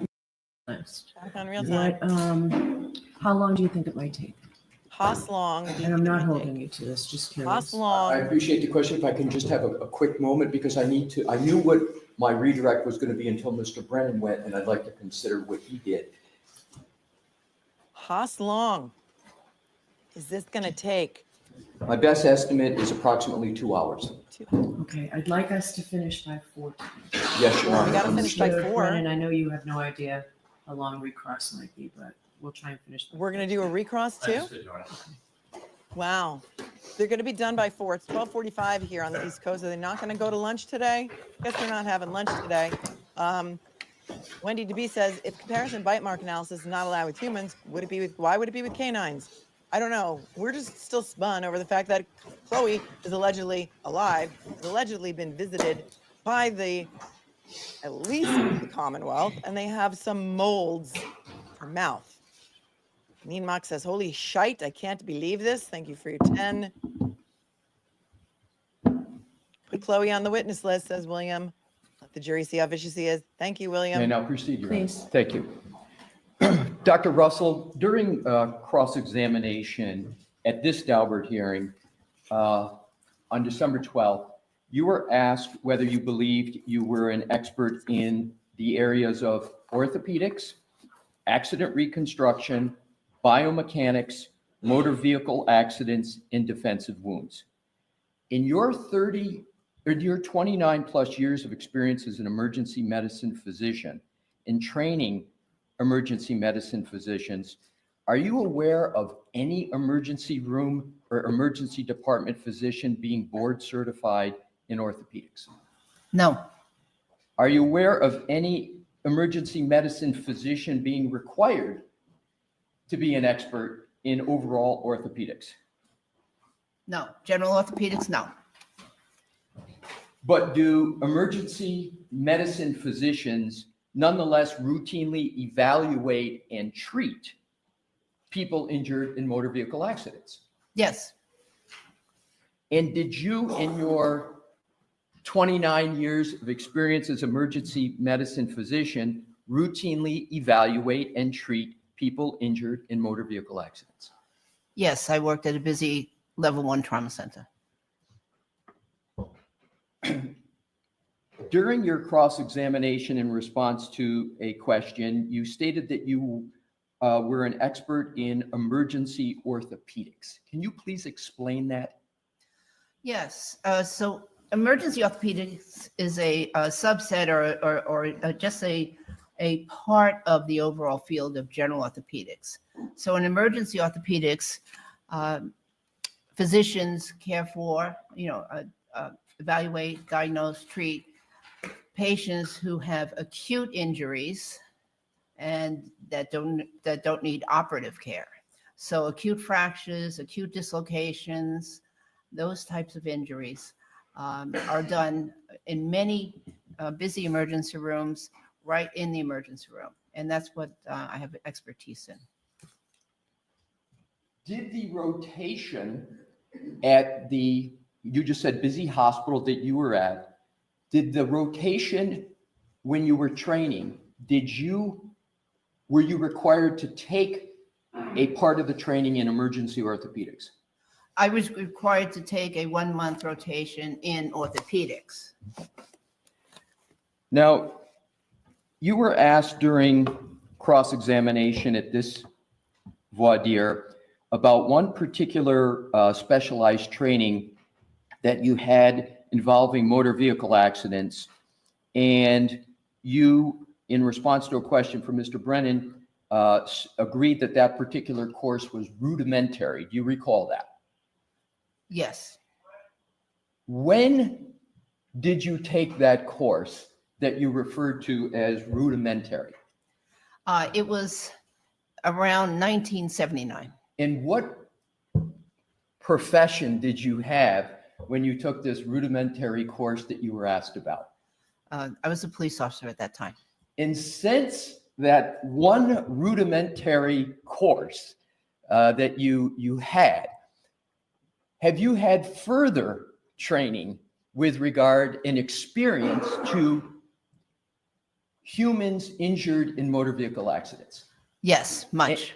And describe the much that experience and training you've had in that area.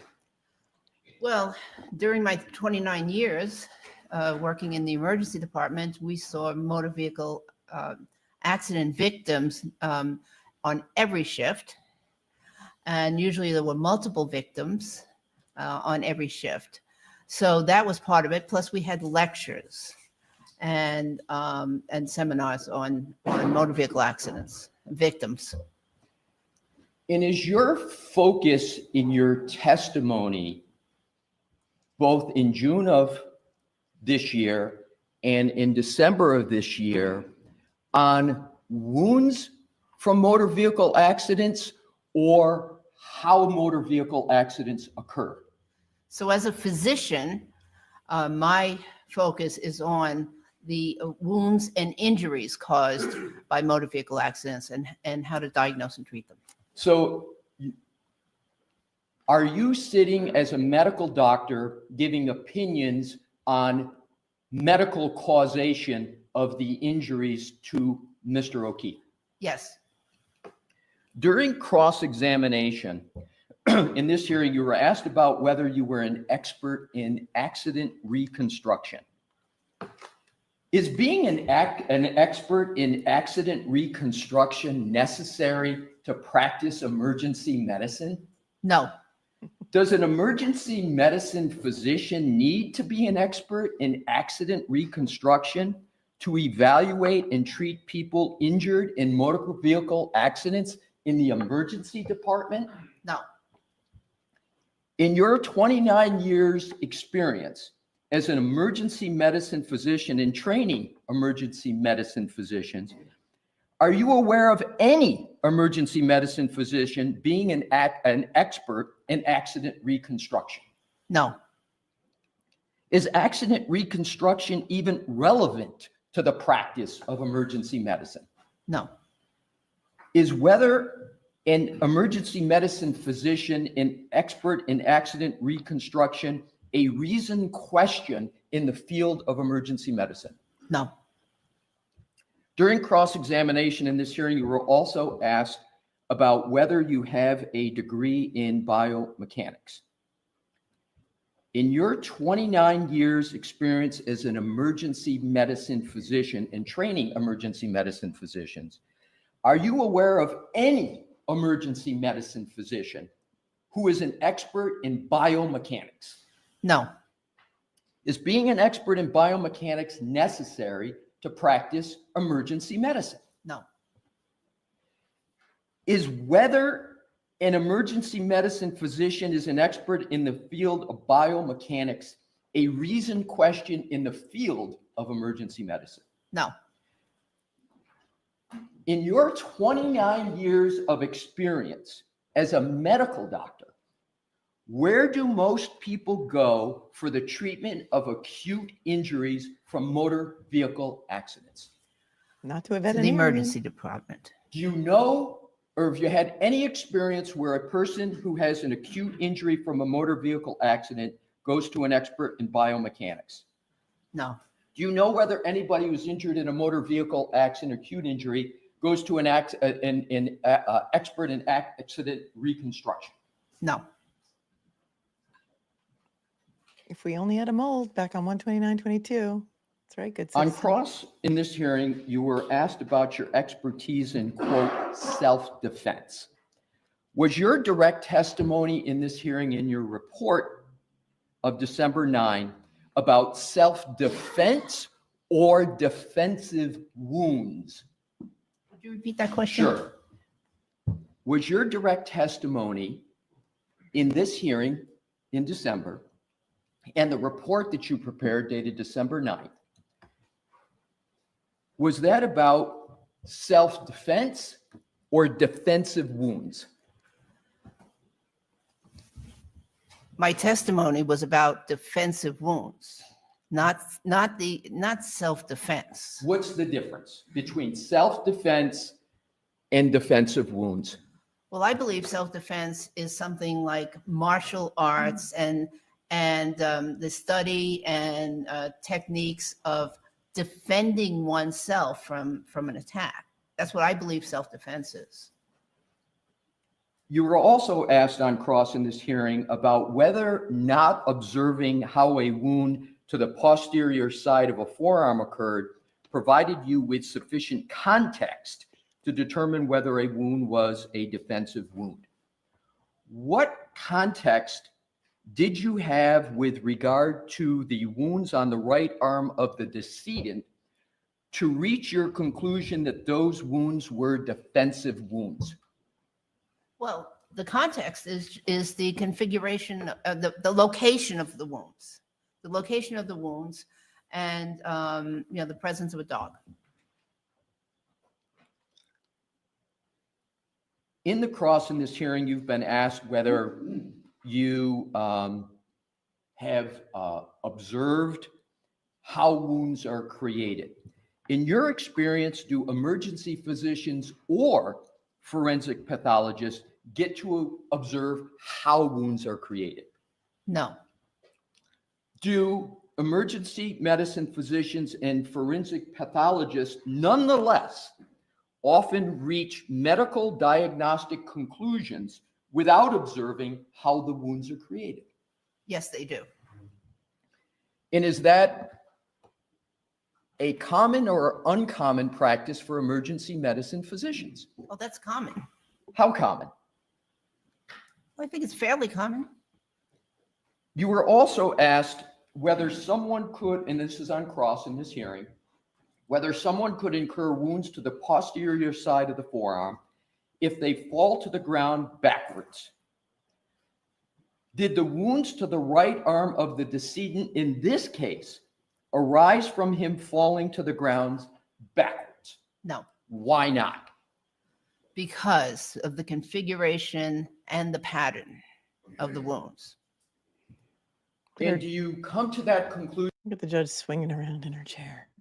Today she's not twirling her glasses. Sometimes she twirls her glasses. Thank you, Adam Handful, for the 5. To a reasonable degree of medical certainty? Yes. You were also asked on cross in this hearing about when someone hits a moving or a floating object, whether the patterns are dynamic and changing all the time, and the hitting concept. Can you please explain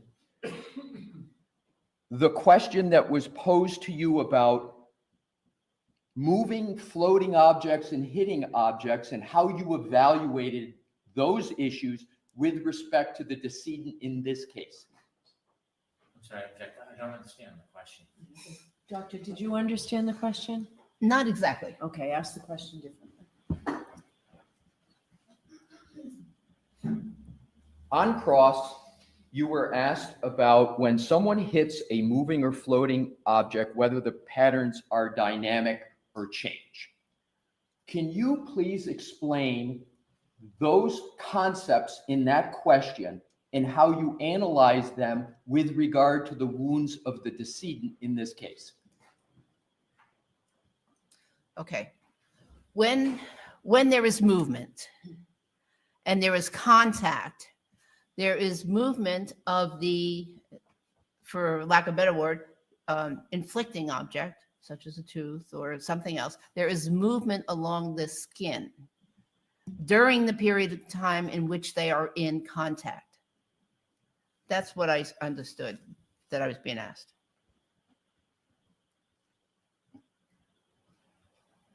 On cross-examination, you were asked several questions about pattern recognition and pattern recognition methodology. And you were asked about the development, that's what I want to start with, of your pattern recognition skills with regard to dog-inflicted wounds. How did you develop your pattern recognition skills with regard to dog-inflicted wounds on humans? Well, as I testified earlier, I've seen many, many, many dog bite victims. And sometimes I was able to talk to, I closely examined their wounds. And not only examined, but evaluated, treated. But in many cases, I was also able to talk to them and ask them about how the wounds were inflicted. And I did this over and over and over again, hundreds of times. I think I testified to about at least 500 times over the years. So as you do that, you learn. You know, you recognize, you get sharper. So that's how I did. And did you also edit any peer-reviewed publications that were relevant to pattern recognition and pattern recognition methodology?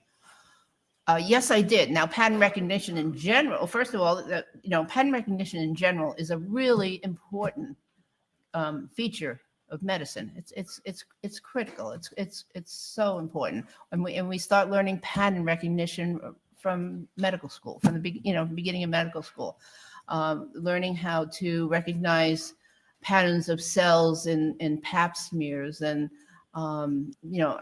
biopsies, patterns of cells. That's what a lot of pathology is, pattern recognition.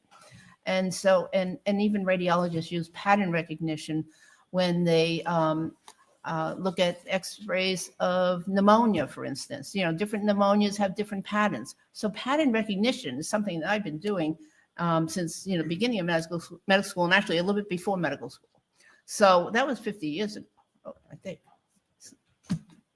40 years ago. Pattern recognition some novel or unscientific process, or is it rooted in evidence-based medical science? Mhm. Oh, it's definitely evidence-based medical science. And in fact, there are textbooks on how to recognize certain patterns. So there, for instance, in pathology and, in medicine, there are textbooks on how to tell if somebody's got liver cancer or somebody's got, some other disease. This is pattern recognition for the most part. And x-rays too. It's in textbooks. There are huge textbooks and numerous textbooks written about this. Dog groomer in the chat. Not all dog nares are horse-shaped. What the doc says, Dr. Is pattern recognition methodology that you've been testifying about, is that generally accepted in the medical community? Pattern recognition as a methodology? Absolutely. All right, Mr. Alessi, we're going to take our break. We'll be back at 2 o'clock. Thank you, Your Honor. All rise to the court, please. Oh, they're only giving an hour for lunch. Well, we're going to power through because we got lots of questions. We got lots of questions. Oh, yes. Oh, yes. Oh, yes, we do. We have some new filings to go over. We were a little bit behind, but not too much. And it is currently 1:01 p.m. on the East Coast. Do you know where your children is? Children are? Do you know where your brain is? Do you know anything about what has been going on this morning other than we have learned that Chloe is allegedly alive? And the Commonwealth went to visit her and did some molds of her mouth, apparently. Mary Coppola says teeth can actually drag prior to the actual penetration bite. He's going to be a pain in the ass during trial. Are there any specific info? It was caused by a taillight? No. There's some touch DNA on maybe one of the pieces. There's no blood on any of it. So no, I wonder what expert's going to say that. Meatball Marcy, is that the Dougal guy, Carl Dougal behind Mrs. O'Keefe? I thought he isn't allowed because he shoved Karen's last trial. I don't know if that was him. Anybody know? Chatters, you can answer. I didn't notice him. Piney Woods, why is Bev allowing this? Do they have professional rules of conduct in Massachusetts? Yep. Local rules, anything? Anything? The judge is the gatekeeper, as she often likes to remind us, and she has discretion and she can pretty much do whatever she wants. That's what happens in Massachusetts. Charles Argo, let me get rid of that banner for a little while. This guy's behaving like a dog with a bone. Never trust a prosecutor who's helpful and polite. Thank you, Charles, for tuning in from South Africa. We're a worldwide audience here. Ms. Mojo Rising got to dip out. Everyone, your niece is having a baby boy soon. Yes, Ms. Mojo Rising. Jim Morrison's wife, thank you so much. And congratulations to you, Grandma. Chloe Albert's revenge. I give her props because I'd have lunged at this guy already. He would have gotten an in-court demonstration of all of his testimony. Thank you, Chloe Albert's revenge, for your 5. Chloe Albert, apparently you're still alive and they went and found you. And I think maybe that's what the December 10th police report was about. That was signed by Trooper Tully from December 10th, because Brennan did say, are you aware that Chloe was located before the last time you testified? And she testified on December 12th. And then in one of those recent exchanges, like number 53 or 54, 52, the Commonwealth exchanged a December 10th MSP report with notes of Trooper Tully. We were trying to figure out what that is. And maybe that's what it was. Maybe on December 10th, they all went to Vermont. I don't know. Duncan, Idaho. Now let's bring back Trooper Paul as an expert witness with his weekend training course and an AA degree. Try and keep a straight face. Great point. Michael Martin. All of this is nice reversal evidence on appeal when Bev disqualifies her. Great point, Michael Martin. Thank you for the 5. Anna Banana, tuning in from Canada. Can Mrs. Brennan come get her obsessive about dog claws and teeth husband back to the pound? Obsessive about dog claws and teeth husband back to the pound. Tuning in for Canada for your 5. Alicia, tuning in also from Canada. Why are they allowed to question as if they had a coroner that agreed with the car accident? Ridiculous. The doctors agree, and this fool gets to condescend. That's what we're watching in real time. They're on break right now. Kyle says polycarbonate shrapnel does not puncture clothes and abrade. Tooth puncture can, since clothes move as does skin. Common ducking sense. Thanks, Kyle. Dublin comes to Boston. I'm from Massachusetts. This is a joke. Brennan is trying to buy his DA ticket since Marcy is leaving. Oh, is that what you think? Gross. Bev is CAF. Thank you. Meatball Marcy, Sketty Stain. Wasn't it a rocks glass? You wouldn't use a straw in a rock glass. Some people do. Thanks for the 5. Chloe Albert's revenge. He didn't mention John's cool iPhone 27 that had the cool feature where it follows you through a pirouette and lands safely beneath you to break your fall. That is true. Dawn Marie, WB, thanks for the 5. Melanie, who was that canine trainer you interviewed and went over his opinions? That was Garrett Wing. Garrett Wing. He has a YouTube channel called American Standard Canine. He was awesome. He still is awesome. Charles from South Africa. There are 6 professionals. That is the lawyers, and you couldn't get them to peer review this trial. That's so true. Karen Reed's not guilty verdict. Formerly Darla, the human. I wouldn't pay this guy 25 cents. He's just ridiculous. Wasting taxpayer money on this farce. Yes, but he had the bomb. The bomb dropped. The bomb. We went to Vermont and we found Chloe. We got a mold of her mouth. Don't you think it would be important? Selma, can't believe Hank said supposedly. Thank you, Selma, for the 5. Edward, are they going to produce Chloe now? How can they do that from the first trial? Great point. Great point. I don't know. See what motions are made in lemonade. But today, all of the media outlets are going to have headlines. Chloe lives. Chloe is alive. Chloe is alive. Mama She comes in on Cash App and says, can I have a mold of Hanky's mouth so that I can stuff it with super glue? Thank you. Thank you, Mama She, for the 10 and the 10. You are amazing and always so very kind and generous to this channel. And Susan for the $10 entertainment donation on Venmo. Thank you so very much. As always, Kathy, thank you. She says she enjoys my channel on Cash App. Thank you, Kathy, for the 10.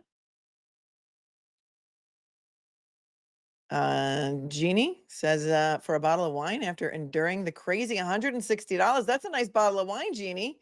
Thank you so very much for coming in on the Cash App. For those of you who know that YouTube takes 30% of super chats. So that's an amazing way to donate to the creator directly. And Becky on Venmo says, you're amazing. I can't believe what I'm watching. I'm embarrassed to be from Massachusetts. I think you're not the only one.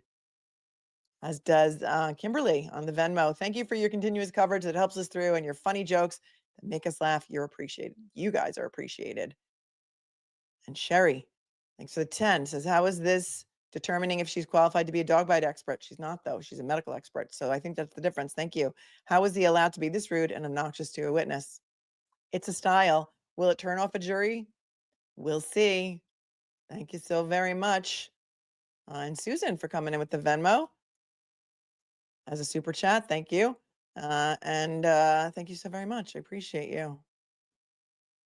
Sherilyn on Cash App. Good news is that the jury will despise Hank, says Sherilyn. Thank you for that one as well. Look at Lois Lane buying me a matcha latte. Says, add your own Baileys to this coffee. Thank you.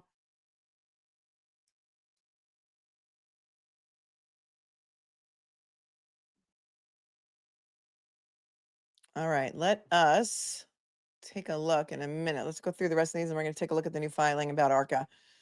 Meatball Marcy says, I volunteer as a tribute to go to Vermont and get bit by Chloe. Seriously, I want to be bit by Chloe for comparison. Yep.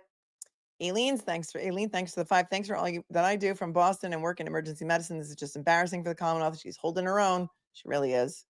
Got to give her a lot of credit. It's exhausting to sit there all day. It's exhausting for me to sit here all day. Iron Rabbit. How many times can the court force the defense to fly in Dr. Russell? How many more days? Yeah. Ipsy Dixit, the very nature of a dog attack is chaotic. There could be bites on top, bites off, bites on top of scratches, another attempt to create fatigue. Great point. Free Karen Reed, Fab for the win. Hanky Panky's making a fool of himself, as did Lally. The only thing he's trying to do is get Dr. Russell to say something wrong, and she ain't got no quit. Thank you for the 10. Sage, I'm no Einstein, but I can do 2 + 2. Hank is trying to exclude Dr. Russell and trying to exclude Green equals the car data proved nothing to help his theory.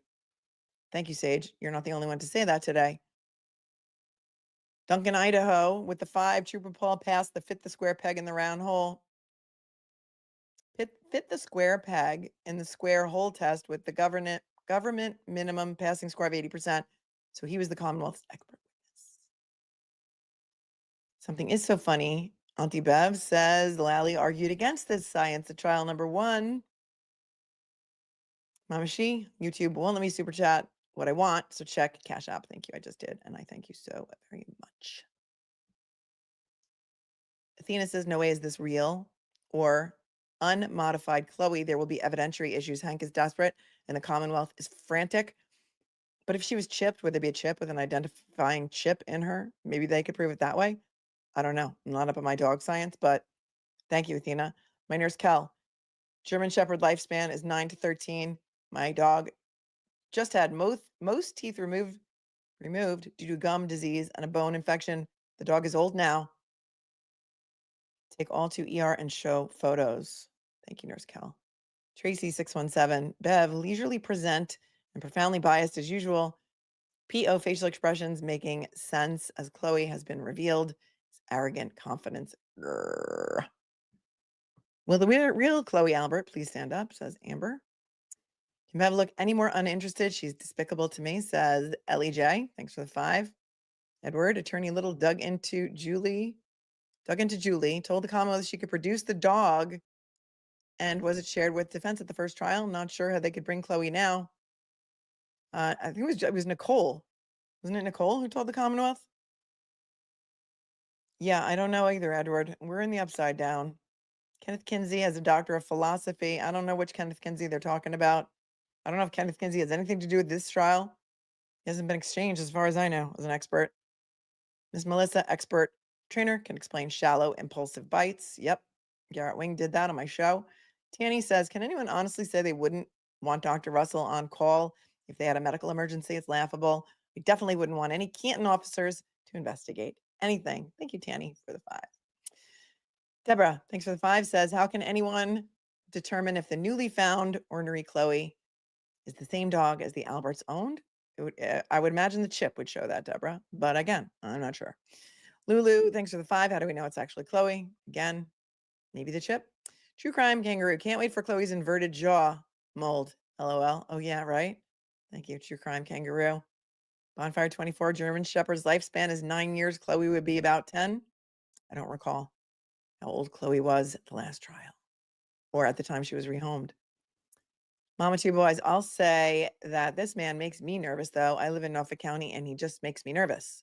You're talking about Hank Brennan? Thank you for the 5. Yes, Mel, it's a style, much like arson is a style of renovating. Thank you, Chloe Albert's Revenge, for the 5, and for keeping your humor throughout this day. Elf, Hank has defined a reasonable doubt today. I think you're right. Good point, Elf. Thanks for bringing us all back down to earth. Alicia says, a dog is a geriatric at 7. Chloe is old now. They would have to prove she was chipped years ago and that it's the same chip. Aren't the chips identified or numbered in some way?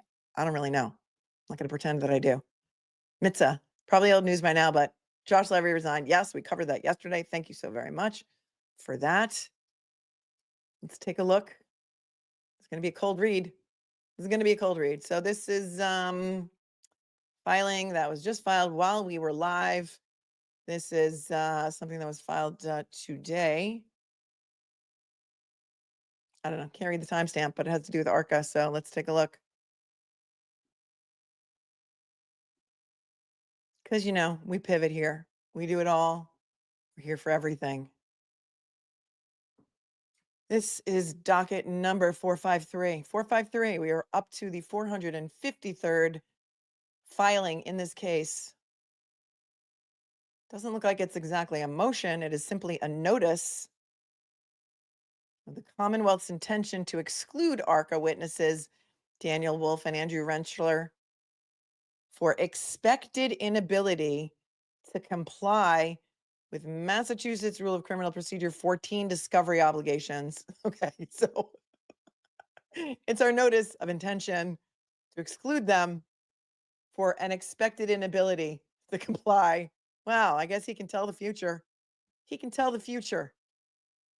Hank Brennan, in addition to everything else that he's shown us today that he can do, he can also foresee the future. Now comes the Commonwealth and respectfully provides notice to the defense and this honorable court that at some point prior to trial, it expects to move to preclude ARCCA witnesses Daniel Wolf and Andrew Rentschler, also known as the Crash Daddies, from testifying at trial. It is possible that the defense may intend to call one or both witnesses at trial.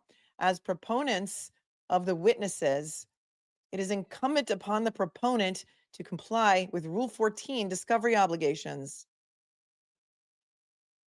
The obligation is not dependent upon best efforts or fault. Rather, it is simply the obligation of the proponent of the witness to testify. Well, thank you for explaining Rule 14 to us. It's called automatic disclosure. We've learned about it many times in this trial. The history and complexity of the ARCCA witnesses' employment and directives are muddled and unnecessary to recount for the purposes of this notice. What? Okay, so I'm just going to Ipsy Dixit. Because I said so, I'm not going to give you any reasons why, but because I said so, because they were hired by the feds during their federal investigation, That's muddled and unnecessary to recount for the purposes of this notice, right? Because this isn't even a motion, it's a notice. You know what it's made for? Headlines. It's made for headlines. It's not even a request. It's just a notice. When have we ever seen a notice? Here's a notice that we're gonna maybe in the future make a motion. So we're just giving you notice that we're gonna make a motion. This is nothing more than a headline, an attempt to grab a headline. Rather, it is expected that the defense attempts to proffer either or both potential witnesses. It will be unable to comply with Rule 14 obligations. Again, your crystal ball may need a magic 8-ball. I need a magic 8-ball. The Commonwealth does not allege that the defense will be negligent or unwilling to comply. Rather, it is expected that given the handling and employment of these witnesses, the defense will be simply unable to meet its obligation. Because the Crash Daddies, as you know, hired by the FBI, biomechanical engineers, both of them, highly skilled and qualified. They said in the first trial that John O'Keefe was not hit by a car, and a car did not hit John O'Keefe because physics, and they built a cannon to prove it. Hank might be excited to be on TV, says Olivia. The Commonwealth provides this notice prior to any hearing or filing a motion to preclude and prior to a ruling on docket 442, Commonwealth's motion for reciprocal discovery pertaining to employees of ARCCA. I think we'll have to go docket number 442, Commonwealth's motion for reciprocal discovery pertaining to employees of ARCCA. The purpose of this notice is to alert the defense and the media and the worldwide audience and the court of the Commonwealth's expected position given the trial date and the impact exclusion. Impact exclusion? The impact of possible exclusion? What are we trying to say here? Oh, and the impact exclusion would have upon the defense. Okay. You're not the only one, Yana. It's a headline grabber. Dated. Today's the 7th. This is dated yesterday. It was filed today. Yesterday was the epiphany. I guess they had an epiphany. An epiphany that the defense was never going to be able to comply with Rule 14 automatic disclosure. What? Okay. That's what they're saying. Basically, I've never seen this before. We haven't seen this in any other. We've gone over 454 filings before this one. Oh, this is 453. We've gone over 452 filings before this one, and never, ever have I ever seen the Commonwealth file a notice that they intended to make a motion at some point later in the future. Because in their opinion, the defense is not going to be able to comply with Rule 14 because the feds hired them. It's just funny. It's just like, okay. Bring in the ballerinas and let's do some pirouettes, says Lois Lane. Tracy says, didn't Bev say they couldn't talk to them beforehand? Couldn't talk to who? ARCCA witnesses? I don't recall that. I don't recall. I don't know that they did speak to them beforehand. I don't know that she said that they could not.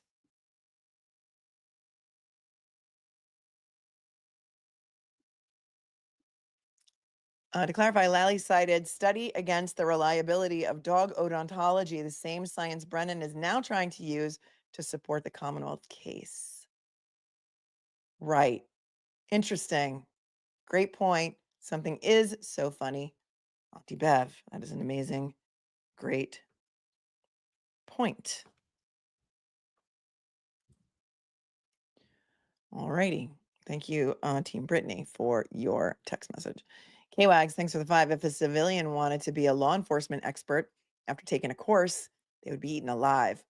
But MSP and Commonwealth have no issues thinking they are accident experts. Yeah.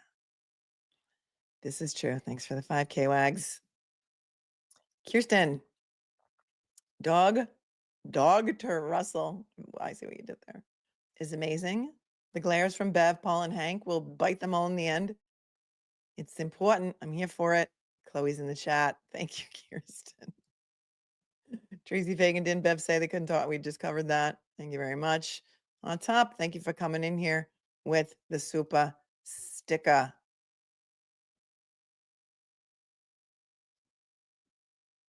Well, that's interesting. Let's take a look and see. Somebody said, oh, this could be true, Reed. Thanks for the 20 on this one. I saved it for later. My guess is that the data from our Lexus came back in Karen Reed's favor. That is why he's putting motions forward to exclude expert witnesses. If the data had come back in the Commonwealth's favor, he wouldn't be doing this now. That is a good potential point. Thank you very much for your 20, for pointing that out. KLM said, I'm late here. Will you be going over the filings? We just did something, the notice about ARCCA. The other one is 15 pages long. It's a non-party Gretchen Voss's motion for reconsideration of portion of the December 5th court order regarding records disclosure. And this is a motion made by Gretchen Voss's counsel, asking them to reconsider the part where she was directed by Judge Cannone to turn over her confidential notes. Because it's 15 pages, I'm not going to go over it right now. And this is made by a third party. I'm going to have to digest that. I don't want to cold read it right now because we're going to take a little bit of a break. We're just going to put up the break sign while we all go get something to drink or eat. They're coming back at 2 o'clock. So we will do that as well. Jurors will not like Brennan's style. That's why Bev is letting him try to get rid of the defense's experts prior to the trial. Commonwealth is evil, says KM Karma Matters. Justice for Officer John O'Keefe, who is tuning in from Canada. Let's just take a look at the, if we can try and glean a little bit about what happened in Aidan Carney's hearing this morning, because we were covering this one. We couldn't cover that one as well.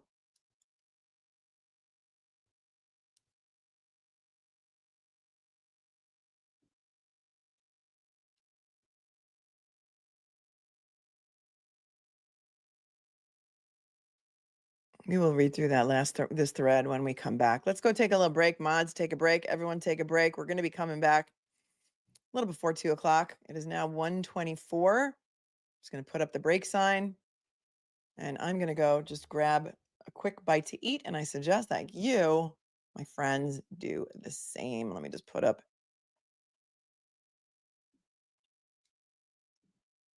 the break sign.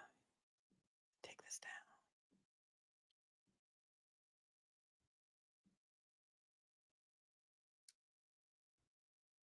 We've been here for 4.5 hours. 4.5 hours kind of flew by, didn't it?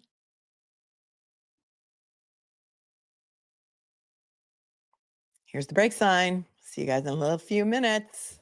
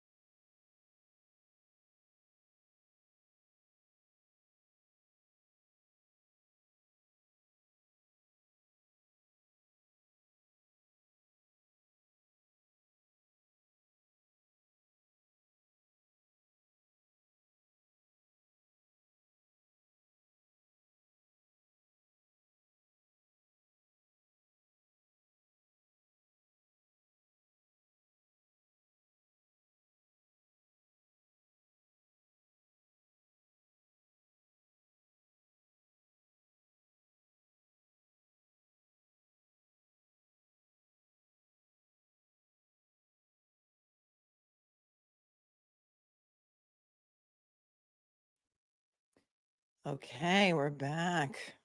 We're back. Hope everybody had a little break. Sometimes you need a little break. Today's one of those times. Today is one of those times. Luna coming in with a 5 says, why is Auntie Bev the judge again? New trial, new judge. That's how it should be. She's already biased against Karen Reed and her team. Love you, Melanie. Typically, though, actually, in reality, the original judge will sit on the retrial because they already know the case better than any other judge. So it is not uncommon at all.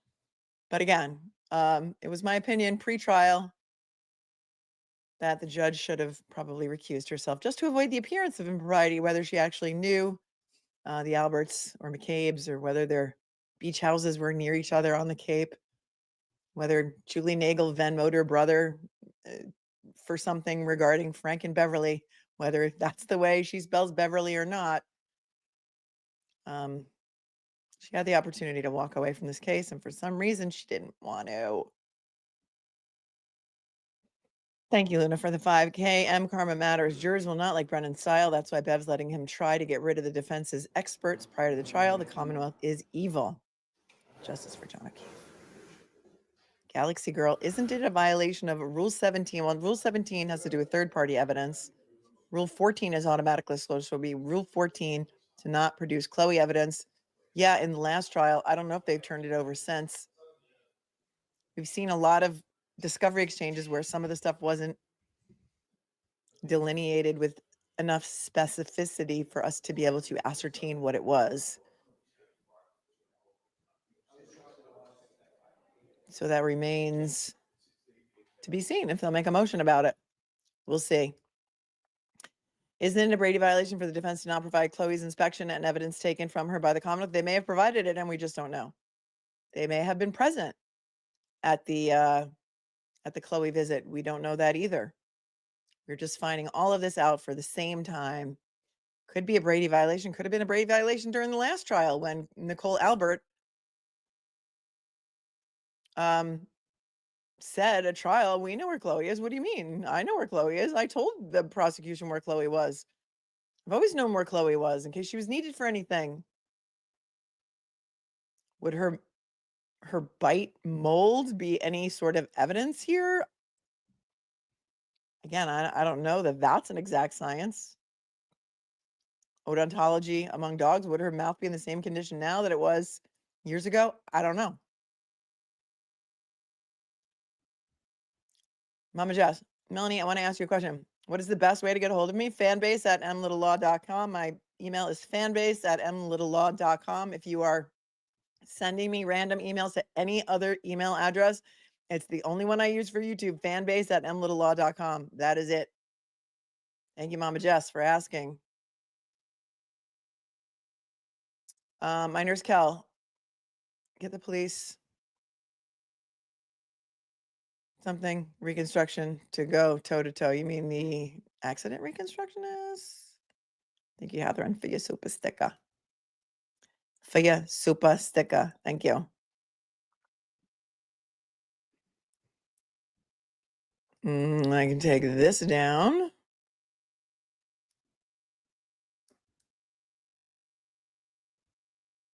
Thank you to Anne for the Venmo. Anne says, in the multiple replays Lally did of the waterfall, did any cupcakes notice that Brian Albert put something like a little bag into Higgins' pockets? I will watch Lally again if I have to. I don't know anything about that. Sandra says on Venmo, is it just me or does Hank's demeanor just seem plain nasty? Thank you, Sandra, so much for your Venmo. I don't think it's just you. Jonas says, thanks for keeping this going for Karen Reed. Thank you so very much, Jonas, on Venmo.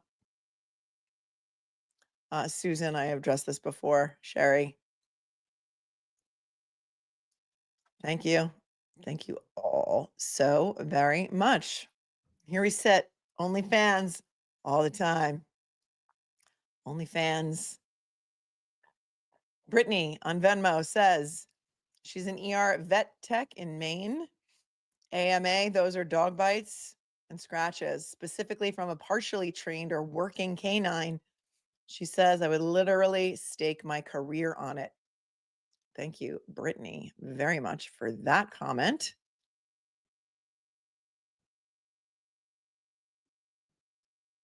And Lynn, who came in last night with a Venmo, says, wow, great show. That was a show we did yesterday where we rewatched Proctor's testimony. Kathleen also on Venmo for classy and spicy Mel. Thank you. No, thank you. No, thank you. And Philip, who came in last night and said, thanks for your cool, smart commentary. The judge decreed it. The clerk, he wrote it down. That is a song lyric from a Grateful Dead song, Deep Cut, Viola Lee Blues. So thank you, Philip, for that. If you're watching today, I appreciated that very much when you sent that to me last night. Here we sit. You guys miss the fan? The fan is like Groundhog Day. We're all raging again about the prosecutor. That's what it feels like. Any chance the Commonwealth would throw Proctor under the bus and admit he did plant taillight? Absolutely not. I think absolutely no shot in hell. Just trying to figure out where this is going. Have theories, but don't want to give Shady Commonwealth any ideas.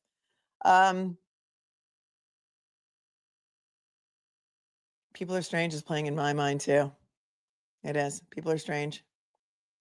Yeah, wasn't that Rose? It was interesting rewatching Proctor. Yep. We've also learned that Proctor is going to appear before the Massachusetts State Police Trial Board next Wednesday, I think the 15th. Lynn has PTSD from the fan. How close are we to 74,000 subs? Well, let's take a look, shall we? Let's take a look.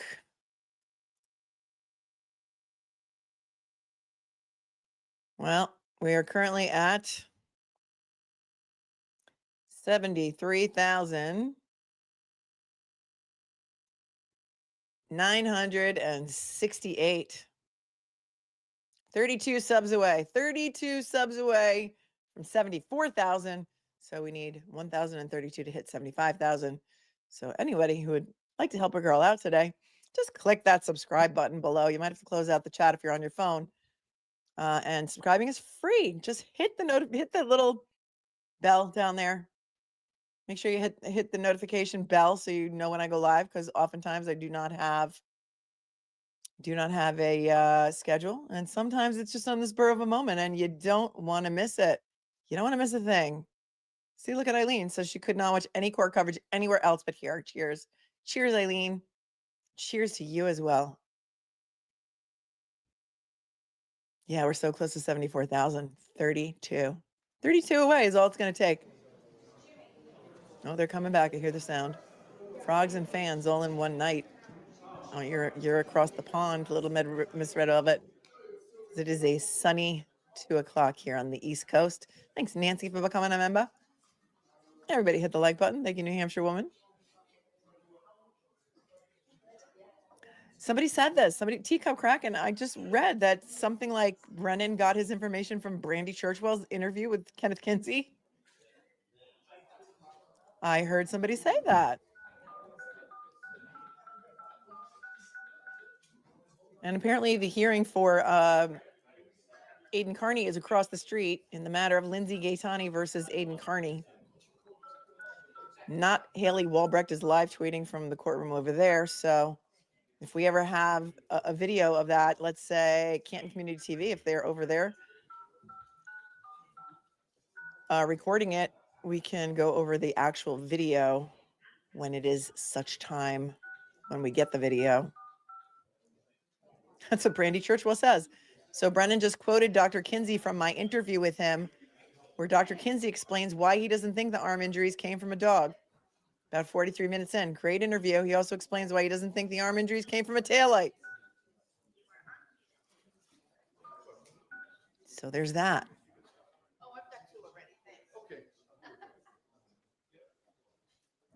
Basically, they don't want Karen to have any defense at all.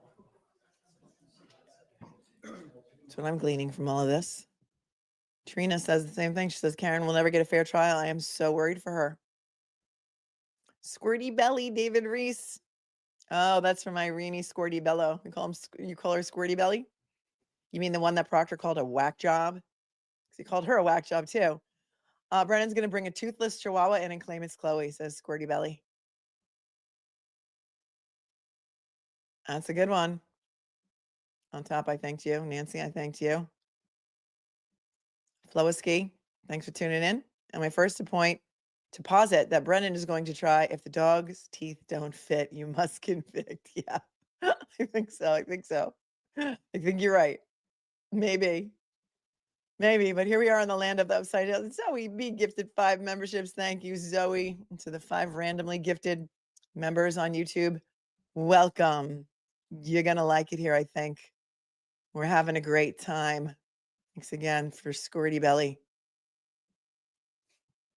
So Glamis Suze is pointing out that not Haley Wilbrecht is live tweeting about Aiden's case from the courtroom. If you're on Twitter, if you're on the cesspool of Twitter, you may want to go take a look and see. Says that the Lindsay Gattani's threats to take people's lives were brought into evidence. Yeah, and apparently the woman who she threatened testified, and then Aiden testified. Grant is acting up. Yeah, he was the one who got people in trouble, I guess, for using phones in the courtroom. And Aiden also testified, and there was not a dry eye in the courtroom, he said.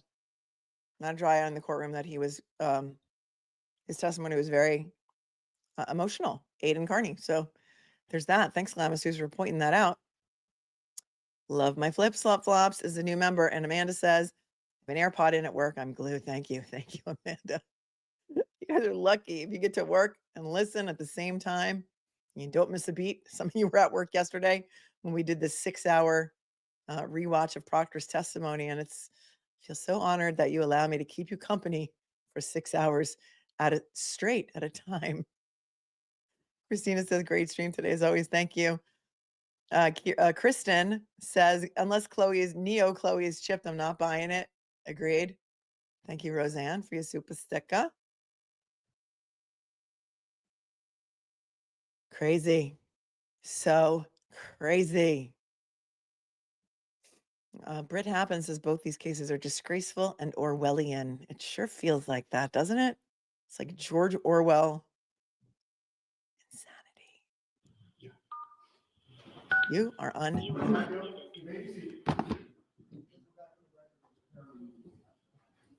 the mic, people.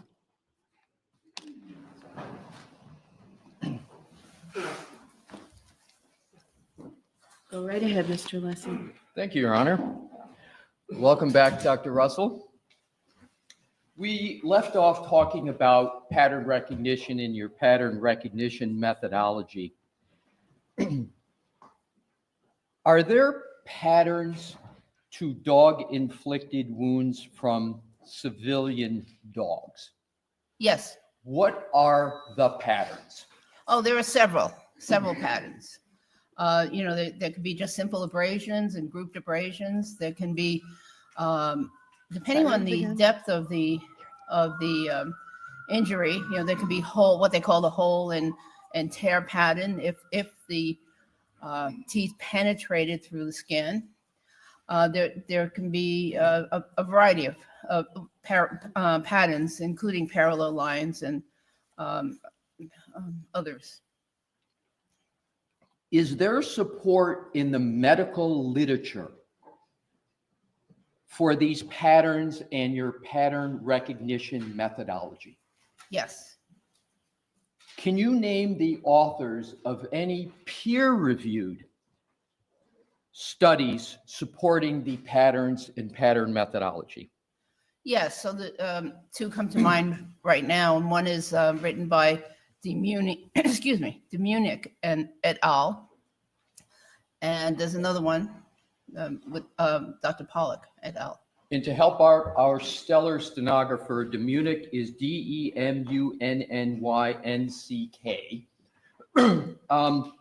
If you could please turn to exhibit number 33 that is in front of you. Yes, Let me know when you have that exhibit. I have it.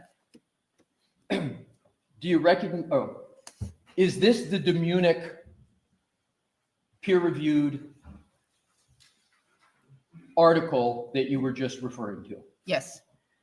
What I'd like you to do, Dr. Russell, is to point out where in this article there is the rooting of the pattern and pattern methodology, recognition methodology that you've been testifying to. Where is it located?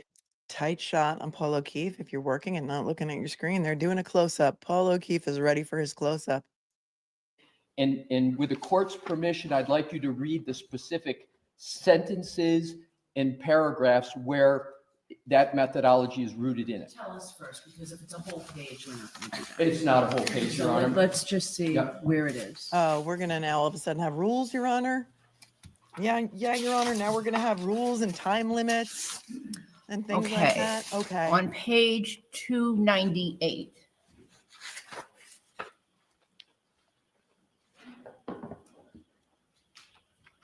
The second paragraph on the left-hand side.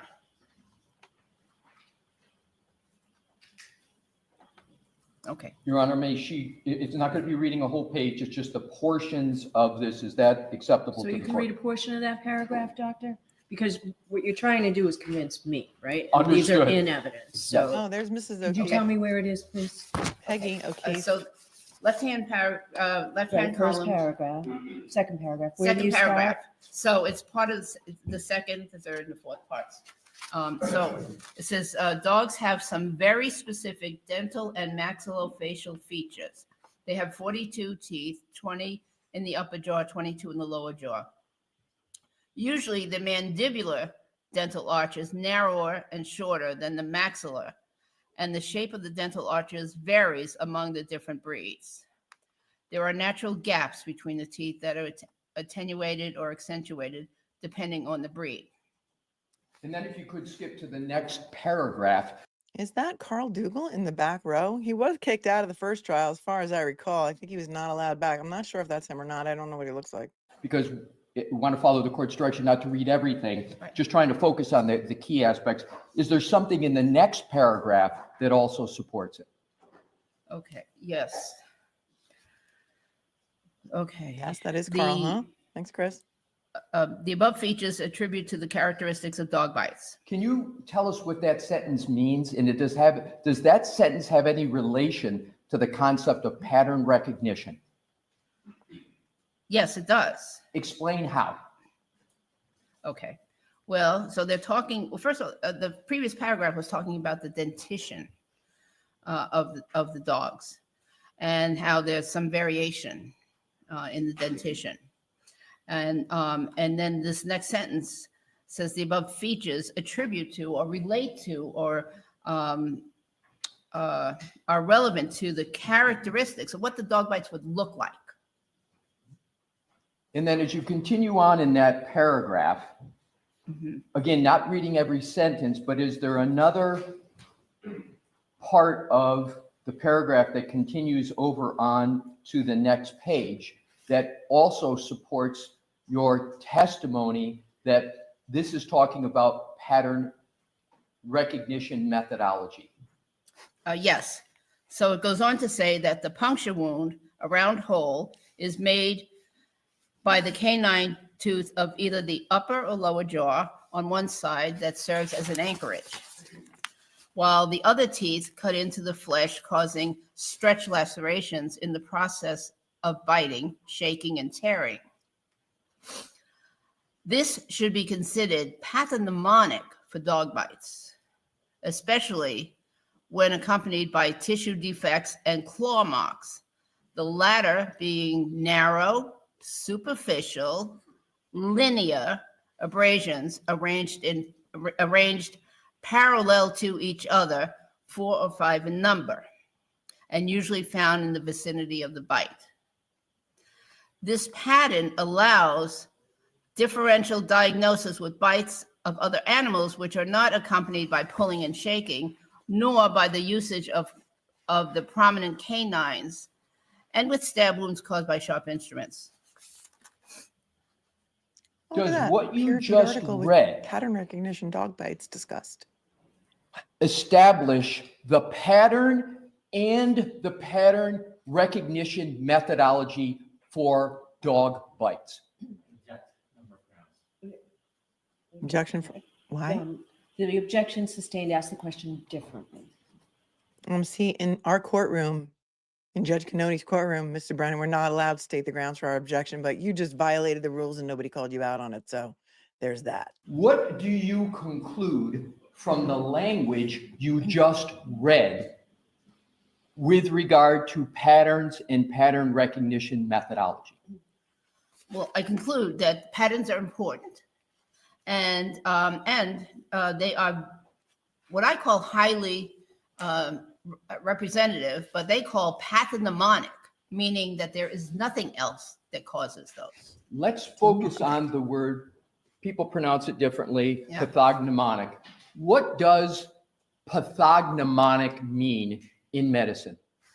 Pathognomonic, to me, I believe it means that you can make a diagnosis based on these factors that are present to the exclusion of any other diagnosis because they are so specific. So we talked about on your direct, and it was raised on cross, the concept of a differential diagnosis, right? Yes. When you have pathognomonic features, is it required to even have a differential diagnosis? Not really, Why?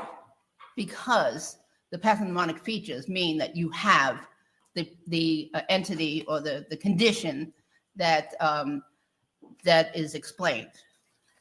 Does pathognomonic mean that the features themselves rule out other possibilities? Yes, that's what I believe it means. And is that how you interpret what the author is saying in this article? Yes. Please proceed lastly to the next two paragraphs, and then we can move on to the next study, I believe. In conclusion, to identify a lesion as a dog bite wound, it should have ragged and irregular wound edges, show multiple parallel linear scratches or drying scuff abrasions, include a puncture wound and sometimes an avulsion with irregular borders resembling a dental arch print. And could you please, as the last paragraph we'll focus on, read what you consider important in the next paragraph? The shape of dog bite wounds depends on the size and breed of the dog and will differ whether or not the full dentition was used to produce them. Let's stop there. What does it mean to you when the author says, and will differ whether or not the full dentition was used to produce them? So what that means is that if the bite does not include the full, well, let me back up. What it means is the appearance of the bite will vary depending on whether or not all of the teeth impacted the skin or just some of the teeth impacted the skin. Please read the next sentence. Only in ideal circumstances will a complete impression of all frontal teeth be found, and often only a prominent canine impression can be seen. Is what you just read relevant at all to what you analyzed with regard to the wounds of the decedent in this case? Very relevant. How?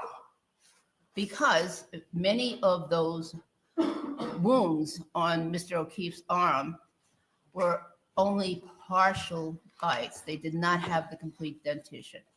Mm-hmm. Do you recall Mr. Brennan saying various times that you have no support for your pattern recognition methodology? Yes. Is this support for your pattern recognition methodology? Yes. Is it direct support for the pattern recognition methodology you have applied in this case? Yes. Is there another article? You mentioned two, you mentioned DeMunick and Pollock. So let's turn to And Your Honor, this will be the second and last article. Good. Please turn to Exhibit 34.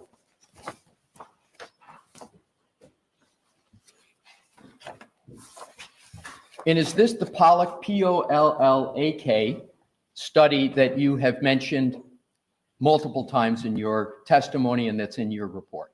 Yes.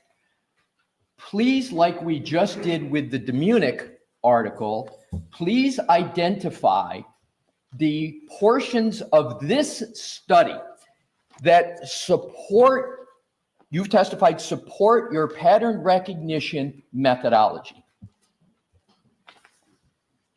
Okay.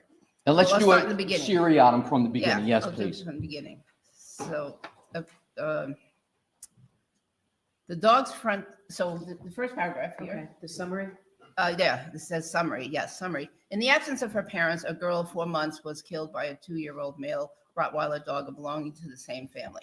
The dog's front teeth marks of individual circular or scratch-like abrasions, as well as slit-like skin severances of the skin, arranged in curved lines.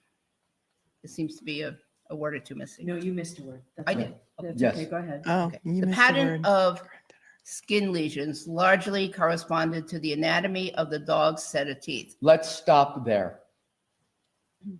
How does the sentence you just read, what's the key component of that sentence that supports your pattern recognition methodology? That sentence, the pattern of skin lesions.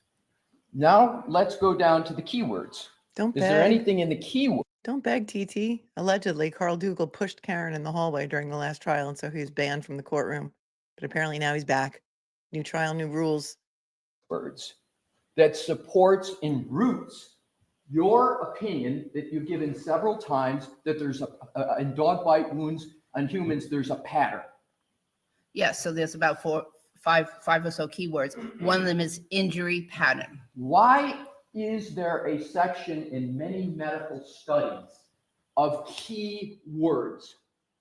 So when you're researching, you can find the articles quickly. And is there any importance to the use of key words when there is a study published? Well, yes, because it's a key concept of the paper. Please proceed to and I know it may take a little bit of time and with the court's permission, to the next section of this article that supports your opinion that there is a pattern to dog bite wounds on humans and that there's a pattern recognition methodology used to discern them. Well, I think the next significant section would be 3.2, And what is the title of that section? morphology of dog bite injuries. What does morphology mean in the medical community? Basically means form. And could it mean something in addition to form? Form, pattern, appearance, yes. So with regard to morphology section, please identify the sections, the parts of the article under this section that you believe that you have concluded support your opinion of both the existence of patterns and a pattern recognition methodology with respect to dog-inflicted wounds. Well, I go to the second paragraph. Please read that. Okay. The bite mark on the skin is ideally a complete and congruent imprint of the front dental arch. Sometimes only the protruding canine teeth are imprinted. If the shorter incisors also leave an impression, smaller skin lesions, round pressure marks, or streaky glide marks can be found between the impact points of the canines. In practice, it is hardly expected that all 6 incisors of a jaw will act uniformly. A gap in the injury pattern can have several causes: oblique biting, curvature of the body surface, Interposition of textiles. What does that mean? I'm going to stop you. What is interposition of textiles in layperson speak, and how, if at all, is that relevant to this case? It's clothing overlying the area that was bitten. And was there clothing overlying the bite mark wounds of the decedent? Yes, And what clothing specifically was that? it was a hoodie type sweater. Please continue reading. Okay, interposition of textiles, different tooth lengths, tooth loss, form and positional anomalies of the teeth. And keep reading, please.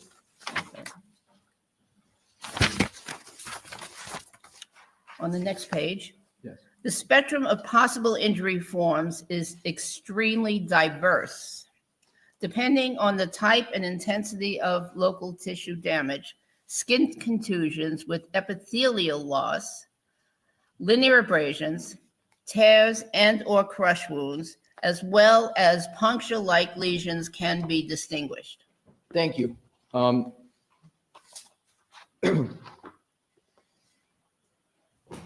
So do these studies directly or indirectly support your opinions in this case that there's both a pattern to dog bite wounds on humans and that there is a pattern recognition methodology to discern them? They do. And is it direct or indirect support, these studies? I believe this is direct. And do you believe it's robust, these studies, or do you believe there's equivocation with regard to pathognomonic features? No, I think it's robust, and these articles are cited elsewhere. And are these articles, particularly the Munich article, is the citation ubiquitous in the medical literature, or is it sporadic? Are there a lot of citations to Munich in the medical literature, or are there only a few? There are quite a few. And do you recall the book that Mr. Brennan showed to you earlier on in the hearing? Yes. Does that book cite to Munich as support for a section in the book? It does. Oh, is that the book that Brennan? Now, brought there to was last confusion. hearing? Have you read this You book? can put those studies to the side for now, Dr. Russell. Thank you. Now, there was some confusion on cross-examination regarding where these articles could be found. Some were looking for them in your CV. I'm sorry, Mr. Brennan. All right, so I'll strike that part. Creating Just go ahead confusion? without commentary and just ask the question, please. Yes. Redirect. Sure, I will, Your Honor. If Where you're ever- are the references? If you're ever confused about who's talking, it's scrolling along the bottom of your screen. I know it's hard to see if you're on your phone because it's small, but this is the redirect of Dr. Russell by by Robert Alessi for the defense. He's a defense witness, defense expert, being questioned again by Robert Alessi, the New York attorney who is working for free on the Karen Reed team, questioning Dr. Russell. Are the references to these articles in your CV, or are the references to these articles in your report? In my report. During cross-examination, it was stated that you, quote, suggested that you came to your pattern recognition skills because of communication difficulties or because people couldn't share with you or report to you the cause of the wound. Is that an accurate statement about how you develop your pattern recognition skills?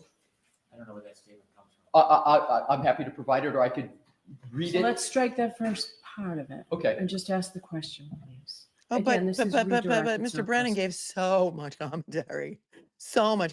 I don't expect you to answer this, but I mean, come on, ma'am. Understood. Yes, understood. Thank you.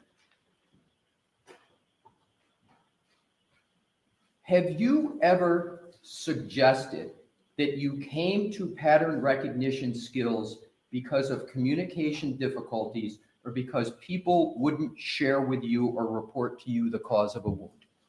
No.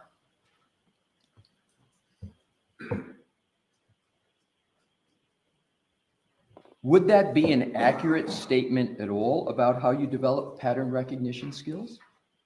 Thank you, Wanda, for gifting a membership. And why is that not accurate? Because pattern recognition skills are again taught in various subjects in medical school. And I actually started even before medical school, but in medical school, they're taught in various subjects and in internship and residency. And that was long before I started interviewing patients, with the dog bites of unknown etiology. Is pattern recognition common or uncommon in the practice of medicine? Very common. Can you please give some examples of pattern recognition and the use of pattern recognition methodology in the practice of medicine? So I think she already did this before the break, right, Doctor? Okay, I well, let mentioned him it ask the earlier. question. Let him ask the question this time instead of Brennan giving a whole spun narrative about things that are not in evidence or not accurate. How about that? Like pieces of taillight being found in John O'Keefe's arm. How about that? With pathology, looking at biopsies. Oh, I'm sorry, Dr. Rizzo. This is about you, and so you've heard it, and I'm going to move on. Thank you. You're welcome. I'm going to move on to a different section. You have been asked on cross about whether in your emergency department experiences, well, let me rephrase that. In your emergency department experiences with dog-inflicted wounds, have you ever gone to see the dog in question? No. Do emergency medicine physicians need to go see the particular dog or any dog in question to determine whether a wound is from a dog as opposed to some other cause? No. Do you, Dr. Russell, need to go to the particular dog to determine whether a wound is from a dog? No. Have you ever heard of an emergency medicine physician needing to go visit a dog to evaluate and treat a wound from a dog? No. Is that a rational proposition? I don't believe so. No, it's completely irrational. There you go.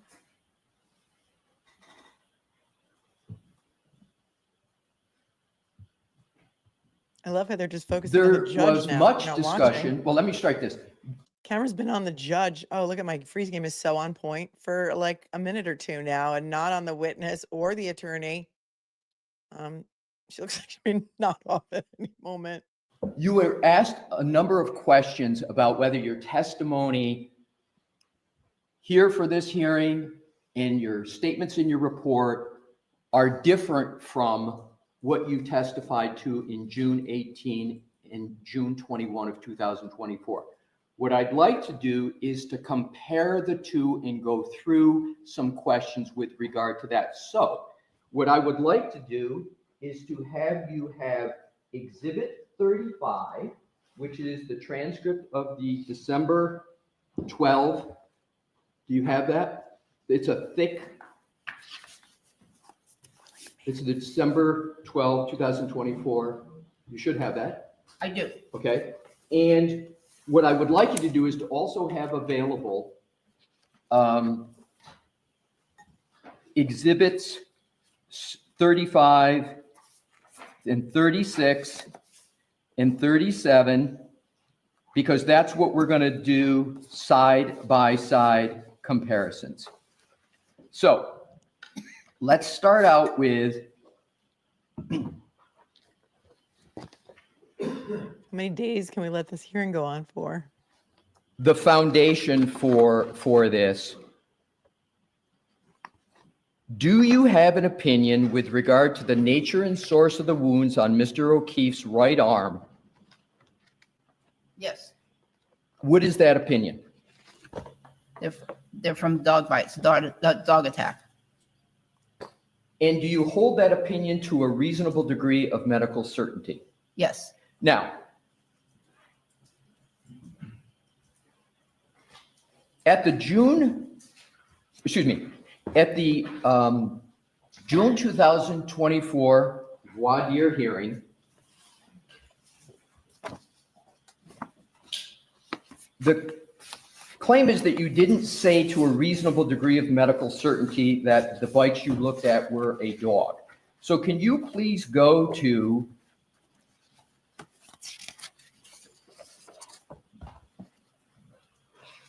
tab 36, pages 1. Hang on a second.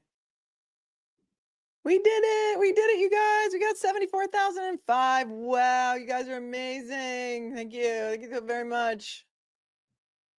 1-30, line 13 to 1-31, line 1. Stop at 1-31, line 1. These were questions in response to what you were asked on direct by Mr. Jackson. And I would, with the court's permission, like you to read the question in the answer to what you actually testified to at that voir dire hearing. So please go to tab 36. So can I see counsel at sidebar, please? Yes. Yeah, we're getting closer to 100. I'm in an unofficial, oh my God, white noise is horrific. Unofficial competition with Vinny Politan to beat him in YouTube subscribership. I haven't checked in a long time. You guys actually just reminded me of that competition. I have to check Vinny now and see what he's up to. I had been like within 10,000 subscribers of him. He's got like a personal YouTube channel, not his core TV channel, obviously. So if I get up to 100,000, I can get that really cool silver button, you know, that the cool YouTubers have that have like over 100,000. You get this cool silver YouTube play button, which will look really cool behind me on the wall there, but just saying. Woo, thanks, Lizzie M. They're trying to bully her. Hi again, Piney Woods. On your personal account, the redirect is fire. Thank goodness. I was about to have to fly up there and give someone a piece of my mind. Don't do that. Don't do that. I would advise against that. The defense has never claimed a specific dog attack, John. That's a great point, Squirty Belly. Thank you, Wanda, for gifting a membership. Just ducking around with the 5 says, I wish you would ask if she's seen the accident report. Yes, the motor vehicle accident report. It does not exist.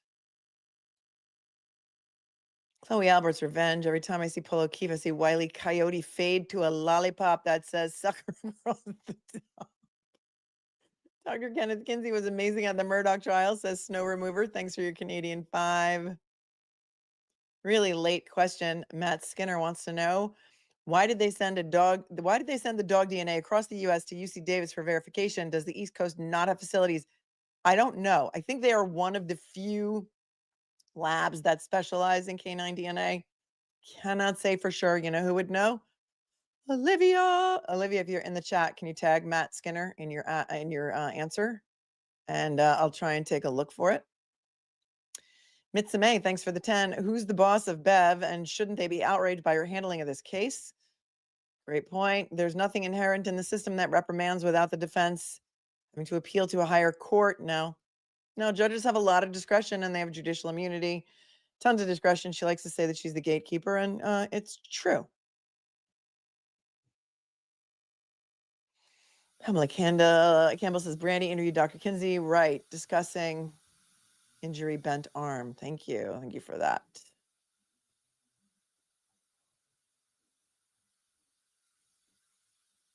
White noise flow through my mind. The more I see, the more I do. Dang, dang, diggity, dang, a dang. Dang, dang, diggity, dang, a dang. Dang, dang, diggity, dang, a dang, diggity, dang, a dang, diggity, dang, a dang. White lines. Oh, is Olivia here? I see people talking to Olivia, but I just can't find the answer. The chat's moving too fast. I even put it on slow mode.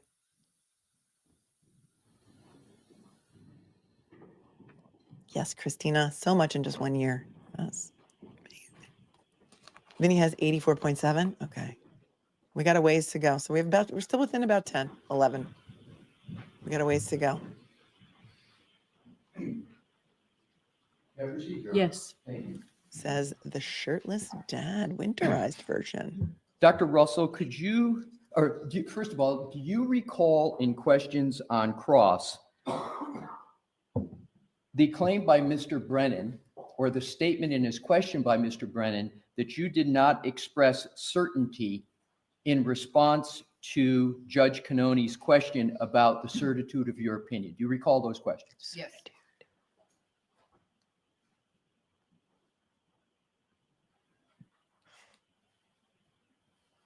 Do you recall?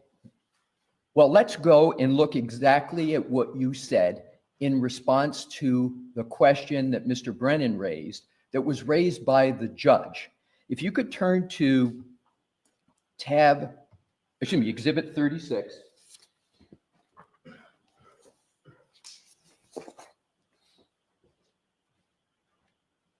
And if you could read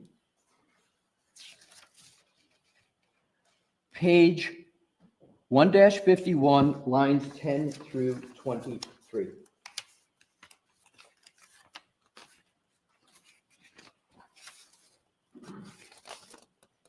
I'm sorry, bear with me a moment. Bear with me, I want to give you the correct citation.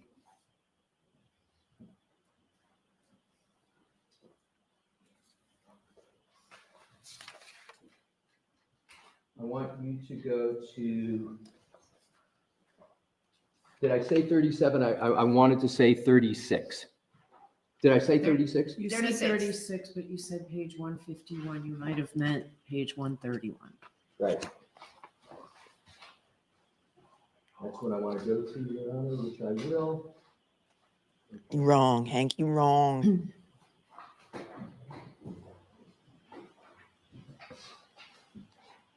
We can beat it. We can beat it by some truth. We can beat Vinny.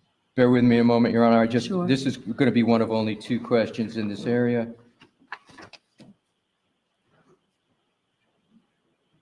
You may have meant page 130. That's where we started before we Dang, came dang, to dang, cipher. dang, dang, dang, dang. Thank you, Your Honor. What I'm trying to do is to get to Your Honor's question. That's what I'm going to pull out. My question was on page 151. I'm sorry? My question was on page 151. 150. Thank you, Your Honor. 151. 151. Judge has questions. We all have questions. Can you go to page 151 and read the questions from the court, Judge Cannone, and what your answers were? Yes, from line 10. The court, question. I just have a couple of questions for you. I don't think I really heard you. So could you tell me again what your opinion is and to what degree you hold that opinion? Answer, yes. These injuries in the arm are, my opinion is that they are the result of animal bites or scratches. Question, do you know what kind of animal? Answer, yes, most likely dog, large dog. And I'm very reasonable, very sure to, what's the word I want? Medical certainty. Very sure, high degree of medical certainty. Question, reasonable degree of medical certainty? Answer, yes, definitely. Question. Breaking news coming out of across the street in, I think it's Dedham. Is it Dedham District Court? The 209A restraining order against Aiden Carney on behalf of Lindsay Gattani has been vacated. That is what happened in court in Aiden Carney's case. Lindsay Gattani's 209A restraining order against Aiden Carney has been vacated. It is no longer. You can wait and hear more from him later, I am sure. Question. And okay, and another question. No, that's it. That's it. Yep. Now, to be fair and accurate, has your opinion that the wounds to the right arm of the decedent were caused by a large dog attack strengthened from June of 2024 until now? They have. Why? Well, because between then and now, my opinions have been challenged. And as, any good doctor would do, they go back and reevaluate what they base their opinions on. And I did that. I reevaluated. I looked at the pictures again, the evidence again. I looked at peer review studies, and I was convinced that I was correct. And had you looked at, well, what caused you to go look at the peer-reviewed studies? What were you doing? Yes. Well, so I looked at the peer review studies, and I periodically would do that throughout my whole career in terms of dog bites. But I looked at the peer review studies again because I was asked, why I didn't write a report, and so I was asked to write a report. Were you asked to write a report before in June of 2024? No. But you were asked to write a report after June of 2024. Correct. Now let's go to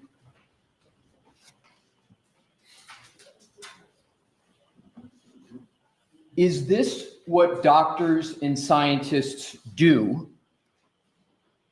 Go back and analyze a matter, especially when maybe there's a challenge, another doctor is a question, there's a peer review process, whatever it is. Is that something that's common or uncommon in the medical community?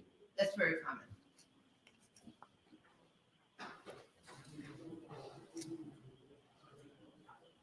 Pretty much, Meg, pretty much.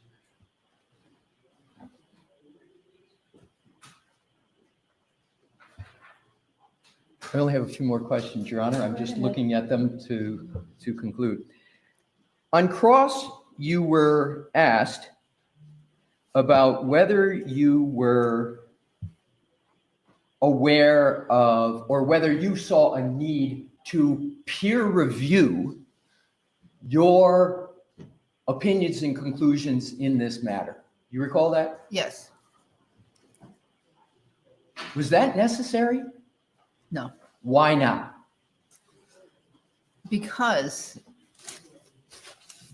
first of all, there was no That's right. question in my mind that these were from dog bites.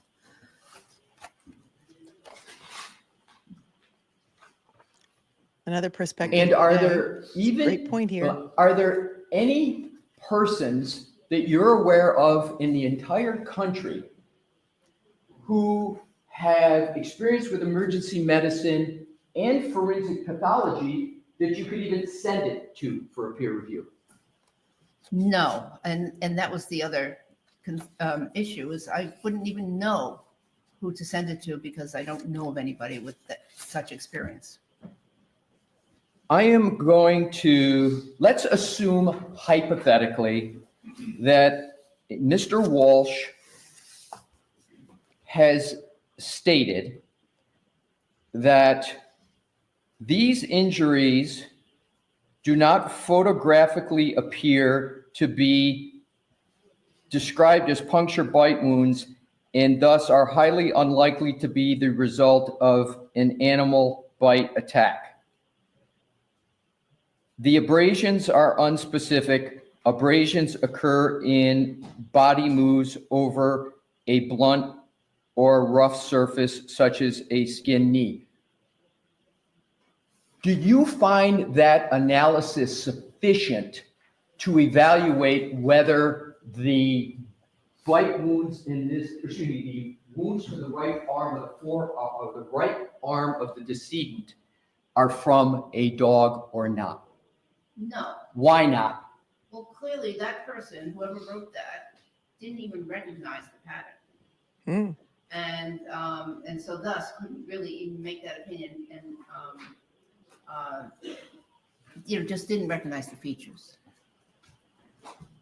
In the hypothetical that I just gave you, do the facts that are used in any way support the conclusion that is stated?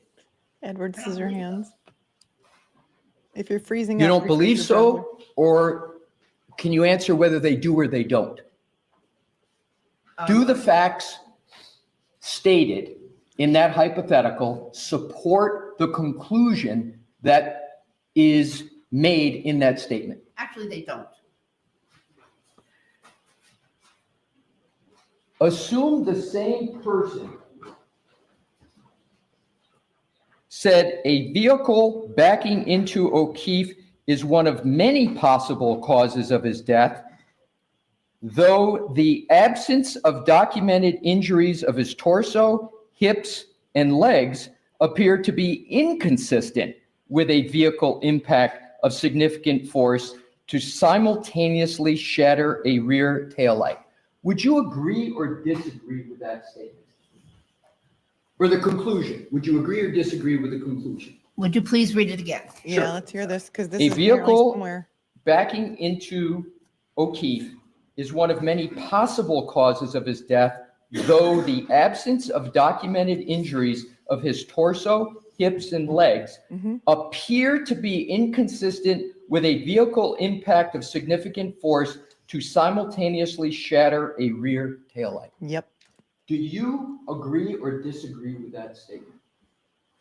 I agree up until the point, the mention of the taillight.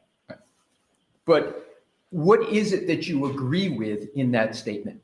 Well, I agree to the part that says that that it was insufficient to cause the injuries, the death of Mr. O'Keefe.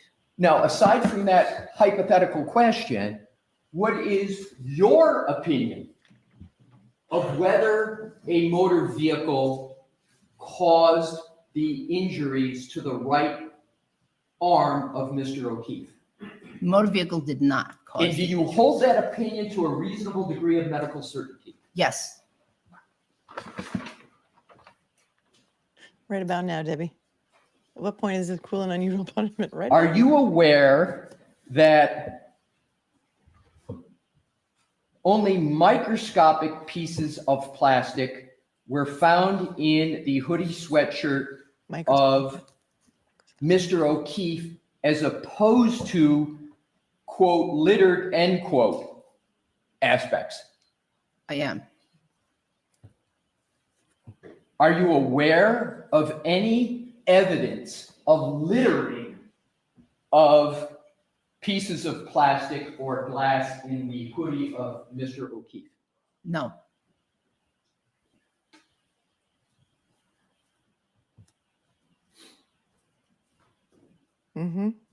Are you aware that there was pig DNA found on the decedent? Are you aware? On the decedent or on his clothing? Decedent. On any aspects of the decedent's clothing? Yes.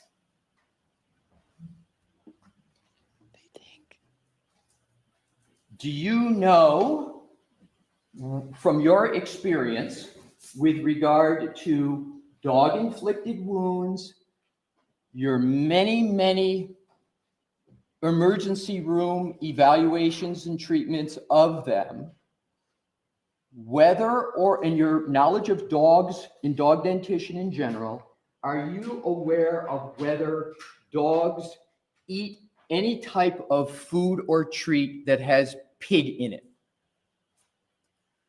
I'm aware that dogs, some dogs eat treats that have the pig chews and other kinds of chews. And so yes, they do. Some dogs do eat things that contain pig.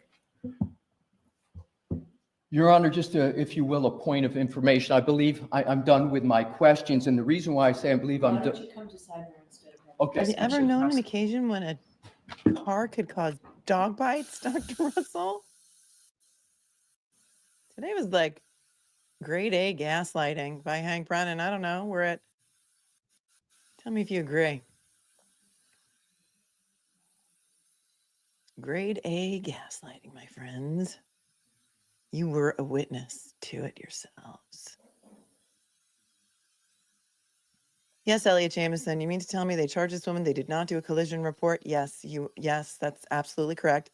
I did over 14,000 collision reports, especially when someone dies, you do one, but the injuries are not consistent with a car crash. Facts. Thank you. Thank you so much for validating me and my court TV opinion that I gave nearly a year ago. We're coming up on a year since my court TV appearance. with Jennifer Koffendorfer, who told me that I was insane for thinking that that was a dog attack, and that I had no business saying that. Because she knew at that time, January of 2024, Chloe was in Vermont, because I think she said it on that show.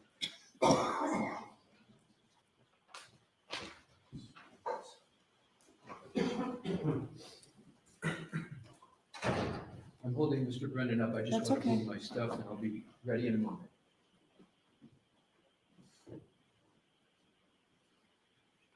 Bill, you didn't know?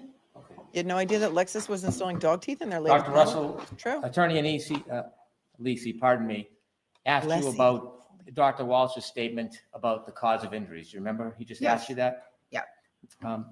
What he didn't offer in the report is this, and let me know if you agree with it.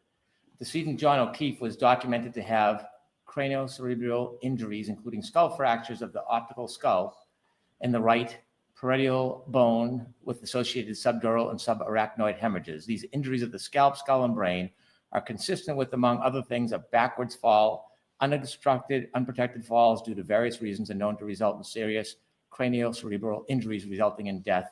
Other mechanisms of injury cannot be excluded. Do you agree with that? Objection. What the objection, Your Honor? Where did that come from? Do you agree with that part that you didn't hear of Mr. Walsh's opinion? Yes. The documented changes in color, swelling of soft tissue around the eyes are most consistent with the medical finding of periorbital ecchymosis, as documented in the autopsy report. Periorbital ecchymosis is a passive accumulation of blood around the eyes secondary to the documented skull fractures. These findings are less consistent with and are not documented as contusions of the eyes. The 1 centimeter laceration of the right upper eyelid, laceration of the anterior right tongue, then abrasion of the anterior and read left stuff into the aspect of the record nose for are fun. documented, considered nonspecific, and may have occurred to a variety of mechanisms. Do you agree with that? Yes. Okay. The 2 red contusions on the dorsal aspect of the right hand were documented. The hand injuries may represent an injury sustained during an unprotected fall in which the back of the hand impacts the ground. No. These hand injuries are nonspecific and may have resulted from impact of hand with any blunt object. Do you agree with that? It's possible, but there are other mechanisms. Okay. When you talked about those articles that Mr. Alessi had you read, there is nothing that details what pattern recognition analysis is, the specificity which you are looking for when you're looking for a wound, does it? I disagree. Okay. When you looked at that Exhibit 5, if you could pull that up, you said individually, none of those wounds could you say to a reasonable degree of medical certainty were caused by a dog. It's only if you looked at them collectively. Yes. Okay. When you look at those collectively, it does not tell you the order in which the wounds were incurred, does it? No. It doesn't tell you if they're all incurred at the same time, does it? They were occurred around the same time, I can tell you that. Yes. But they don't tell you the order, the chronology, do they? No. Nobody could tell you that. In fact, when you look at the studies that you introduced with Mr. Alessi, Isn't his talk name about the Alessi? unit one very quickly.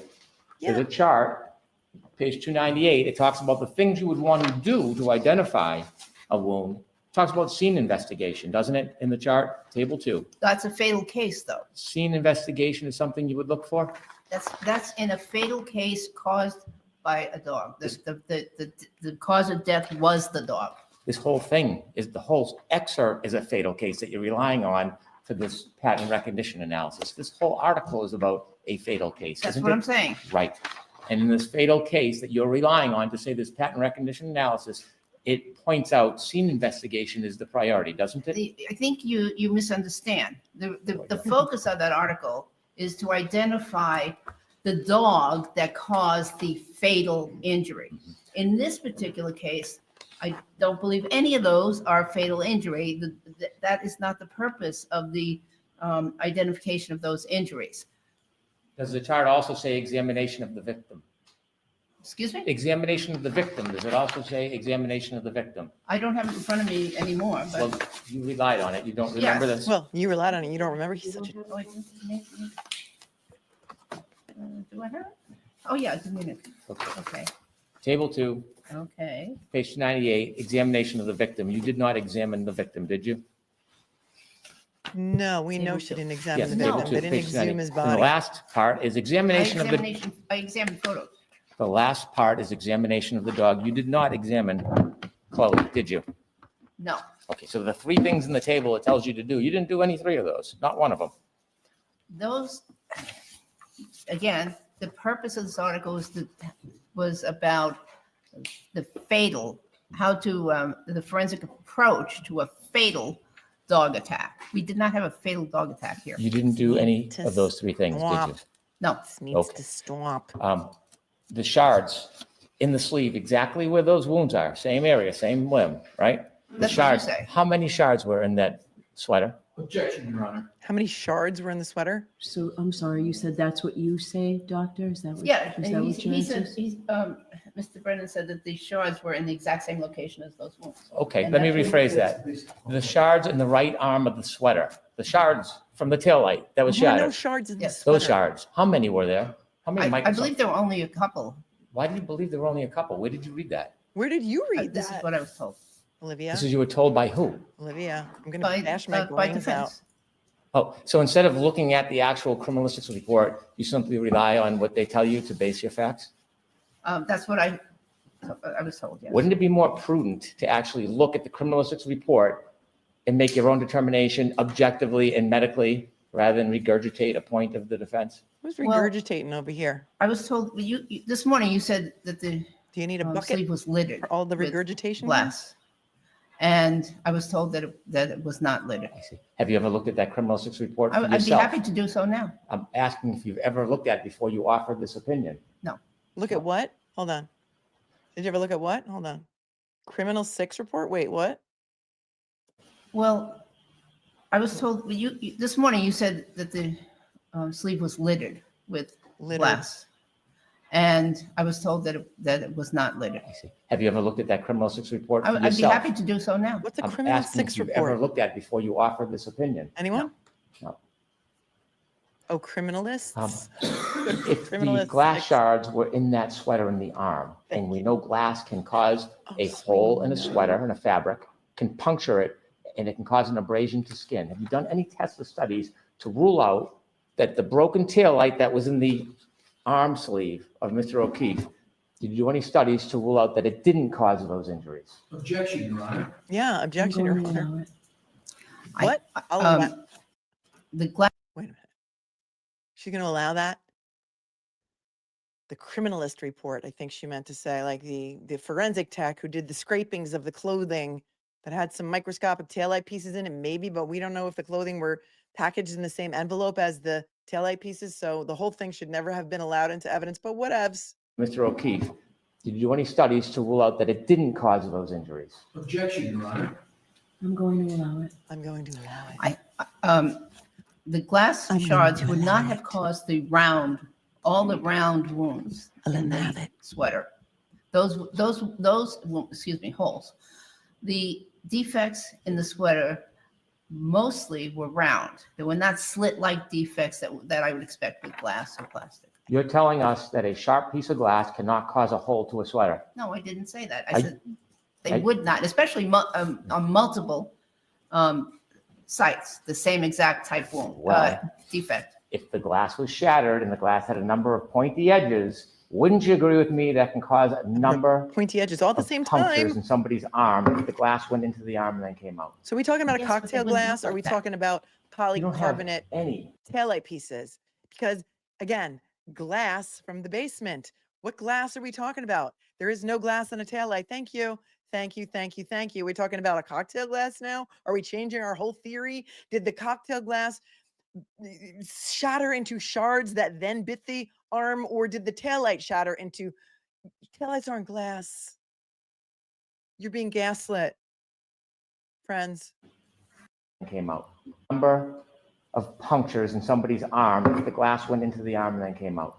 Yes, but they wouldn't look like that. You don't have any past case of history to suggest what the glass shards would look like randomly when they hit somebody, do you? That's incorrect. I have seen hundreds of motor vehicle accident victims who have been cut by glass. So- They don't look like that. So from your perspective, the glass just remained.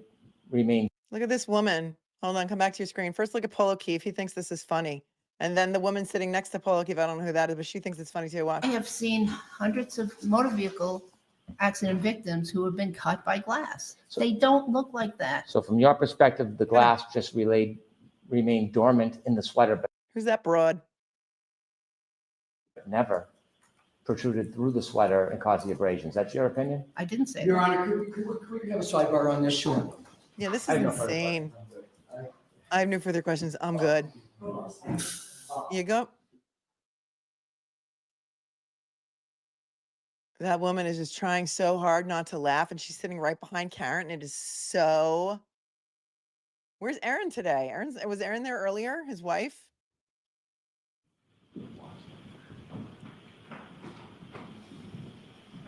Dr. Russell, when I'm referring to these shards, and I've said glass shards in Mr. O'Keefe's sweater, a more accurate way to define it would be Wasn't that wearing a these sweater. were plastic shards, the plastic covering at the taillight, Oh, not now you're going to glass. change everything you said? Okay? Okay. All right. Thank you. Aaron was like, I'm out of here, Dr. man. Russell, you are all set. We're done? We're done. We're You're done. You're done. You can step down, doctor. Thank okay? you. Praise be. It's like an episode of The Handmaid's Tale. Or like some sci-fi movie. Mr. Alessi, if council really can keep your arguments to 15 or 20 minutes, I'll give you 5 minutes to pull them together, 5 or 10 minutes to pull them together. Thank you very much, Your Honor. All right. Oh, now they're going to do some closings. It All right, is, so I'll be back out at 3:15. All rise, please. currently 3:06 here on the East Coast. She's going to actually give them a little bit of time to prepare their closing arguments to this Mishigas Shonda of a Daubert hearing that nothing like I've ever seen before. It is 3:06. They're coming back at 3:15. We can make this small now while we go to. That fan is already making me dizzy. Oh, for the love of the traveling Mary. Talk to me, my friends. Talk to me. Talk to me. Baby, won't you talk to me? I don't care what you say. Anybody know what that's from? Baby, talk to me. Janelle, thank you for coming in on the Venmo and saying, Melanie, you are the true queen of the Karen Reed case. Thank you from the bottom of my heart for your expertise coverage. I am outraged living in Massachusetts right now. So grateful for all the love and support. We ain't got no quit, she says. Thank you, Janelle, so very much. We ain't got no quit. We're here. We're here until the ducking end of this thing. The ducking end of it all. Aren't we? Aren't we? Thank you, Brenda, for your Cash App. Says thanks for bringing some laughs. Well, you know, I try. I try. It's not always easy. It's not always easy, but I try. All right. How are you, my friends? How are you? For the love of the traveling Mary, as we like to say here. That was a reference from the Maya Kowalski case. Dr. Russell for president, says AP. Dr. Russell for president.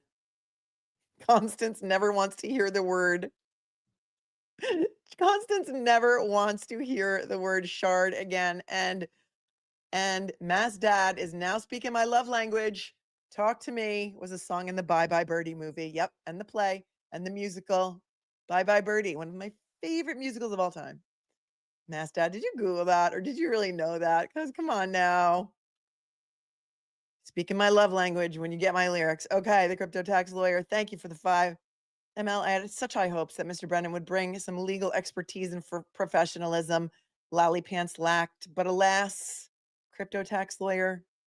Were you surprised though? Were you surprised? Everyone's looking for Better Row. He's in court in the Bronx today. Sorry, he cannot tweet his opinion for you or come on here and explain it to us. I will tell you that in my legal opinion, I do not think that there is any legal basis to exclude Dr. Russell as an expert witness in the field of medical determination of the cause of the injuries to John O'Keefe's right arm. I do not think that there is any legal basis to exclude her. Will Judge Bev exclude her, Judge Cannone? That, my friends, you might as well just shake up your magic 8-ball or press the BS button like this. Because that's about the same chance we have of guessing the answer to that. Yes, I think, Kale, I think we are in the Twilight Zone. We are on top, always on top of the super stickers. Thank you so very much. Chloe Albert's Revenge says, the guy is a huge pain in my tail light. Apparently, Chloe's been found. They have a bite mold. I don't think there's going to be any evidence that her teeth are in the same condition. I don't know what has happened today. I'm spun. This is what kangaroo court looks like, says Matt Skinner. Thank you for the 5. Oh, the ghost of John O'Keefe is coming in with a 50. Thank you so much. If Judge Bev disqualifies Dr. Russell, I hope the defense files for her to recuse herself and takes it to the SJC to have her removed. This is a disgusting jury pool tainting. Agree. Thank you so much for your very kind and generous donation. I appreciate you more than you know. Lisa Bracken, I'm sure the mob boss loved Hank's style. Hanky Panky's little wanky, feeling oddly comfortable watching the fan is a lot better than listening to that mishigas of questioning. And he couldn't even pronounce Alessi's name right. He kept calling him Mr. Alessi. Olivia says, Mel, I know why they didn't capture canine DNA on his sleeve. We'll have to discuss soon. Winky face. We will. I found some alarming evidence suggesting his arm sleeve was either washed from being soaked with water. Olivia, if you do not follow Olivia on Twitter, she's done a bunch of shows with me recently. We're like excellent podcast co-hosts.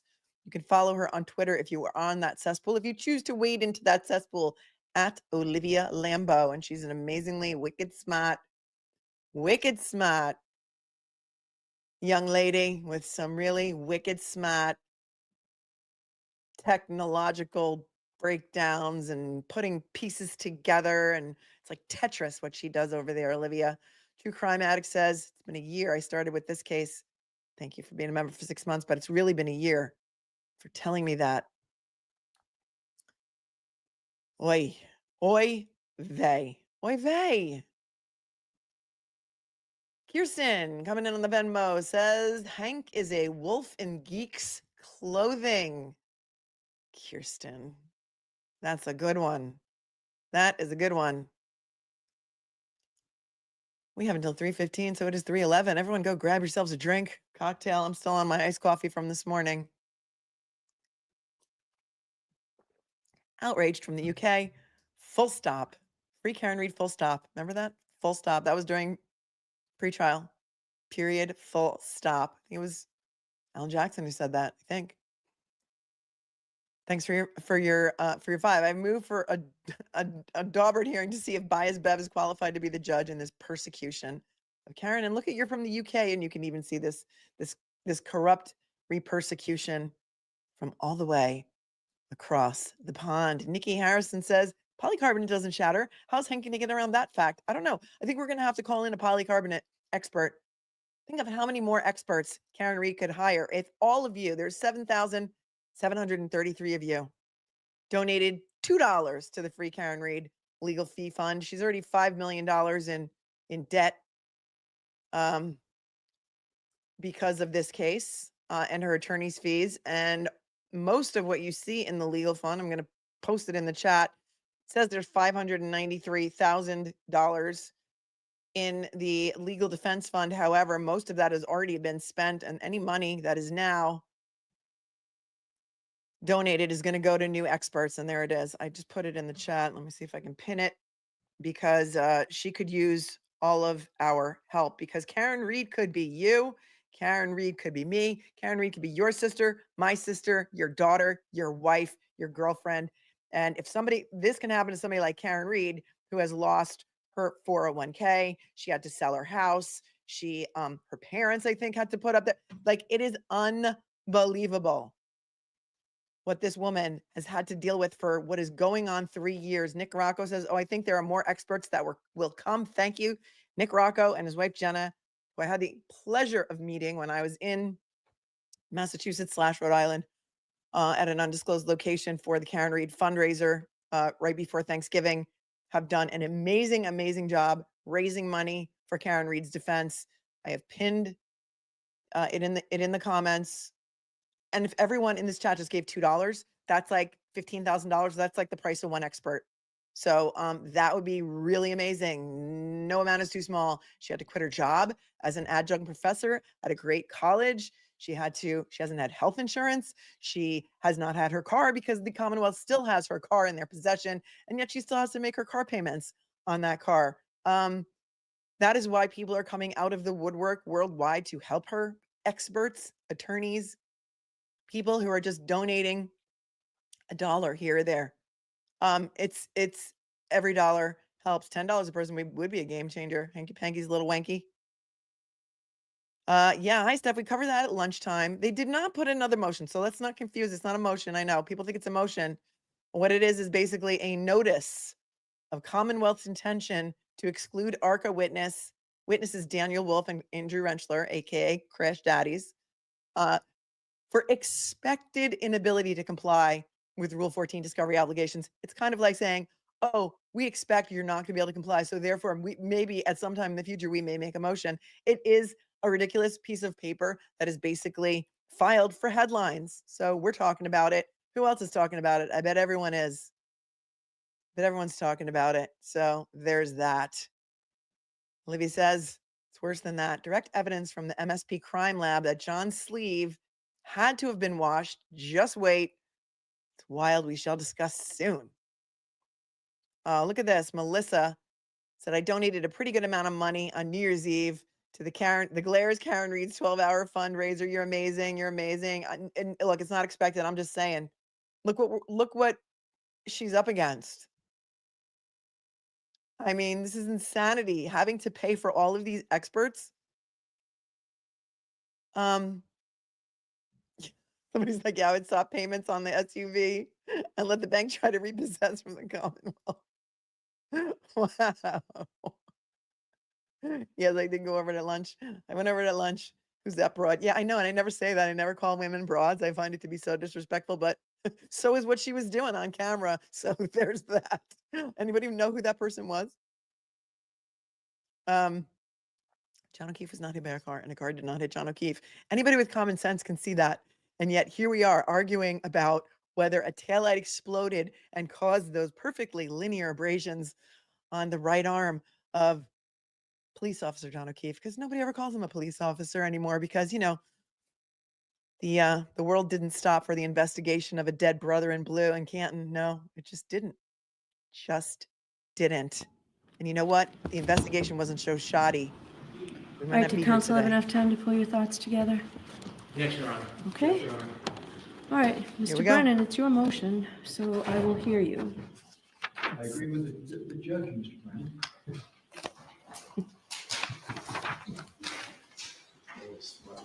I'd like to start with a couple of very important cases for your Honor's consideration. Okay, first of all, the first thing that you're doing wrong is you're putting your back to your opposing counsel. Okay, your brother counsel. You go to the ducking podium like a man so that everyone can hear you instead of just standing up with your back to him. That is so rude, so improper. I hope she makes me The go to the first podium. one out of No. the District of Massachusetts Federal Court.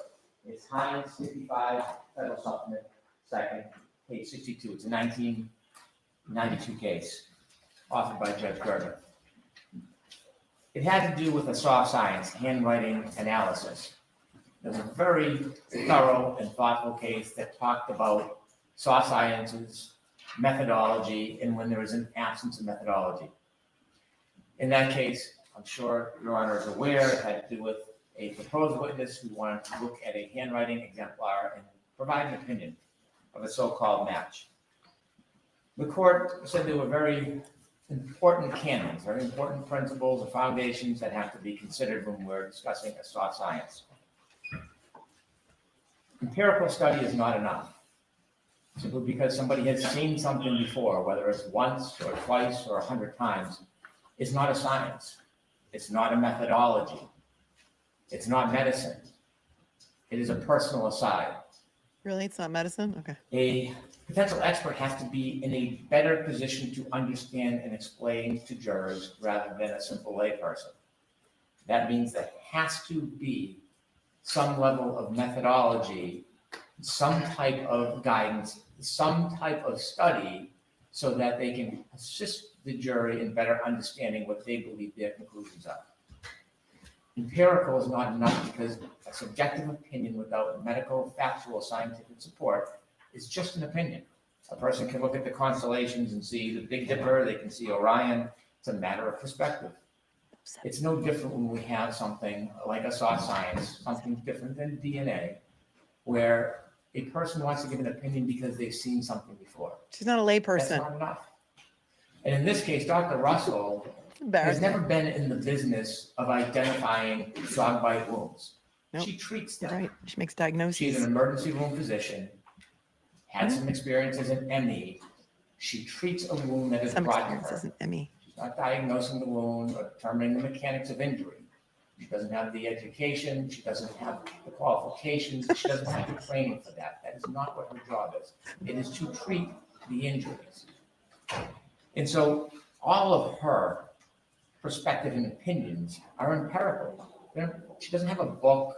She doesn't have a study that Just to write a teaches her book? how to- She never took a training. She never took a class. A She never class? got a degree or certificate. You know who did take a class or and has a certificate? Trooper Paul. Are you saying that because she didn't take a class or she doesn't have a certificate, she didn't write a book, she can't tell us that those are dog bites? This is I'm embarrassed. I have secondhand embarrassment for real. She's looking at her past experience when someone reports to her that it was a dog bite wound, and she's trying to use her memory and make a decision whether or not she thinks this is similar. That is not science. That is not medical certainty. And so there's nothing to suggest that whatever method she used, I still can't identify it because I don't know, despite many questions of asking her, what her methodology is, other than she says it's pattern recognition analysis. It's empty phrasing unless you can identify and articulate what is the specificity, what is the standard, and we still don't know. After all of this testimony, we don't know. In Commonwealth versus Rintala, that case had to do with a prosecution expert talking about paint spill. Paint And this drying, is, actually. could not fit more closely to this case. The conviction was overturned because the prosecution called the paint spill expert. Paint It was found to be prejudicial because the expert relayed their past experience. Their past experience Because the expert did some experiments in his basement about how long it took paint to dry. I read that case. We went over it together. about paint spills, exactly what Dr. Russell did in this case, no more, no less. Really? Her She went in the past basement and did some experience treating experiments? Injuries that were reported as dog bites, a person with their past experience with paint spills. The court was very specific in Ronaldo about why Impala. this was improper and why it was prejudicial. It said that just because a witness has experience or a particular experience and decides to use that as a methodology does not make it methodology. And it's just like Dr. Russell's testimony. There is nothing about it that employs methodology. In Ronaldo, Oh, she just corrected him. Pardon? Rintala. thank you, in Rapala, direct the court to page 39. And it talks about when the expert used methods to determine that paint was poured or spilled. And the problem, why this case was reversed, the court said, instead, meaning the expert, he simply relayed his past experiences working with and around paint and drew conclusions therefrom. That is exactly what Dr. Russell has done. She has relayed her past experiences working with and around treating dog bites and drew her conclusions from that. They cite Commonwealth versus Franceschi, probably saying that wrong as well. But what that quotes is, while training and experience, to which the expert referred, might have taught the expert methodology, it is not itself a methodology. And so while Dr. Russell may have taught herself or been intrigued or interested in dog bites, it is no methodology. The defense has introduced a couple of articles. Those articles do not describe or lay out a methodology for identifying dog bite wounds. They don't provide a standard. They do not provide a comparison. They don't provide any guidance. And so the danger in having somebody go before a jury and portray them. Remember your question of whether they'd be allowed to show pictures of other dog bites? I think based on his argument right now, she should be allowed to bring in a whole bunch of pictures of other dog bites to show the jury what other dog bites look like and other dog bites that she's examined, that where she actually knew the person was bit by a dog, because that's what he's saying here, right? Themselves as an expert when they have no methodology is they can pretty much provide any opinion they want to the jury that can be unchecked because it's No. not factually based. It can't be compared. It can't be analyzed. It's not peer reviewed. It's just an opinion. And when an expert lacks methodology, An expert classic has things never had a happen, peer which reviewed happened their in this opinion case. for trial. What happens is that a witness does not actually have certainty about what they're saying. That's A why it's called an witness is opinion, prone you to fucking change idiot. their opinion because there is no standard of methodology to confine them.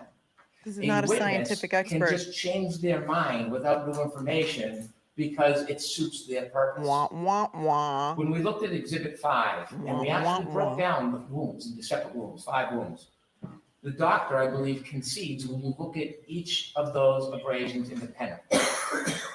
She cannot say with scientific certainty. She can't say with any certainty that those were caused by a dog. She's Her not a fallback was scientific when you expert. look at She's the a medical entire expert. That's series why the of standard is wounds. with a reasonable degree of medical certainty, not scientific certainty, because she's not a scientist. She's a doctor. Olivia's saying, Melanie, how's Hank making the argument that this is a soft science and there's no methodology after he himself endorsed the science of the dog bite identification when he cited his dog bite book? He held his book up. He did hold his book up. But he thinks her opinion should have been peer reviewed. Can you imagine? That equals a dog attack. No basis, no reason why we reached that bridge from uncertainty to dog attack other than just because she said so. That can't be challenged because there's no methodology. And so the risk we have is you have an expert who Battling gets up in a experts. voir dire and they give opinions Yeah. that wound number 1 could have been teeth. And the jury is the finder of fact, and the jury weighs those opinions and they decide who they believe. But you're saying medicine is a soft science now. You're saying medicine is look at Lally. Even Lally is like embarrassed to be there. Okay. I never thought I would like Lally until just exactly right now. Today was the day that I liked Lally. I was today years old when I decided that Lally might have an actual, he gets it. I don't know. Maybe not. I might change my opinion in 2 minutes, but that is the reason why experts give opinions. There's no legal basis to disqualify this expert. And if this happens, then you can just, this is a complete, the fix is in. Marks could have been claw marks. Wound number 2 could have been teeth, could have been a claw. Wound number 3 the same. Really no idea. It's just guessing or speculating. And then You know they who get else had later, no they change- idea? You know who else? Dr. Irene Scordi-Bello, your medical examiner, who said the manner of death was undetermined. She had no idea either. Their opinion that more benefits their side. She later testifies at trial, sometimes maintaining teeth or claws. And then she appears in this hearing after writing a report and consulting, and she is emphatic that these are not scratches, but that they are dog bites. Think about the posture of that. If she is now saying that these are dog bites and they're not scratches, and she's changed her, that impliedly concedes that her testimony in front of the jury, for which she was allowed to testify as an expert, not only was inaccurate, not only unsure, but inevitably it's misleading. It cannot be helpful testimony if an expert provides an opinion to a jury and they, later on, without any real changes in information, changes their opinion for whatever reason. They're not constricted because there's no methodology or standard. And so the fact that this witness was allowed to testify at the last trial with opinions she no longer endorses and stands behind, and the fact that we can reasonably conclude that is misleading to the jury, well, that begets the... So you're saying that the judge was wrong for qualifying her as an expert? You call him the judge? You're saying the judge, her decision was off? Argument that she should not be given another chance to go in front of a jury and give a different opinion without having actual factual and medical and scientific support, and she does not. There is no doubt about one thing. She has no idea. She has no When idea. I walked her through the different wounds on Exhibit 5, I invited her to explain to your honor, why is it that this wound was caused by a dog? There's no circumstantial evidence to support that, none whatsoever. It's just her personal empirical history dealing with dog. Yeah, just took 30 years When I asked of her medical for wound experience. That's all. what direction were these canines? She couldn't tell. Where's the puncture wound where the dog anchors and pulls? There is none. the distance and width of those wounds, how could she reasonably and fairly say they were caused by canines? Any indication, any support, any pattern recognition that would tell us that was caused by canines, and she couldn't give us any information. Not weak information, not information that I could fight with another expert, not information that I could say, wait, not the admissibility. None. She could just fall back on, well, when I look at everything at the dog bite. Same thing with number two. Number two, interestingly, the widths are much different than wound number one. It doesn't take an expert to know that it wasn't the same mechanism that caused the injuries to wound 1 and 2. It doesn't take an expert to know that, really? That the different mechanisms caused, really? It doesn't take an expert to know that these were not caused by a vehicle and an exploding, biting taillight. It doesn't take an expert to know that either. It doesn't take an expert to know that John O'Keefe was not hit by a car. And yet here we are. Here you are making the most ridiculous argument in the history of arguments. And if they want to continue to pretend it's a dog bite on wound 1, there's no way they can reconcile that wound 1 is any way similar to wound 2. It would have had to be a baby dog or a different dog. Or Baby the dog? dogs I asked her about the first time I talked to her. It is totally different. And again, when I asked her for any specificity, these weren't hard leading questions. I opened to her to explain to us, why is that a dog bite now? Why are we here? She would only give us a conclusory answer. It just is. There was nothing about teeth or detention or about the dog, about anything that would support the claim that that was a dog bite and why she changed it from the scratch. None. We get to the elbow wound number Baby dog 3. with toenails. Is the speculation that the arm could have moved, would have moved. But yet she has no idea. She has no factual support for this. None. And she vacillates between this being potentially bites, scratches, all 5 of the different points on wound number 3. No factual support for the car could be, accident either. Canines on both sides, or maybe there was a 4-point canine in the smaller fraction of number 1 and number 2 in wound 3. That cannot be. It defies common sense and reasonableness to say the same dog caused wound number 3, points 1 and 2, with the so-called punctures, and caused number 1 and number 2. Again, you can simply look at the distance between canines are not going to move when a dog bites an arm. An arm can move, it can change the angle, the depth. The canines are not going to move. Then we get to wound number 4, equally baseless. Wound number 4 at first wasn't sure if it even had to do with the dog attack, but then that made no sense. So Dr. Russell retreated to say, well, it did have something to do with the dog attack, but hard to define. And then wound number 5, again, a 4-point bite that is totally reconcilable with 1, 2, and 3. There is no collateral or supportive evidence to suggest that this is a dog bite at all. It's fertile imagination for her to get on the stand and claim it's a dog bite. Not just that there was no opportunity and that there was no dog that touched her. You're But wrong. the wounds are dissimilar. Wrong, She Hank. cannot point to a pattern, a methodology, a standard to say, this is why this is a dog bite. It's just a dog bite. So it's interesting when we learn that she didn't know about much of the evidence that wholly contradicts the fact that this is a dog bite. She didn't know that there were plastic shards in the sleeve of his arm. Nobody did until you just The made fact it. that there is physical evidence that results from a collision left in the very place where this wound happens to be there isn't mere coincidence. It isn't mere coincidence. It's exacting evidence. And what is not exacting evidence? The absence of DNA. Now, this is important because Dr. Russell was comfortable taking the stand. Look at the judge's face. He's like, now, this is important because Dr. Russell was comfortable taking the stand. The judge could not look less interested. And providing information to Your Honor for consideration that was totally baseless. It didn't in any way hamper her willingness to do that.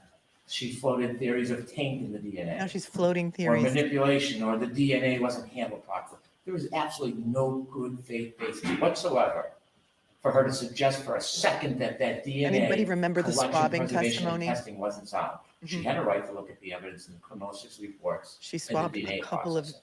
And she wasn't sure how to do She it. She knew had she a call. could not admit the significance because it would undermine the entire theory. And so she was comfortable on the stand using her experience as a doctor to try to convince Your Honor that DNA was insignificant based on a demeaning of the evidence with no basis. An insulting claim that somebody did something wrong with no basis. The reason why that's important, it shows that this witness has the willingness to testify to Your Honor about a conclusion for which there is no support. This witness has the comfortableness to testify to Your Honor Wait a minute. about an opinion that has She has the what now? The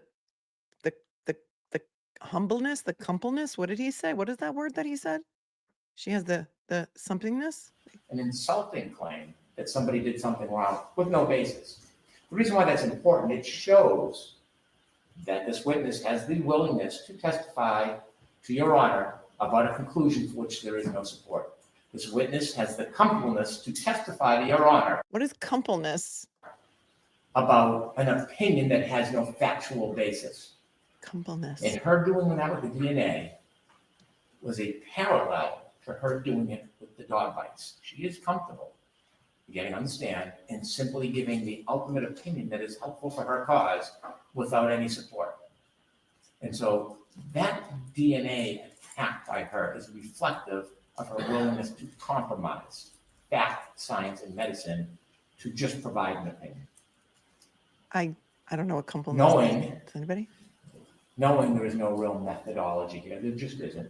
Knowing there's no standard, unable to provide us any balance for why this is a dog bite, having the free rein of an opportunity to look at the exhibit and tell us anything she wants to support as a dog bite, and being unable to do that, the defense employs differential diagnosis. That's a fancy way of saying, well, we might not be able to prove this, but we can disprove everything else. That's the way they presented this expert. They own that. Because when you look at those different wounds, and you can't identify them as dog bites individually, you can't say the whole series becomes a dog bite. Wound 1 has 0 value. Wound 2 has 0 value. Not So for a dog. 5 times 0 is 0. Cumulatively does nothing for us. Using the word dog attack doesn't make you look at that and say, well, that's methodology. That is nothing. That is And so nothing. differential diagnosis is a very compelling Lindsay. argument for the government why you should not allow this. This witness is in no position, kind of like the DNA and kind of like the opinion on dog bites, she is in no position to engage in differential diagnosis regarding car accidents. She may have been a police officer, she treats injuries at the hospital. She is not an accident reconstruction specialist. She has never gone to an accident and done a reconstruction. In fact, she never even went to the scene in this case. She never saw Mr. O'Keefe. She doesn't even know about much of the evidence that exists. She didn't consider the black box. She didn't consider the speed. She doesn't know the angle of the collision. She doesn't know what Mr. Keefe was doing in his last moments. She has no idea about any of that, none. Yet she'll be presented on the stand as if she can exclude a car collision as the cause of those injuries. Not that they could be, and it's consistent with what didn't happen. How dare she get on the stand with no experience, no training, no methodology, No training or no experience, facts, except for 30 years in and medicine. ignore reality and say Ignoring this could have been reality. a car collision. She went to medical school 40 years ago. It's funny that as a emergency room physician, she considers the basis of mechanics of injury based on what people tell her. Okay, you're funny. They come in and say, I got bit by a dog, or a parent says, my child was bit by a dog. They rely on statements of witnesses. She didn't rely on statements of witnesses here. I hit him, I hit him. Oh my God, I hit him. Wow, are you performing? Are you performing for the media? I hit him. I hit him. Oh my God, I hit him. Because the first time Jennifer McCabe ever said that was on the stand during the first trial, not in any grand jury, not in any statement. Are you kidding me? Maybe I clipped him. Maybe I hit him in the knee. Maybe he dropped his phone, whatever the statements were. All the various statements. An expert like her, if she proposes to be, would consider the witness statements to try to determine the cause of mechanical injury. So for her to take the stand respectfully and suggest for a moment that this was not caused by the collision to Mr. O'Keefe. There was no collision. No factual basis, in defiance of actual fact. What? It's repugnant to the sense of I think fairness. I'm in the world. literally So losing my witnesses, mind right now. because they have experience as as a doctor, it doesn't Yeah. mean they can just come into court and say what they want and then let the government try to counter it. That's not how it works. Let the government And frame so an innocent when we woman can- by pretending there was a car accident when there wasn't, by doing a ridiculous ducking investigation, an investigation that didn't even exist, by planting taillight at a crime scene. Are you seriously right now making this argument in good faith, Mr. Brennan? Wow, just wow. Thank you, Jody Mitchell, for your 10. Consider We're not all in only the what she twilight zone. doesn't know, but what she chose not to know. It is overwhelming. This is not a qualified person to come in and talk about dog bites. From her perspective, she's probably one, if not a few people in the country can even do this kind of thing, which suggests that there is no real methodology. If she is the only expert in the country, it is not generally accepted in the community. It can't be. It can't be. And as much as the defense may want her to testify to promote this theory, she does not have the credentials and qualifications to do Who that. knows, Mama She? She didn't even Who take knows? the basic steps that you'll see in some of the literature of going to the dog. Chloe, they knew we found Chloe. They know we've done molds. And she says they told her. They know, really, because for the first almost 3 years, nobody knew about Chloe until Nicole Albert said it on the stand, right? As far as I know, she didn't go find Chloe. How long till Bubs gives the decision, Mama She? No idea. No ducking idea. Probably not from the bench And she today. tried to fight Maybe she will. I don't know. I have no every idea. posturing angle that may be important, but she didn't need to do that. I dare say, if she had taken some steps to try to do due diligence, it wouldn't have ended well for her theory. Perhaps that's why she didn't. If your troopers had some due She doesn't have the diligence, qualifications. She doesn't might have have the found out who experience. beat the She doesn't have the bejesus out of him and methodology, killed him and left a him to die on the willingness lawn. to tell opinions that are speculative, factually wrong, not based in science and math, should disqualify her Science from and giving math? another baseless opinion Okay. about a so-called dog bite wound. There is no DNA. There is plastic shards in his arm. Glass shards She's now? done no due diligence. Plastic glass? Who knows? And she can't describe any methodology because there is none. And she, most importantly, has changed her testimony from hearing to hearing, and we should Thank not you, let Lindsay. that happen again. Thank you. Yep. Thank you, Tracy. All right, Mr. Alessi? Thank you, Your Honor. She knows how to say Alessi, doesn't she? He knows how to go to the podium. He's got some The class. greatest danger to the issues in this case, the greatest danger to a defense right to a jury trial and present its witnesses to have an entire motion supported by nothing but the assertions of an attorney on the other side.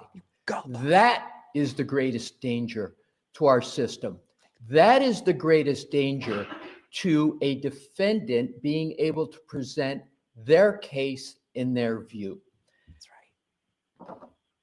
Remarkably, all of the arguments you just heard now do not come from a medical doctor, which Your Honor has said causation of an injury to a person in Massachusetts must come from a medical doctor. Where is the affidavit? Where is the report of a prosecution witness to support one statement Mr. Brennan just made in 30 minutes? Go, Bobby. Where is it? It doesn't exist. I would like to start my argument and tell you exactly where I'm going to go. I am going to go to why we're here and what the issues are for this motion. So I'm going to start my argument with what is the legal standard that Your Honor faces to answer it. And I know Your Honor knows it. I'm just doing it for the logic in the presentation. I'm going to go through that. I'm going to identify specific case law of dog wound cases, not paint cases, not others, because it matters, because Daubert and Lanigan are so flexible and so nuanced. It's got to be the issue before it. Paint cases that Mr. Brennan mentioned are irrelevant. So I'm going to go through cases that speak specifically to dog wounds on humans. Then what I'm going to do is to go through the completely inaccurate statements of Mr. Brennan. He said it, I marked it down 8 times in just his argument alone. There's no methodology. I'm going to go through and say what the methodology she testified to was, where it's rooted, and then I am going to go into why Dr. Russell is actually stronger in December than she was in June. So let me start out with the baseline for this hearing. The January 20th transcript, page 1-4. And if Your Honor will indulge me, it's what Your Honor said, and I'm going to read it verbatim. This was when Dr. Russell was challenged by the prosecution the first time. Line 15. I find that she is a medical doctor.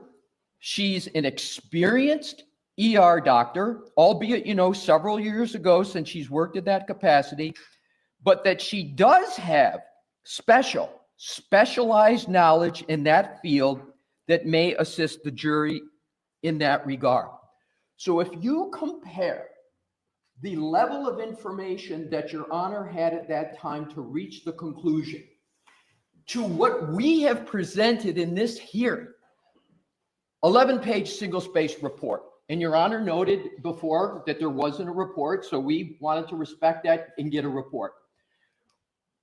Your Honor has sat through testimony, which I'm going to adduce, but not too much because you sat and heard it, and went through her qualifications, and we adduced much more of her qualifications, much more than were adduced when Your Honor first found that finding and made that finding. So let's start with the law. Mr. Brennan and I agree on one thing. The Rottola case is relevant. But respectfully, Mr. Brennan went off in a tangent, because what does Rottola stand for that's relevant here? Quote, the crucial issue, in determining whether a witness is qualified to give an expert opinion is whether the witness has sufficient education, training, experience, and familiarity with the subject matter of the testimony. What is the subject matter of the testimony? It's what are the cause of the wounds to the decedent's right arm. I submit that if you ran an artificial intelligence program, you couldn't come up with a more perfect witness for the subject matter of this testimony. Emergency medicine physician, 29 years experience, forensic trained pathologist who has co-authored books on dog bites. She's well-versed in the articles. She is consulted by experts like Dr. Vail that you heard about for these types of issues. The crucial issue of whether she's qualified, to me, is 100% her favor, and I don't believe you could find another witness more qualified. And that's the crucial inquiry. What's the second prong of the inquiry? After qualifications, is the methodology reliable? That's the second. Whether Mr. Brennan agrees, and 95% of what he argued, that's for cross at trial. But more importantly, that's for a jury to determine. That's the job and province of a jury, to determine whether, assuming Mr. Brennan ever gets a doctor to come in and counter Dr. Russell, it's for a jury to decide which expert do we give more weight to. But the focus of this hearing, why are we here? The second prong is the methodology. Mr. Brennan, 8 times in just this argument now, and he tried it on cross, said there's absolutely no methodology. Your Honor sat and heard the same thing that all of us heard. She went through her own pattern recognition methodology, especially in redirect, but she did it very thoroughly in a report and very thoroughly on direct. She went through what it is. And importantly, counter to what the Commonwealth just said, She says it's rooted in the medical literature. We just heard the statement that there's no support for it. De Munich and Pollock. And we walked through, with your honor's gracious indulgence, we walked through specific sentences and paragraphs where that pattern recognition methodology is stated. And here's a key. Remember, please, the word pathognomonic. This pattern is so specific that it almost by itself rules out anything else. That's the definition of pathognomonic.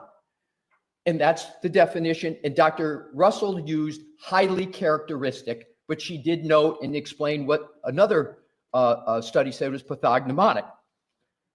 It's incredible to me that it can be stated that there's no methodology here and that there's no basis for it. It is generally accepted in the medical community. That's the purpose of the Pollock and the De Munich article, is to establish that it is accepted.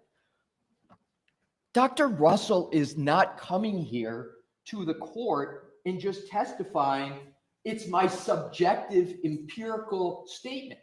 Mr. Brennan tries to do in his argument exactly what an expert rejected and for which he has no support.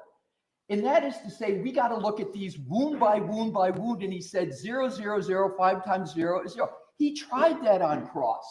Dr. Russell rejected that resoundingly. She said, you're missing the point. The point is the pattern. You look at these all together, and it's the pattern that matters. And the authors, Pollock and De Munich, say that pattern is pathognomonic. You really don't even have to go to other causes, although Dr. Russell said she did, because that's what good, thorough doctors do.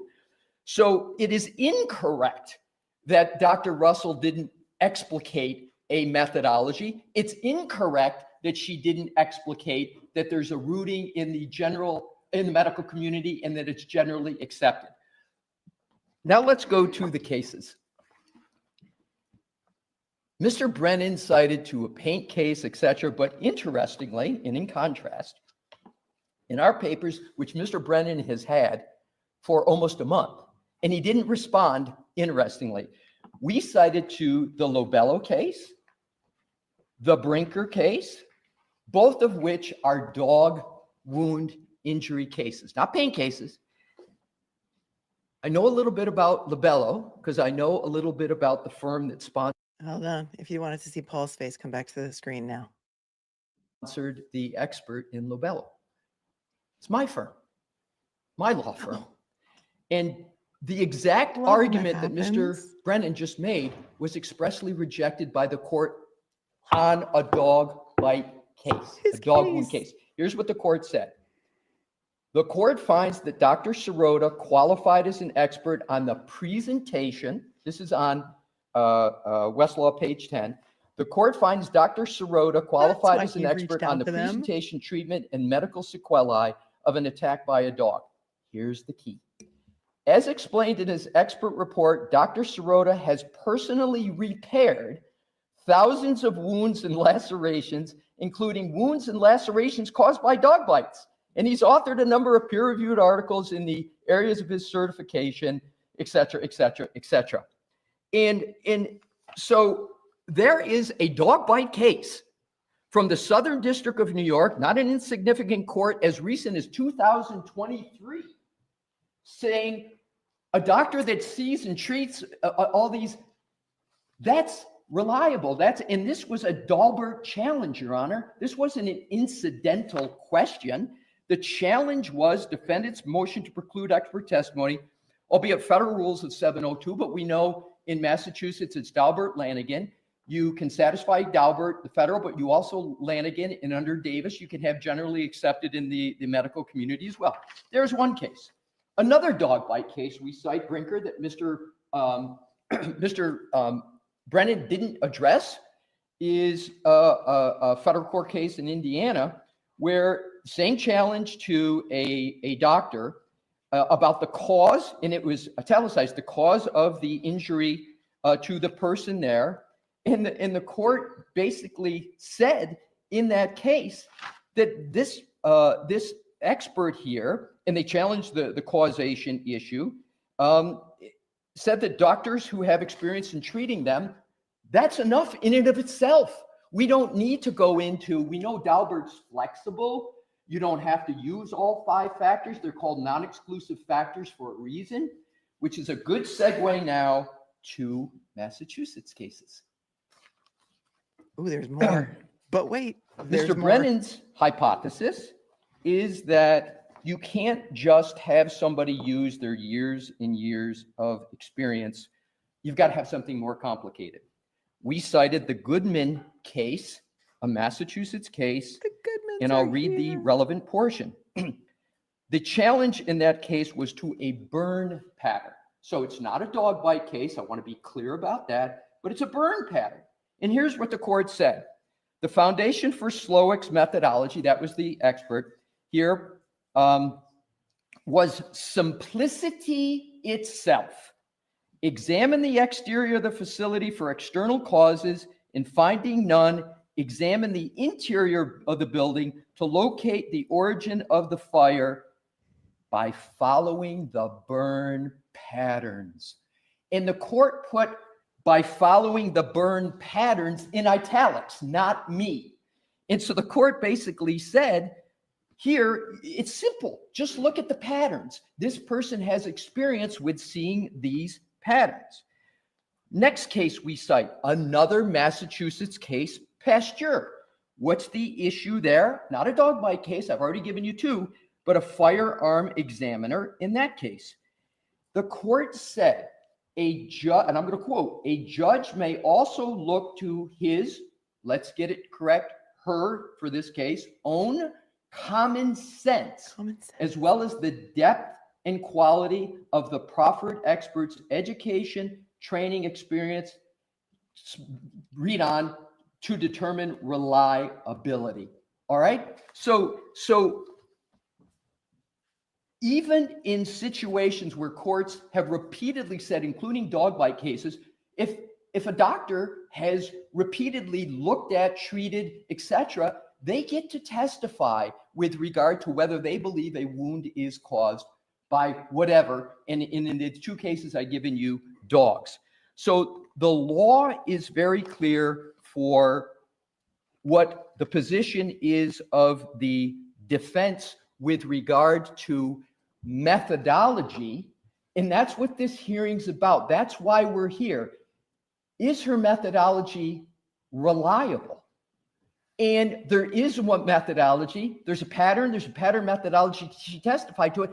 And the Commonwealth has no competent evidence whatsoever to counter that.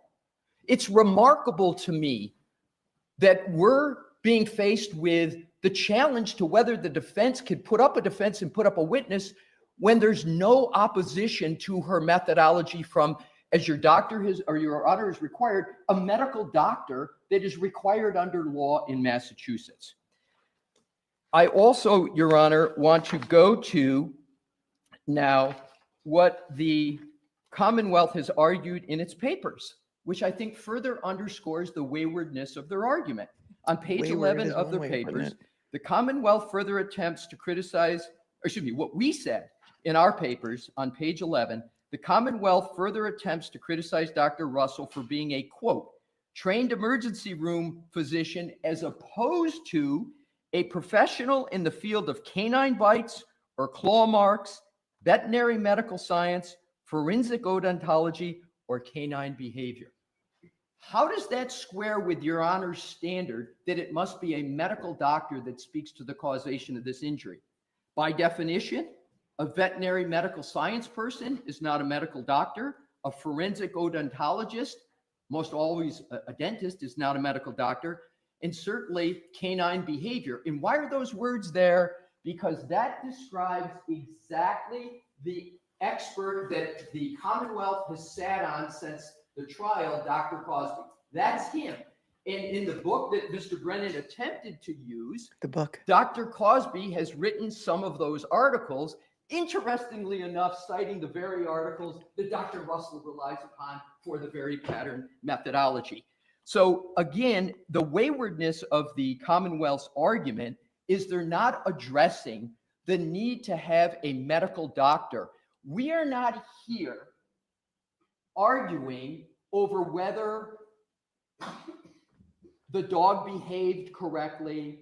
We are here to determine, and this is the focus, what is the medical cause of the injuries to the decedent's right arm? And what we have done, Thanks, Mindy. perhaps too thoroughly, is we have established the credentials of Dr. Russell, not only with regard to dog bites, but with regard to medical causation, a broader umbrella. And under that umbrella of medical causation is expertise in dog bite wounds, expertise in motor vehicle accidents, but importantly, expertise in wounds caused by motor vehicle accidents. We never presented her as an accident reconstruction, because if you need to be a medical doctor to be able to opine on these wounds, I've established through Dr. Russell, and it's unrefuted by the Commonwealth, that Dr. Russell has never heard of someone who's an ER doctor who is an accident reconstructionist. They're two different disciplines. And lastly, on this point, before I move to my next, if an accident reconstructionist is going to come in and try to testify about the nature of wounds, I think I can predict what Your Honor might do. Mm-hmm. Well, So, nobody can predict what she'll do. In terms of why we are here, it's straightforward. Her credentials are enormous. Her experience is enormous. She has been truthful and honest. Your Honor has the notebook for the exhibits for today and can look and see that she did not make inconsistent statements. By way of example, when she said, when it was alleged that she said possibly was in the question, not in her answer. When it was alleged that she didn't answer your question to a medical degree of certainty, we proved that that was wrong with specific language. So on the methodology, this is straightforward. In the law, in the cases I've given you, in Massachusetts as well as dog bite cases, it is completely accepted for a medical doctor to use their many years of experience in treating these types of wounds, and that's exactly what Dr. Russell did in this case. Now, a very important, in my judgment, Your Honor, legal point. The Commonwealth has waived its entire motion, and here's how they did it. Perks me I up. asked Dr. Russell what I refer to in these Daubert hearings as the magic question. Thanks, Chris. I said, do you have an opinion on the cause of the injuries to Mr. O'Keefe's right arm? Yes, I do. What is that opinion? I believe that those wounds were caused by a dog attack. Do you hold that opinion to a reasonable degree of medical certainty? I do. The Commonwealth never objected to that question. To me, that's a waiver of the entire issue. If they thought she was unqualified to answer that question, they should have done what Mr. Lally did in the June 21st trial. Because another part I've got in the notebook for Your Honor to see is she never got the opportunity at the June 21 trial to answer the question of whether she had that opinion to a reasonable degree of medical certainty, because Mr. Lally objected, as is his right, and Your Honor sustained it and sustained it and sustained it. That's yet another reason why it's not inconsistent, because at the June 21 trial, she never got to answer that question because of the Commonwealth. But back to the waiver. The Commonwealth. He just told the world that Lally is a better attorney than Hank Brennan. Mark it down for posterity. Should have, at that moment in the hearing, objected, but they didn't, and they have waived that objection for this motion. Lastly, I want to just cover a couple more items that Mr. Brennan had quickly. He kept saying, can't be, equally basis, evidence wholly contradicted. Where's the medical profession to support that? Those are Mr. Brennan's opinions. And respectfully, Your Honor, I don't believe that's even for the court in this hearing to decide. That's for the jury to say. As almost all of these cases go to, the Labello case that I cited, Which was his case. those arguments go to the weight of the testimony. They go to cross-examination. As Your Honor well knows, you're the gatekeeper to see whether Dr. Russell gets to go to the jury, whether you're going to keep that gate open that I believe you very carefully and judiciously decided on June 18th. And I respectfully submit that gate should be much wider open now, given what Your Honor has heard and the basis for it.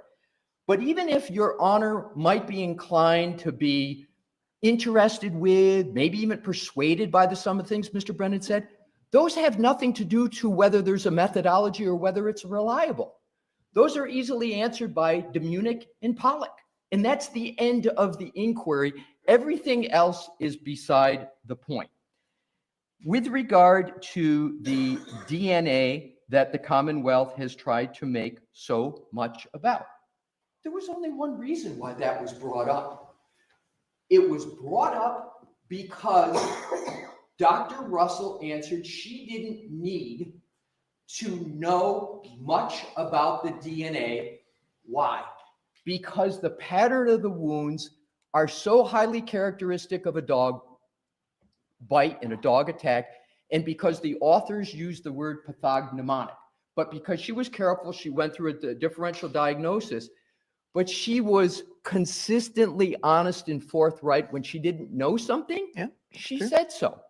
So in terms of this particular matter, and I'll conclude my points at this point and keep to below the 20-minute mark. 30 minutes. I'm sorry, 30 minutes. 30, I thought she said 15. Oh, now she's giving him more time? Okay. Go on for another 10 minutes. We can listen. Tremendous importance of a defendant's right, especially in charges of this seriousness, to present a defense, to present a counter argument to the whole theory of the prosecutor's case. Their theory is that a motor vehicle hit the decedent and caused these injuries to the right forearm.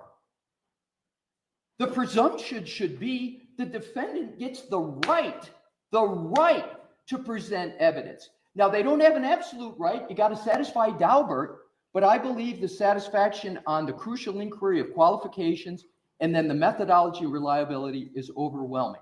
So, Your Honor, I would urge that Your Honor find that Dr. Russell is qualified.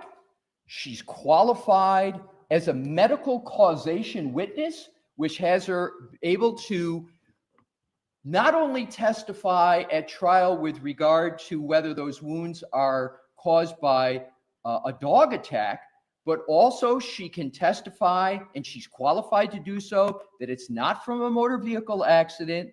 And she's also allowed to testify with regard to her forensic pathology hat, because contrary to the impression of the first in June, she's been doing forensic pathology as recently as her time at Corcoran. And my last point, Your Honor, is this, and it blends in with the point I made earlier about the jury. Shouldn't a jury be able to hear the alternative theory of the defense? Shouldn't the jury have that information so that justice can be served, so that the best decision can be made about whose theory about these injuries is right? We've satisfied beyond my view, respectfully, any reasonable doubt about her qualifications and methodology. Let's let everything else go to the jury and decide, so Ms. Reed can have her fair day. Amen. Amen. Preach, bro. Preach. Thank you. We have some scheduling things that we should take care of. There's another motion from the Commonwealth on another Daubert hearing regarding the digital evidence expert. Oh, yeah. There is, and also, I don't know if it's documented, but I filed a notice to the court regarding my concerns about ARCCA witnesses. And the reason I filed that prior to filing an actual motion is because I appreciate the trial court date. I do not want the defense to be unaware of my intention. Yeah. We went over that at lunch. All right. So ARCCA let's set a notice. date for a Daubert hearing. On Green? Any idea how long you expect it will take regarding the digital evidence expert? Well, Your Honor, when you say that a Daubert hearing, you don't mean an evidentiary hearing, you mean a hearing on whether or not an evidentiary hearing is required. So we can do that tomorrow, or Tomorrow? we can Well, I can't- set I can't it, do it tomorrow. or, well, then we'll stay now and do that. Are you ready to We do gotta get that? Mr. Mr. Green Jess? in We here. just got this dumb on, we duck. just got this on, January 31st. We're gonna Okay. do it We've not now? had an opportunity to respond to it. December 31st, probably. What did I say? January. New Year's Eve. We've not had an opportunity to respond No. to it. We Okay. expect to have an opportunity to respond to it. How long will it take you to respond to it? Probably a couple of weeks. All right, so what I want to do, because I want to set some dates, and if we're not going to have a hearing, we'll cancel it. It's easier than getting the motion, deciding that there'll be a hearing, and setting a date. She's Because we're insane. sticking with that April 1st trial date. I understand that, but the problem with setting a date for a hearing and an evidentiary hearing requires us to bring someone in from out of state. You know, so what I'm saying is, Honey. file your paperwork, Okay, all right? We'll set a date for a hearing. okay.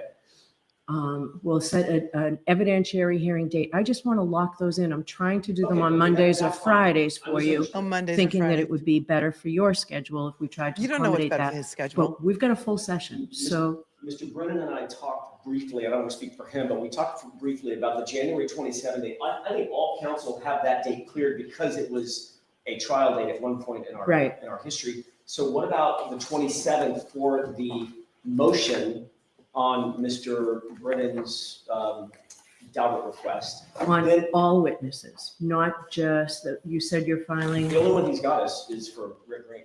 what did you file a notice of, you said today? Notice that I expect that I will likely move to exclude the Yeah, they haven't seen it 'cause they've been in court. Unless they were watching me. Okay, Compliance with Rule 14. okay, so that's different. Yes. Yeah, you file a I am notice, not a waiting motion. for a response from Told you the guys. Attorney's office that I'm supposed to expect next week. Okay, If that changes my position, I'll notify the defense in the court. If it doesn't, then I'm going to pursue that motion. okay. Aaron, may we be seen briefly at 7 Sure. on scheduling? Holy mother of the traveling Mary. Well, we can do it right now. Oh, really? Because they just served it on New Year's Eve and we haven't had a chance to respond to it because we've been preparing for this hearing. Oh, we can do it tomorrow.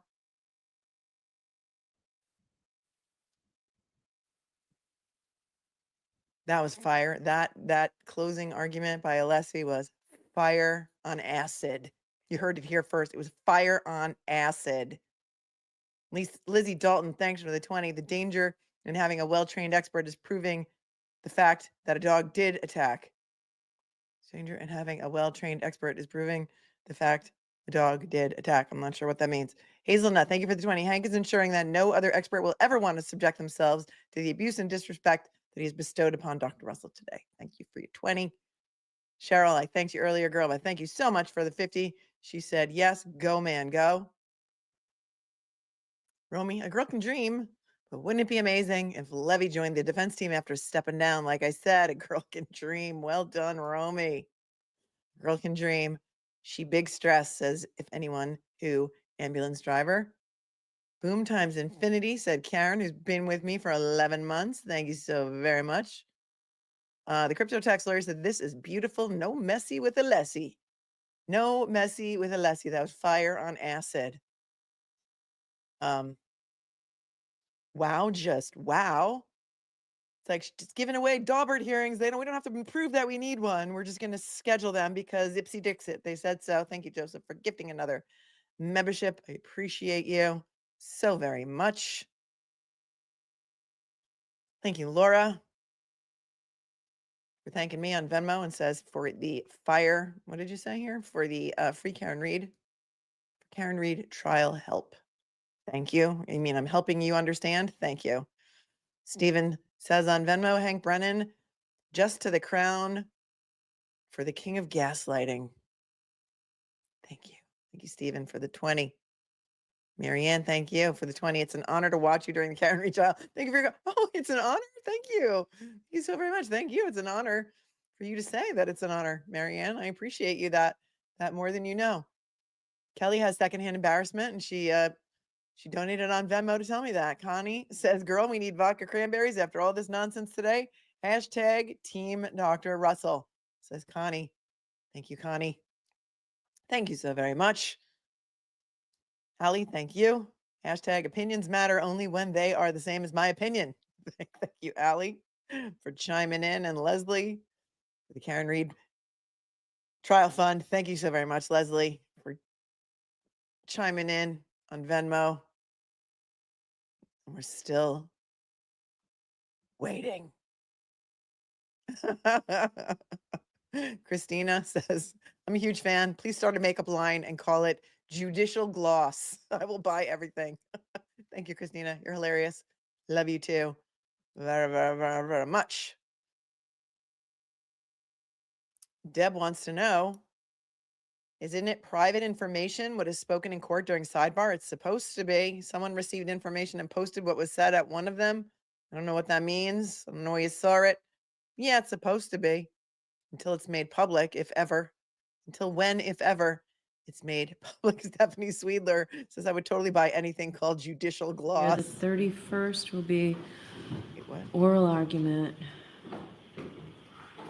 at 9 a.m. And if what? there's an evidentiary hearing, it will be conducted on February 6th. We'll block off the day. And February 7th, and we'll also hear the ARCCA motion if there's Wait, something on that. February 6th or So February we'll go 7th? for the 6th, but we'll leave time if it carries over, so we don't have what happened with Dr. Russell, such a big gap in between. Okay. All right, we'll see everybody then. Thank you. Thank you. So is the 27th no longer? Because I thought originally she said 27th. Now she said 29th. No, now she said 31st for oral argument. Hang on. We'll block there. Because the sound cut The on. 31st will be 31st. oral argument. 31st for oral argument, and then February 6th and holding the 7th for a hearing. So I don't know if she kept the January 27th date because everybody already had that marked off on their calendar. Let's just see before they go to the fan. The walk out. Well, there's Christina Rex from whatever channel she's with in the red coat. Pretty color. She's also the one who got the exclusive interview with Paul O'Keefe. I guess that is where it ended. That is that. Oh my gosh, that reminds me of days gone by when in the middle of the night, the TV would just go to those colors and that bleeping sound when all the channels went off the air back in the day, kids. We didn't have any streaming. We had 6 channels, and at some point they all went off the air in the middle of the night. The other Karen, thank you so much for the 50. Says, thanks, Melanie, for the time you spent on this case. I sent you a DM via Instagram with Real Housewives SLC Bronwyn, who was recently attacked by a dog. Thank you. I don't, for some reason, those Instagram messages they like fall into a black hole. It's always better to email me, fanbase@mlittlelaw.com. Thank you so much. The images look similar. And so, my DM link isn't spam. Happy New Year. Thanks. I don't click on links. I don't do any of that stuff. And also those Instagram messages just seem to get lost. Like I don't get notified. I don't know. But thank you so much for the 50.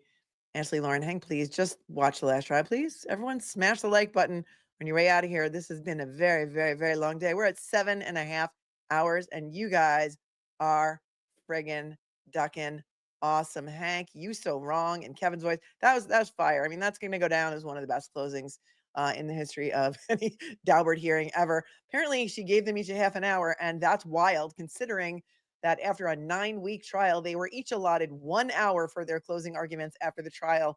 And yet today, on this ridiculous 2-day Daubert hearing, they were given a half hour.